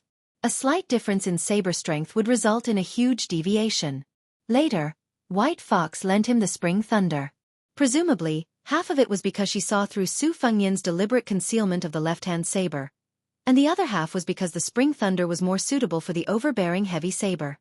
Su Fengnian had a solid foundation in the Great Yellow Court. Moreover, he had not practiced saber for a year for nothing, nor had he read all the martial arts secret manuals for nothing. He was almost considered to have reached a higher level in martial arts. When he used the spring thunder, they could complement each other and complement each other. Su Fengnian had put in a lot of effort, which meant that he had tacitly acknowledged Idiot Su as his friend and confidant. Su Fengnian pulled out the embroidered winter saber. Seeing the old god of sword remain silent, he asked in a low voice. And then? Wei Shuyang was even more cautious. The person beside him was old god of sword Li. Although Li Chungang was defeated by Wang Xianji and Wei Shuyang abandoned his sword to cultivate in the mountains out of anger, in the eyes of his generation, no matter how powerful Dong Tai was, he was not as impressive as the old god of sword Li. You, Dong Tai, defeated god of sword Li? How could you call him god of sword if you didn't even defeat him? Li Chungang yawned and asked Su Fengnian to hang the saber at a fixed height. He said impatiently, "Kid, try to flick the saber with your finger and see if you can break the walnuts on the floor." Su Fengnian adjusted his breathing, squinted his eyes, and stretched out his finger. With a crisp ding sound, Wei Shuyang, who was watching attentively, saw the embroidered winter saber curve in an arc. Unfortunately, it was still a finger's length away from the walnuts on the floor. Su Fengnian was not discouraged. His finger brushed lightly on the saber, found a point, and flicked it. The embroidered winter saber curved like a full moon. With a ding and a bang, it smashed a walnut in an instant, leaving a mark on the floor of the boat. Wei Shuyang subconsciously wanted to stroke his beard, but he suddenly realized that old god of sword Li was present. He did not dare to act rashly. However, The old Taoist was very impressed with His Royal Highness's flick of the saber. Although the embroidered winter saber was thin, not everyone could flick it with such tenacity. Old Man Li supported his cheek with one hand and continued, "Next, try to crush the walnuts, but don't leave a mark on the floor." Su Fengnian frowned slightly, but he did not hurry to snap his fingers. Instead, he rubbed the embroidered winter saber. He had benefited a lot from comprehending the essence of swordsmanship in the Qingshui Pavilion Sword Training Manual on Mount Wudong, which allowed Su Fengnian to have the consciousness to control the flow of qi in the body, which was the root of the saber's strength. Shattering a walnut without affecting the ship's deck was no longer a simple matter of increasing or decreasing the strength.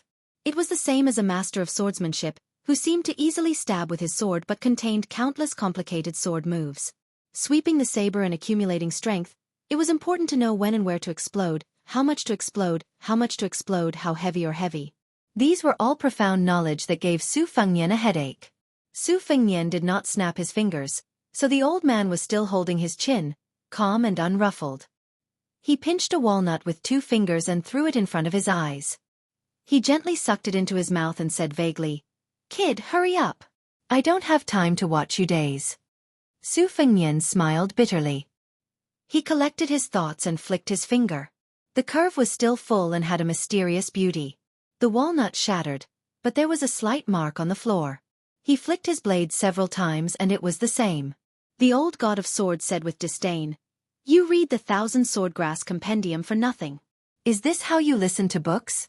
What a waste of little Zhang's saliva." Su Fengnian closed his eyes and recalled the scene of the water droplets turning into swords. The old man stood up and patted his butt. He sneered, "When you succeed, stack up 2 walnuts again. Remember to smash the bottom walnut. The floor of the boat and the top walnut must be intact. However, this old man reckons that with your terrible perception, not to mention the latter, even a small matter like this would be difficult. If you can't do it, then don't practice the saber with Lu Qiantang." Su Fengnian remained silent and racked his brains. The old god of swords probably felt that this fellow was too similar to the Wu family's swordmaster. He was in a bad mood and walked into the cabin without looking back. Wei Shuyang quietly left the bow of the boat so that no one would disturb him. He sat there until dusk and then until moonlight. Yu Wei went to put on a coat for Su Fengnian in the middle of the night.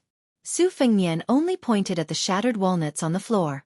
Yu Wei immediately went to get another handful and piled them in front of him. In the early morning, the old man came to the bow of the boat with sleepy eyes and saw Su Fengnian in a daze. He went closer to take a look. This kid changed the winter to spring thunder.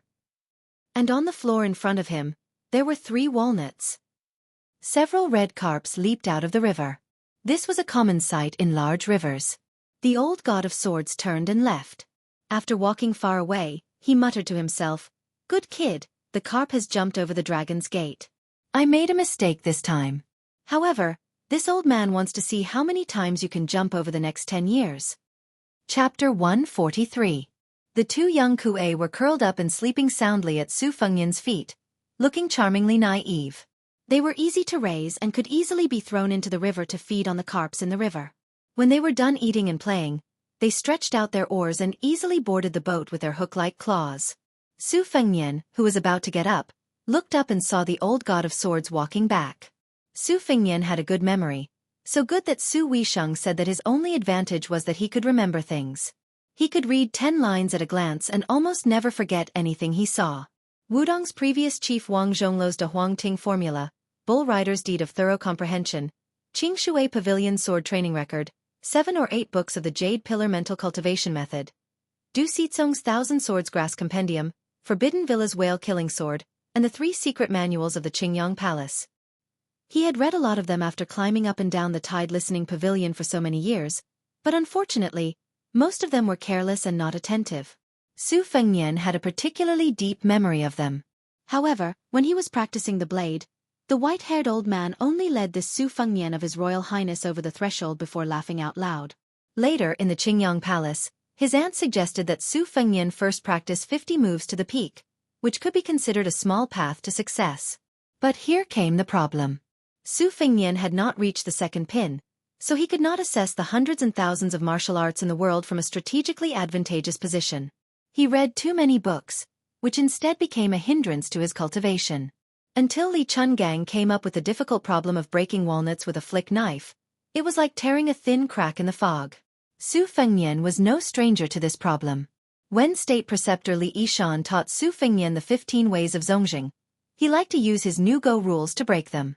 Su Fengnian sat in boredom until dawn, during which time he successfully flicked the walnuts into fine powder with the embroidered winter knife. The boat was still in good condition, and even stacking the walnuts was not a problem for the embroidered winter knife. Li Chungang sat in front of Su Fengnian and asked, "Do you know the difference between sword moves and sword intent?" Su Fengnian shook his head blankly. The old man said expressionlessly, "Draw your blade." Su Fengnian laid embroidery winter flat. The old god of swords stretched out a finger and casually flicked the blade. Without any visible movement, the 3 walnuts in front of Su Fengnian exploded at the same time. The old man gently flicked his sleeves and folded up 3 walnuts. He flicked the xiaodong again, but the walnuts still shattered. The results were exactly the same. Su Fengnian did not know what the old god of swords was up to. Seeing Su Fengnian's puzzled expression, Li Chungang sneered, "Try placing the spring thunder under the winter embroidery." Su Fengnian held the blade with both hands. Old man Li struck the winter embroidery again. Su Fengnian's perlicue trembled. He could not hold the spring thunder firmly because there was a point on the spring thunder blade that was like an exploding thunder. It spread to Su Fengnian's hand, causing his entire arm to tingle and go numb. Su Fengnian understood. This was sword intent. The storytellers in the streets liked to call it sword aura, but it was slightly different. Old man Li did not give Su Fengnian time to catch his breath. He struck the winter embroidery again. In an instant, the spring thunder almost slipped out of his hand.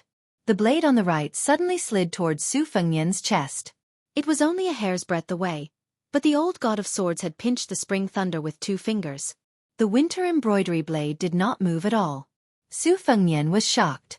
He could not figure it out even if he racked his brains. Old god of swords seemed to think that this kid's comprehension was too poor. He would not feel at ease if he did not scold him. He glared and said, "Anyone can see that your winter embroidery blade is bent in an arc. It looks exciting to outsiders, but it's flashy without substance. With this old man's winter embroidery blade, with your insignificant skills, can you tell how many times winter embroidery blade has flicked? It looks like winter embroidery blade is not moving, but it's really not moving? This old man has 2 fingers. One of them penetrated the winter embroidery blade and hit the spring thunder. The second finger is sacrificing vigor for sword moves. Winter embroidery blade has already bent 6 times and hit the spring thunder blade from the side. That's why the spring thunder struck you. A top-notch sword move requires speed and stability. It's as fast as thunder and as steady as the 5 sacred mountains. Kid, you're still too inexperienced. Su Fengnian asked doubtfully, between sword intent and sword moves, which one is stronger? Old god of swords Li sneered. This old man wants to use sword intent to defeat the enemy. That means sword intent is stronger. If this old man wants to use sword moves to kill people, his sword moves will naturally be stronger than all sword intent in the world. Fine, I asked for nothing. Su Fengnian felt helpless. Old man Li was a fair trade. He stood up and said, "Are these 2 fingers enough to buy all your rice paper?" Su Fengnian nodded and said, "It's enough." Looking at the old man's back, Su Fengnian could not help but have mixed feelings. Killing a Jiao dragon where there was a Jiao dragon was not a boast. The old man even hid a Jiao dragon in his sleeves. It was the purest form of yang energy and was incomparably domineering. His flying sword destroyed Mount Taihua. It was said that he had mastered the essence of Lu Dongshuan's immortal sword. Naturally, this hidden sword was 100 times more powerful than the sword that made the immortal kneel. Su Fengnian originally wondered why Li Chungang had 2 sleeves after losing his arm, but now he dared not underestimate him. 2 fingers, one indicating sword intent, and the other indicating swordsmanship. His words were profound and easy to understand. He had pointed out a narrow path for Su Fengnian, who was confused at the crossroads of martial arts. Together with the words of the armored maid, Zhao Yute, Su Fengnian felt as if he had just escaped from the gates of hell. As for when he could reach the first Pin realm, or even touch the edge of the Vajra realm, Su Fengnian was not in a hurry. This was all thanks to old Huang's subtle influence. Teaching by example was often useless. Instead, it was better to teach by example. Of course, Old Huang's sword was still a distance away from the old god of swords Li Chungang. However, in Su Fengnian's heart, it was obvious which was more important between Old Huang's sword case and the old god of swords wooden bull. Riding out of Bailiang. Su Fengnian finally learned from Su Shao what Old Huang had said to Wang Xianji when he was facing the north before his death. Su Fengnian stood with his hand on his saber. Looking at the vast river, he closed his eyes and breathed continuously. His qi was as continuous as the river water. He chanted the incantation of the Great Yellow Court. Qi returns to the pill formula, the pot produces water and water. Yin and yang come and go, turning into a thunderclap. Who can't live forever? The white rainbow rides the dragon and goes straight to the Daluo heaven. Generally speaking, the proverbs of the Taoist immortals who cultivated Taoism were often in the pursuit of wondrous words. When ordinary people first read it, they would only feel that it was wondrous, wondrous, wondrous, wondrous, wondrous, wondrous, and even more wondrous. In fact, if there were no enlightened Taoist to personally lead the way and pass on the specific incantation of breathing and drawing qi, in the end, they would only enter the mountain and not see the immortal, and return empty-handed. As the saying goes, the immortal is unwilling to speak clearly, but thousands and thousands of people are bewitched by this logic. While Su Fengnian's mind was wandering 10,000 li, he sensed that someone was walking behind him. At this moment, the only person who dared to come forward and disturb His Royal Highness was Yu Wei. She held Wu Mainyang and said softly, "Aren't you going to eat something?" Su Fengnian opened his eyes and grunted. He shot a glance at Yu Wei. She was indeed a beauty. It was a pity that ancestor Lu had long left behind a poem to warn the later generations. The body of a 16-year-old beauty was soft and limp. Her waist was like a sword that could cut ordinary men. Although her head didn't fall, she secretly caused her husband's spirit to wither. Su Fengnian felt very helpless about this. He wasn't an inexperienced flower. From the time he went up the mountain to practice his blade to the time he went down the mountain, he had always been able to remain calm. This kind of composure was evident. During the meal, only Su Fengnian, the old god of swords, and Wei Shuyang were sitting at the table. Li Chungang chewed on a piece of flatbread and remembered something. He said casually, "Although this old man avoided that Wu family swordsman, he can come back later. It's very likely that his realm is one level higher. That sword move, you bunch of idiots only watched for fun. That fellow, on the other hand, can comprehend something that will be of great benefit to his sword cultivation." Su Fengnian's face stiffened. He fiercely took a bite of the bun. After breakfast, old god of swords Li spread out rice paper in the cabin. He smiled at Jianghu who was hiding to read.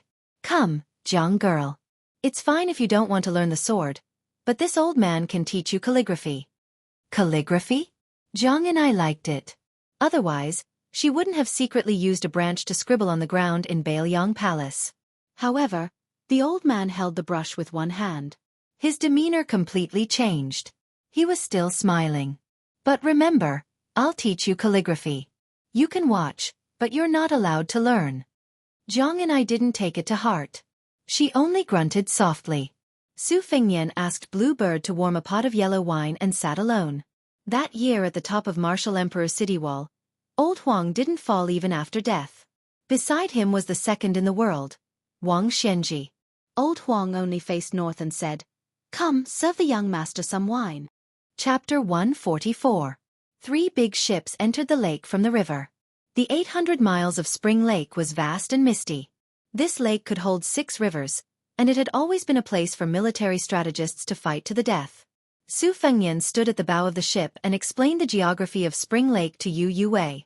He included many military insights that Li Yishan had imparted to him. Before the spring and autumn period, the north and south confronted each other and fought for this place as their stronghold.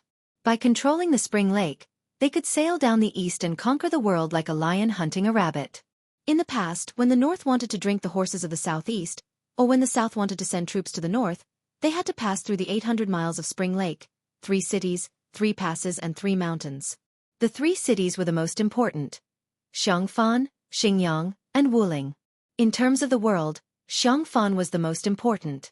In terms of the southeast, Xingyang was the most important. In terms of our prefecture, Wuling was the most important. Xiangfan was always said to be the backbone of the world. When the 3 kingdoms were fighting here, Wang Mingyang, an old minister of West Chu, accepted the order and became the governor of Xiangfan. He resisted Su Zhao's 100,000 soldiers and defended for 3 years. When West Chu was destroyed and West Shu was forgotten, this scholar from Xianxia Academy still refused to surrender. The city ate people and Wang Mingyang personally cooked his wife and children. 3 years later, the city was breached and less than 10,000 people were left in Xiangfan. It became a ghost city. It was said that 10 years after the city was breached, there were still hundreds of thousands of wandering souls that refused to leave the city and howled every night. The dynasty had no choice but to send the Taoist master of Longhu Mountain to Xiangfan to set up the Great Zhou Tian ceremony. The number of sacrificial offerings reached a shocking number of 36,500, which was an unprecedented feat. This battle allowed Wang Mingyang to win the title of the #1 defender of the spring and autumn period. Even Su Xiao admired him. Wang Mingyang was a famous person, but he dragged 200,000 people down with him. Even after 1,000 years, Wang Mingyang would still be a controversial figure. Yu Yuwei was frightened. "We're not going to Xiangfan, are we?" Su Fengnian had recently been habitually flicking his fingers. He probably did it thousands of times in a day. He was probably obsessed with practicing the blade. He laughed softly. "I wanted to go, but if you don't dare, then we'll go straight to Wuling." Yu Yuwei shook her head. Su Fengnian suddenly heard cries and screams coming from the back of the boat. Yu Yuwei just happened to hear the legend of 100,000 resentful spirits in Xiangfan. Her heart trembled, and she finally realized that she was at the bow of the spring god lake. Her face was full of self-mockery. Su Fengnian ignored Yu Yuwei and rushed to the bow of the boat. He saw a boatman rolling on the ground with a bloody arm. 2 scarlet young Kuei were growling at him. Lu Qiantang went up to His Royal Highness and told him what happened. It was a trivial matter. The young Kuei were frolicking and running, and they probably bumped into the boatman. Su Fengnian frowned. The tiger Kuei was an ancient beast, and it ate people when it was hungry. Su Fengnian squatted down, and the young Kuei seemed to feel its master's anger. It lowered its head and whimpered, and its skin immediately turned from red to black. Su Fengnian was not arrogant, and with a flick of his finger, he hit the boatman. A hole was made in the wall of the boat, and it fell into the lake. The elder sister Bodhisattva looked at her younger brother from the hole, and then turned around to look at Su Fengnian pitifully, as if she was pleading for mercy. Su Fengnian snorted, stood up and said, "Compensate the injured." "Oh right, ask the Phoenix Battalion to help mend the boat." In the twilight, hundreds of boats were racing on the spring god lake. It was a lively and bustling scene. The closer they were to the land of fish and rice in Jiangnan, the more they could not feel the loneliness of their hometown, Beiliang. Tonight, they would spend the night on an island in the middle of the spring god lake called Mount Lao. As they approached the island in the middle of the lake, Su Fengnian saw Jianghu walk out of the cabin and stand beside him. He explained, this mountain was originally not called Mount Lao, but Prison Mountain. It was the place where the Queen Mother of the West imprisoned the Jade Emperor's daughter, the spring god. Prison Mountain was not surrounded by a lake, but a basin. Later on, a demigod was so angry that he drew a circle around Prison Mountain with his sword, and it collapsed for 800 miles. Only then did the lake water gushed out. As for the saying that a demigod created the lake, of course it was just nonsense. Nowadays, Mount Lao is filled with courtyards and pavilions, and people from all walks of life gather there. Not only are there residences of the rich and powerful, but there are also residences of monks and Taoists.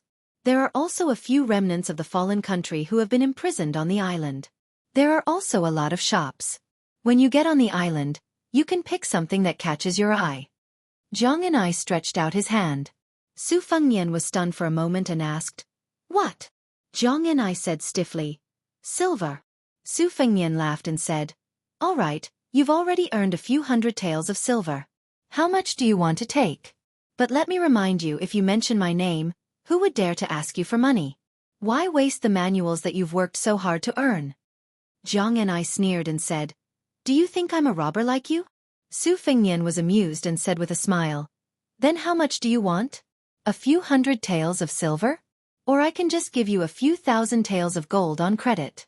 That way you can study for a few lifetimes." Jianghu said angrily, "I only want 1 tael of silver." Su Fengnian said helplessly, "Do you need to be so stingy?" Jianghu said with a straight face, "Give it to me." Su Fengnian rolled his eyes and said, "Ask Bluebird for it later. I've never brought such a small amount of money." Chapter 145. Jiang and I went straight to the cabin and took out a small account book from the book box like a thief. It clearly recorded how many when she earned from reading Taishan Sutra, Thousand Swords Materia Medica, Whale Killing Sword, etc. When and where she read each book and how many words she read each book were all recorded in detail. Until now, she had earned not only a few hundred taels as Su Fengnian said, but 1,007 taels and 34 1. The old god of swords who only knew how to eat, drink and sleep strolled into the cabin. Jiang and I, who was about to transfer 1 tael of silver from her savings, held up a brush with one hand and covered the account book with the other. Li Chungang could not do anything about this. He stood far away and let Jiang and I finish her work. Only then did he carry the wine pot and sit on the table. He poured some wine on the table and dipped his finger in it. After Jiang and I put the account book back into the bottom of the book box and sat opposite her, Li Chungang then used his finger as a pen and the wine as ink. He started writing on the table, one stroke after another, full of vigor and vitality. Jiang and I sat upright and still, watching the old man write in one go. Half of the table was densely packed with words, like the rugged rocks at the gates of hell. After old man Li finished writing, he looked at Jiang and I. The latter's face was calm. The old man seemed to really mean what he said at the beginning. He did not expect the little girl to learn anything. He wiped his sleeves and started again. This time, Li Chungang spoke. There are 3 main points in my wild grass. First, it has to be continuous and consistent. Second, it has to strive for thousands of layers. Finally, it has to be a word without fear, without emotion, without desire. Just like this wine, it can be wiped away without a trace. The first point is that one must not be lazy. Even when he is drunk, there is not a single mistake in his cursive writing. There are rules. Why? His daily work is enough to be meticulous. Every word is like waving a sword or a knife. One must not be careless. This old man's calligraphy has always been known as the swift snake walking snake. Looking at his words is like looking at a sword. The sword's edge is awe-inspiring. Li Chungang was talking excitedly when he saw Jiang and I yawning. The ship stopped and seemed to want to go ashore. The old man with a stomach full of frustration lowered his head and took a deep breath. He sighed and muttered, "Don't waste, don't waste." He drank the wine on the table. Jiang and I was used to this kind of absurd behavior of the old man. Walking out of the cabin together, he saw Su Fengnian was in the middle of a discussion with the big halberd Ning Amei. It seemed that more than half of the Phoenix battalion would not go up the mountain. This was also reasonable. Not to mention whether 100 light armored soldiers could live in the mountain or not, these northern Liang soldiers themselves were too eye-catching. While Jiang and I was deep in thought, Old Man Li was still boasting to himself about how his calligraphy had reached perfection. Jiang Ni's left ear went in and out of her right ear. She lifted her skirt with both hands and walked down the wooden plank. From the corner of her eye, she saw a young kuei scuttling ashore with a fat cop in its mouth. It seemed to be asking for credit from Su Fengnian. However, Su Fengnian only scolded it once, and the little guy immediately lay on the ground and stopped moving. Was it playing dead? Su Fengnian was just about to kick the little guy when his robe was lightly bitten by another young kuei. Only then did Su Fengnian stop. The punishment had come to an end. The siblings did not hold a grudge. They happily followed behind His Royal Highness. Seeing this, Jiang Ni's heart ached. These 2 little idiots, why were they so gentle to Su Fengnian? Su Fengnian looked back at the spring god lake. His eyes were absent-minded. He muttered, "We've arrived." The capital, Great Peace City. In the early morning, the sky was gray. 300 cavalrymen galloped over on the official road, kicking up dust. It was rumored in Jing that the king of Bailiang, Su Shao, was about to enter the city. This was the only city in the world with a population of 1 million. For a moment, the clouds were turbulent. The tall buildings on the main road were filled with all kinds of people. They just wanted to see the true face of Su Shao. Even if they could not see him, they would be satisfied just by looking at the carriages. The scholars were impatient, the martial artists of Jianghu were uneasy, and the officials and nobles were noisy. It was rumored that there were dozens of big and small yellow doors that were prepared to block the carriages and risk their lives to angrily denounce that butcher for causing great suffering to the people.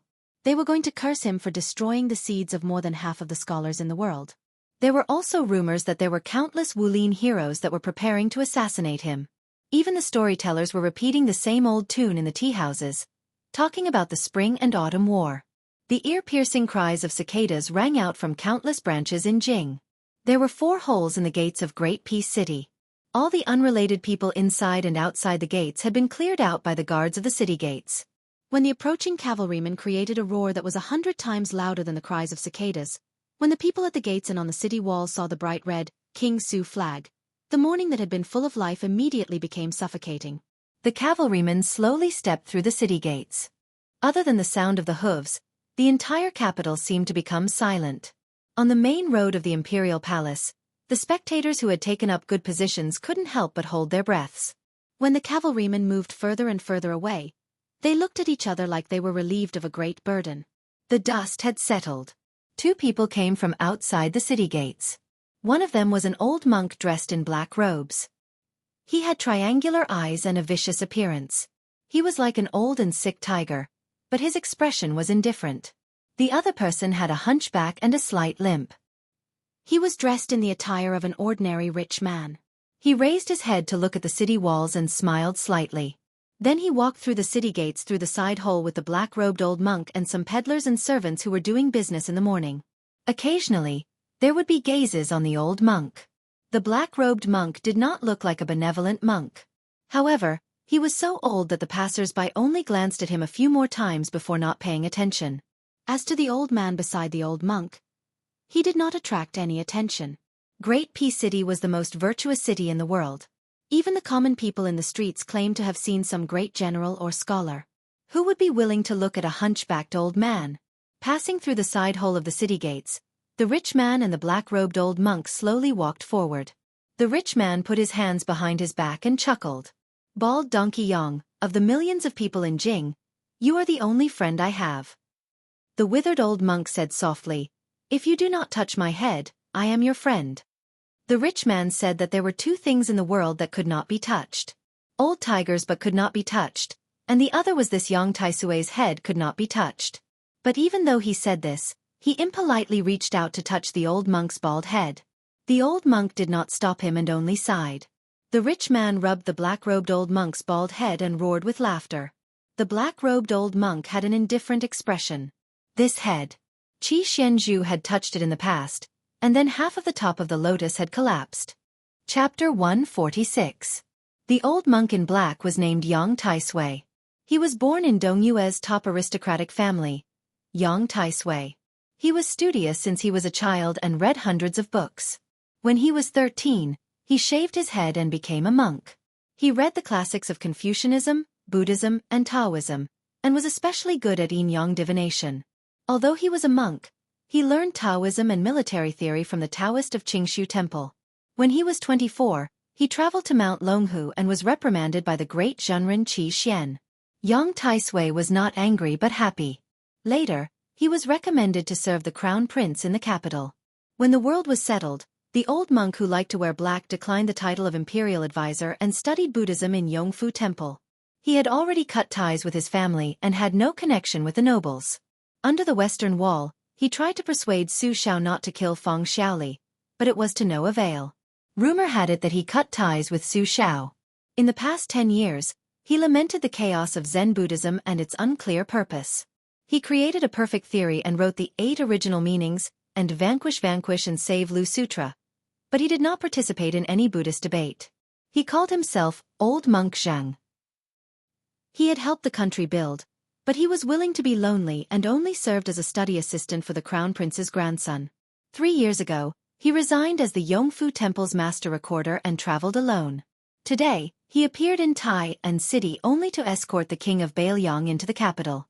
However, after Butcher Su Xiao saw the old monk in black, he insisted on walking into the city. Su Xiao walked side by side with him towards the palace gate. Su Xiao, who was dressed like a rich man, put his hands in his sleeves and strolled leisurely on the main road of the capital. He laughed and said, "Yang Taisui, I heard you took in a disciple who went to Shangyin Academy? Let me say this first. Playing around is one thing, but if something big really happens, you and I will not interfere. Also, the Red Armor General was ordered by your disciple, right? There will be no next time. I'm very curious." The red armor general was already skinned by your bodhisattva disciple Han Diaoxi. How come there are 5 more red armor general now? You old bald donkey, what kind of sinister plan are you planning? What? Are you still throwing a tantrum with me? You're just as petty as a woman. Isn't it just because I didn't promise you not to kill those 600 scholars back then? We've exchanged our lives for decades. Do you think you can just throw it away like that? The black-robed monk said in an old-fashioned manner. It's none of my business. Su Xiao squinted his eyes and looked at the capital that he had not seen for many years. He curled his lips and said, Tell me something. Is that kid the illegitimate child of that person? Otherwise, how could he have obtained the red armor from Han Diaoxi, and how could he have made Han Diaoxi, this human cat, become a submissive slave? The old monk frowned. He was already a ferocious god to begin with, but now he looked even more ferocious. He was awe-inspiring even without being angry. He walked through the crowded streets, but with the old monk leading the way, no one could get close to him and Su Xiao. They were like fish in water. Su Xiao smiled and said, Since Bald Donkey doesn't deny it, I'll take that as an answer. The black-robed old monk still did not explain or refute. His state of mind was as calm as an ancient well. Su Xiao joked, Yang Taisui, oh Yang Taisui, sometimes I admire you. Being in the king's company is like being in the tiger's company. As long as you live for another 20 or 30 years, you'll have the hope of assisting the dragon for 3 more dynasties. Everyone will be happy to treat you like a bodhisattva. Look at Mount Longhu. In order to consolidate the position of the imperial advisor, they will do anything. There's an old guy who gave up 2 years of his lifespan and even went against the heavens to change his fate. You, on the other hand, don't do anything. Bald donkey. When are you going to meet my eldest son, Fengyan? He's different from me. He's a Buddhist. Maybe you'll get along. The old monk shook his head and reminded him softly, We're here. At the end of the road, they could see the gate of the South Imperial City. According to the law, there was an early morning court session every 10 days. However, the morning court session had already begun and Su Xiao had arrived a little late. There were only carriages and servants outside the door. He did not see any dignitaries of the imperial court. This was the first gate of the imperial city. There were 3 watchtowers with huge eaves and ridges. On the left and right of the gate, there was a pair of white jade lion and dismount steels. On the gate, there was a couplet written by the founding scholar, The sun and moon are bright, the mountains and rivers are majestic. There were 110 corridors on the left and right of the gate. They were known as the 1,000-step corridors, connected to the eaves and ridges. They surrounded and protected the Baohe Palace, which was also known as the Golden Imperial Hall. The black-robed old monk, Yang Taisui, sighed and said, You're going to attend court dressed like this? Su Xiao smiled and said, I'm going to change in the carriage. I didn't have the chance to wear it in Beiliang. I've been living like a prince these years and I've gained a lot of weight. I don't know if it fits. If I can't wear it, it'll be troublesome. The old monk had a rare expression of helplessness on his face. Chapter 147. Su Xiao laughed heartily and walked towards a carriage with only a few personal retainers of the prince's mansion left. Naturally, he could not bring the steel cavalry under the command of the prince's banner to the foot of the imperial city's wall. The black-clothed Yang Taisui did not move. He still stood 1,000 feet outside the door with a bleak expression. Back then, he was still a monk who sought fame and achievements. Su Xiao had already led 600 black-armored soldiers out of Jianghu. He gave advice to the late emperor while Su Xiao was the emperor's vanguard. One was a scholar while the other was a warrior. They complemented each other well. At that time, the late emperor regarded the 2 of them as his right-hand men. They used to climb up to the Baohe Hall to drink together and talk about the chaotic world under the moonlight. Su Xiao did not study much, so he was always forced to recite poems. He was crude and vulgar and was laughed at every time. After he got drunk, he would wantonly lie down and it did not matter who was using whose arm as a pillow. The last time they met was when Su Xiao destroyed West Chu and returned to the capital to receive the title of Dezhu State. They only talked to each other, no longer as unscrupulous as before. After that, he no longer participated in politics and only talked about Zen and poetry. After that, he was instructed by the late emperor to drink farewell wine with Su Xiao. Only then did that beautiful woman enter the palace alone with a sword and a white gown. After that, he no longer had the face to see Su Xiao. Su Xiao was not far from the carriage when a carriage galloped towards him. The coachman was sweating profusely. Su Xiao waved his hand to signal Spear Immortal Wang Xiu's shitty, Han Lao's Han, not to worry. He leaned to the side and barely dodged the hooves of two big horses. He only signaled a master from the prince's mansion to take a prepared outer robe from the carriage and prepare to wear it to the morning court. Su Xiao did not mind the carriage's collision. However, the coachman from the prince's mansion thought that the hunchbacked old man was an eyesore and thought that he was some blind servant of an official in the imperial court. The master in the carriage was already late for the morning court because he was unwell. The master kept urging him all the way, causing him to be scolded countless times. Of course, his mood was extremely bad. In a fit of anger, he raised his whip and smashed the coachman. Su Xiao smiled and did not move. Han Lao's Han grabbed the whip, pulled the coachman down, and stomped on his chest. With a crack, 2 ribs were broken. A middle-aged Confucian scholar wearing a 4th-rank Yunyan civil official's robe came down from the carriage. Seeing that his servant was in trouble, he flew into a rage. Looking at the unfamiliar old man, he did not care about his manners and cursed loudly. Generally, he was angrily scolding which servant dared to be so arrogant and commit such a crime outside the imperial city. He pointed at Su Xiao's nose and asked him to report the name of the official in his mansion. When he went to court later, he would personally impeach the emperor. This Confucian scholar was a 4th-rank Confucian, the same rank as the prefecture overseer. He was the son of the crown prince's left concubine, and held a position in the eastern palace that made people jealous. Not only that, his father Lu Binzhong was the grand secretary of the Eastern Pavilion, an important official of 2 dynasties. In this dynasty, the most prestigious civil officials were the 3 halls and 3 pavilions. Although the Eastern Pavilion was at the bottom, the 3 halls and 3 pavilions were not full. Including the Wuying Palace, Wenhua Palace, and Yuan Pavilion, there were only 4. Lu Binzhong, as one of the 4, was an extraordinary honor. In addition, his brother, Lu Tiran, was the Yinqing Guanglu Daifu. The 3 of them were officials in the imperial court, which was a legend. Were it not for this, he would not have dared to casually speak of impeachment outside the gates of the imperial city. After all, officials who could participate in the morning court were not ordinary people. Su Xiao looked at the 4th-rank crown prince's left concubine spittle flying everywhere, and dismissed it with a smile. A retainer jumped off the carriage with a bundle and undid a corner of his court robe. The Confucian official from the Lu family glanced at it and subconsciously froze. Was this old man in front of him an official? But he had never heard of civil officials or generals wearing such a style of official robe. In this world, official robes were far more important than official manners. Once exposed and proven, the only outcome would be imprisonment and banishment. When the bundle was completely opened, the eyes of the Lu family's left concubine of the Eastern Palace widened. A python robe? That was a blue satin robe embroidered with a 5-clawed python. Since ancient times, python robes had been the robe of an elephant dragon. It was similar to the dragon robe worn by the emperor, but it lacked a claw. Like the dragon robe, the words Jianghu were embroidered on it. The current dynasty clearly states that only the princes can embroider the 9 pythons and 5 claws. Only the imperial family can embroider the bright yellow and apricot yellow colors. The dragon python has 5 different postures: curving on the water, standing upright on the water, lying on the water of the 3 rivers, lying on the water of the 5 rivers, and lying fully on the water of the 5 rivers. There are strict regulations on which postures should be used at which level. The man surnamed Lu watched the old man put on the embroidered robe with the help of the servants and swallowed his saliva. Dragon python robe. The 5 claws of the 9 dragons were 1 more claw than General Gu Jiantang.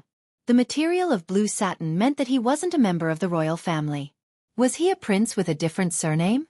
Counting with one's fingers, how many kings with different surnames were there in the dynasty? The old man was wearing a python robe that was unique in the entire dynasty. It was clear that he was going to attend the imperial court. What was more, other than wearing this terrifying python robe, he was also holding a saber. Who could carry a sword to court? Even if Lu was an idiot, he would know who the old man in front of him was. The king of Beiliang, Su Xiao. After the hunchbacked old man put on the extravagant python robe and carried the Beiliang saber, he walked straight to the southern gate of the imperial city. The left concubine's son knelt on the ground with a thud. He no longer had any thoughts of attending the imperial court. He just kowtowed there with all his might, leaving a pool of blood on the stone floor. Su Xiao, wearing a python robe, walked into the imperial city. The opening of the city gate was a little dim. After walking out, Ren Tu blocked the warm sunlight and squinted at the great hall in the distance. The 2 rows of officers in front and behind him all knelt on the ground. The eunuchs all acted as if they were facing a great enemy and yelled at the top of their lungs, "The king of Bailiang enters the palace!" The hunchbacked old man limped forward slowly, as if he didn't care that there was the emperor, Grand Secretary Zhang Julu, General Gu Jiantang, and all the civil and military officials waiting there. He silently counted his steps and finally walked up the steps. Looking back at the city gate, he smiled and muttered to himself, "I'm old.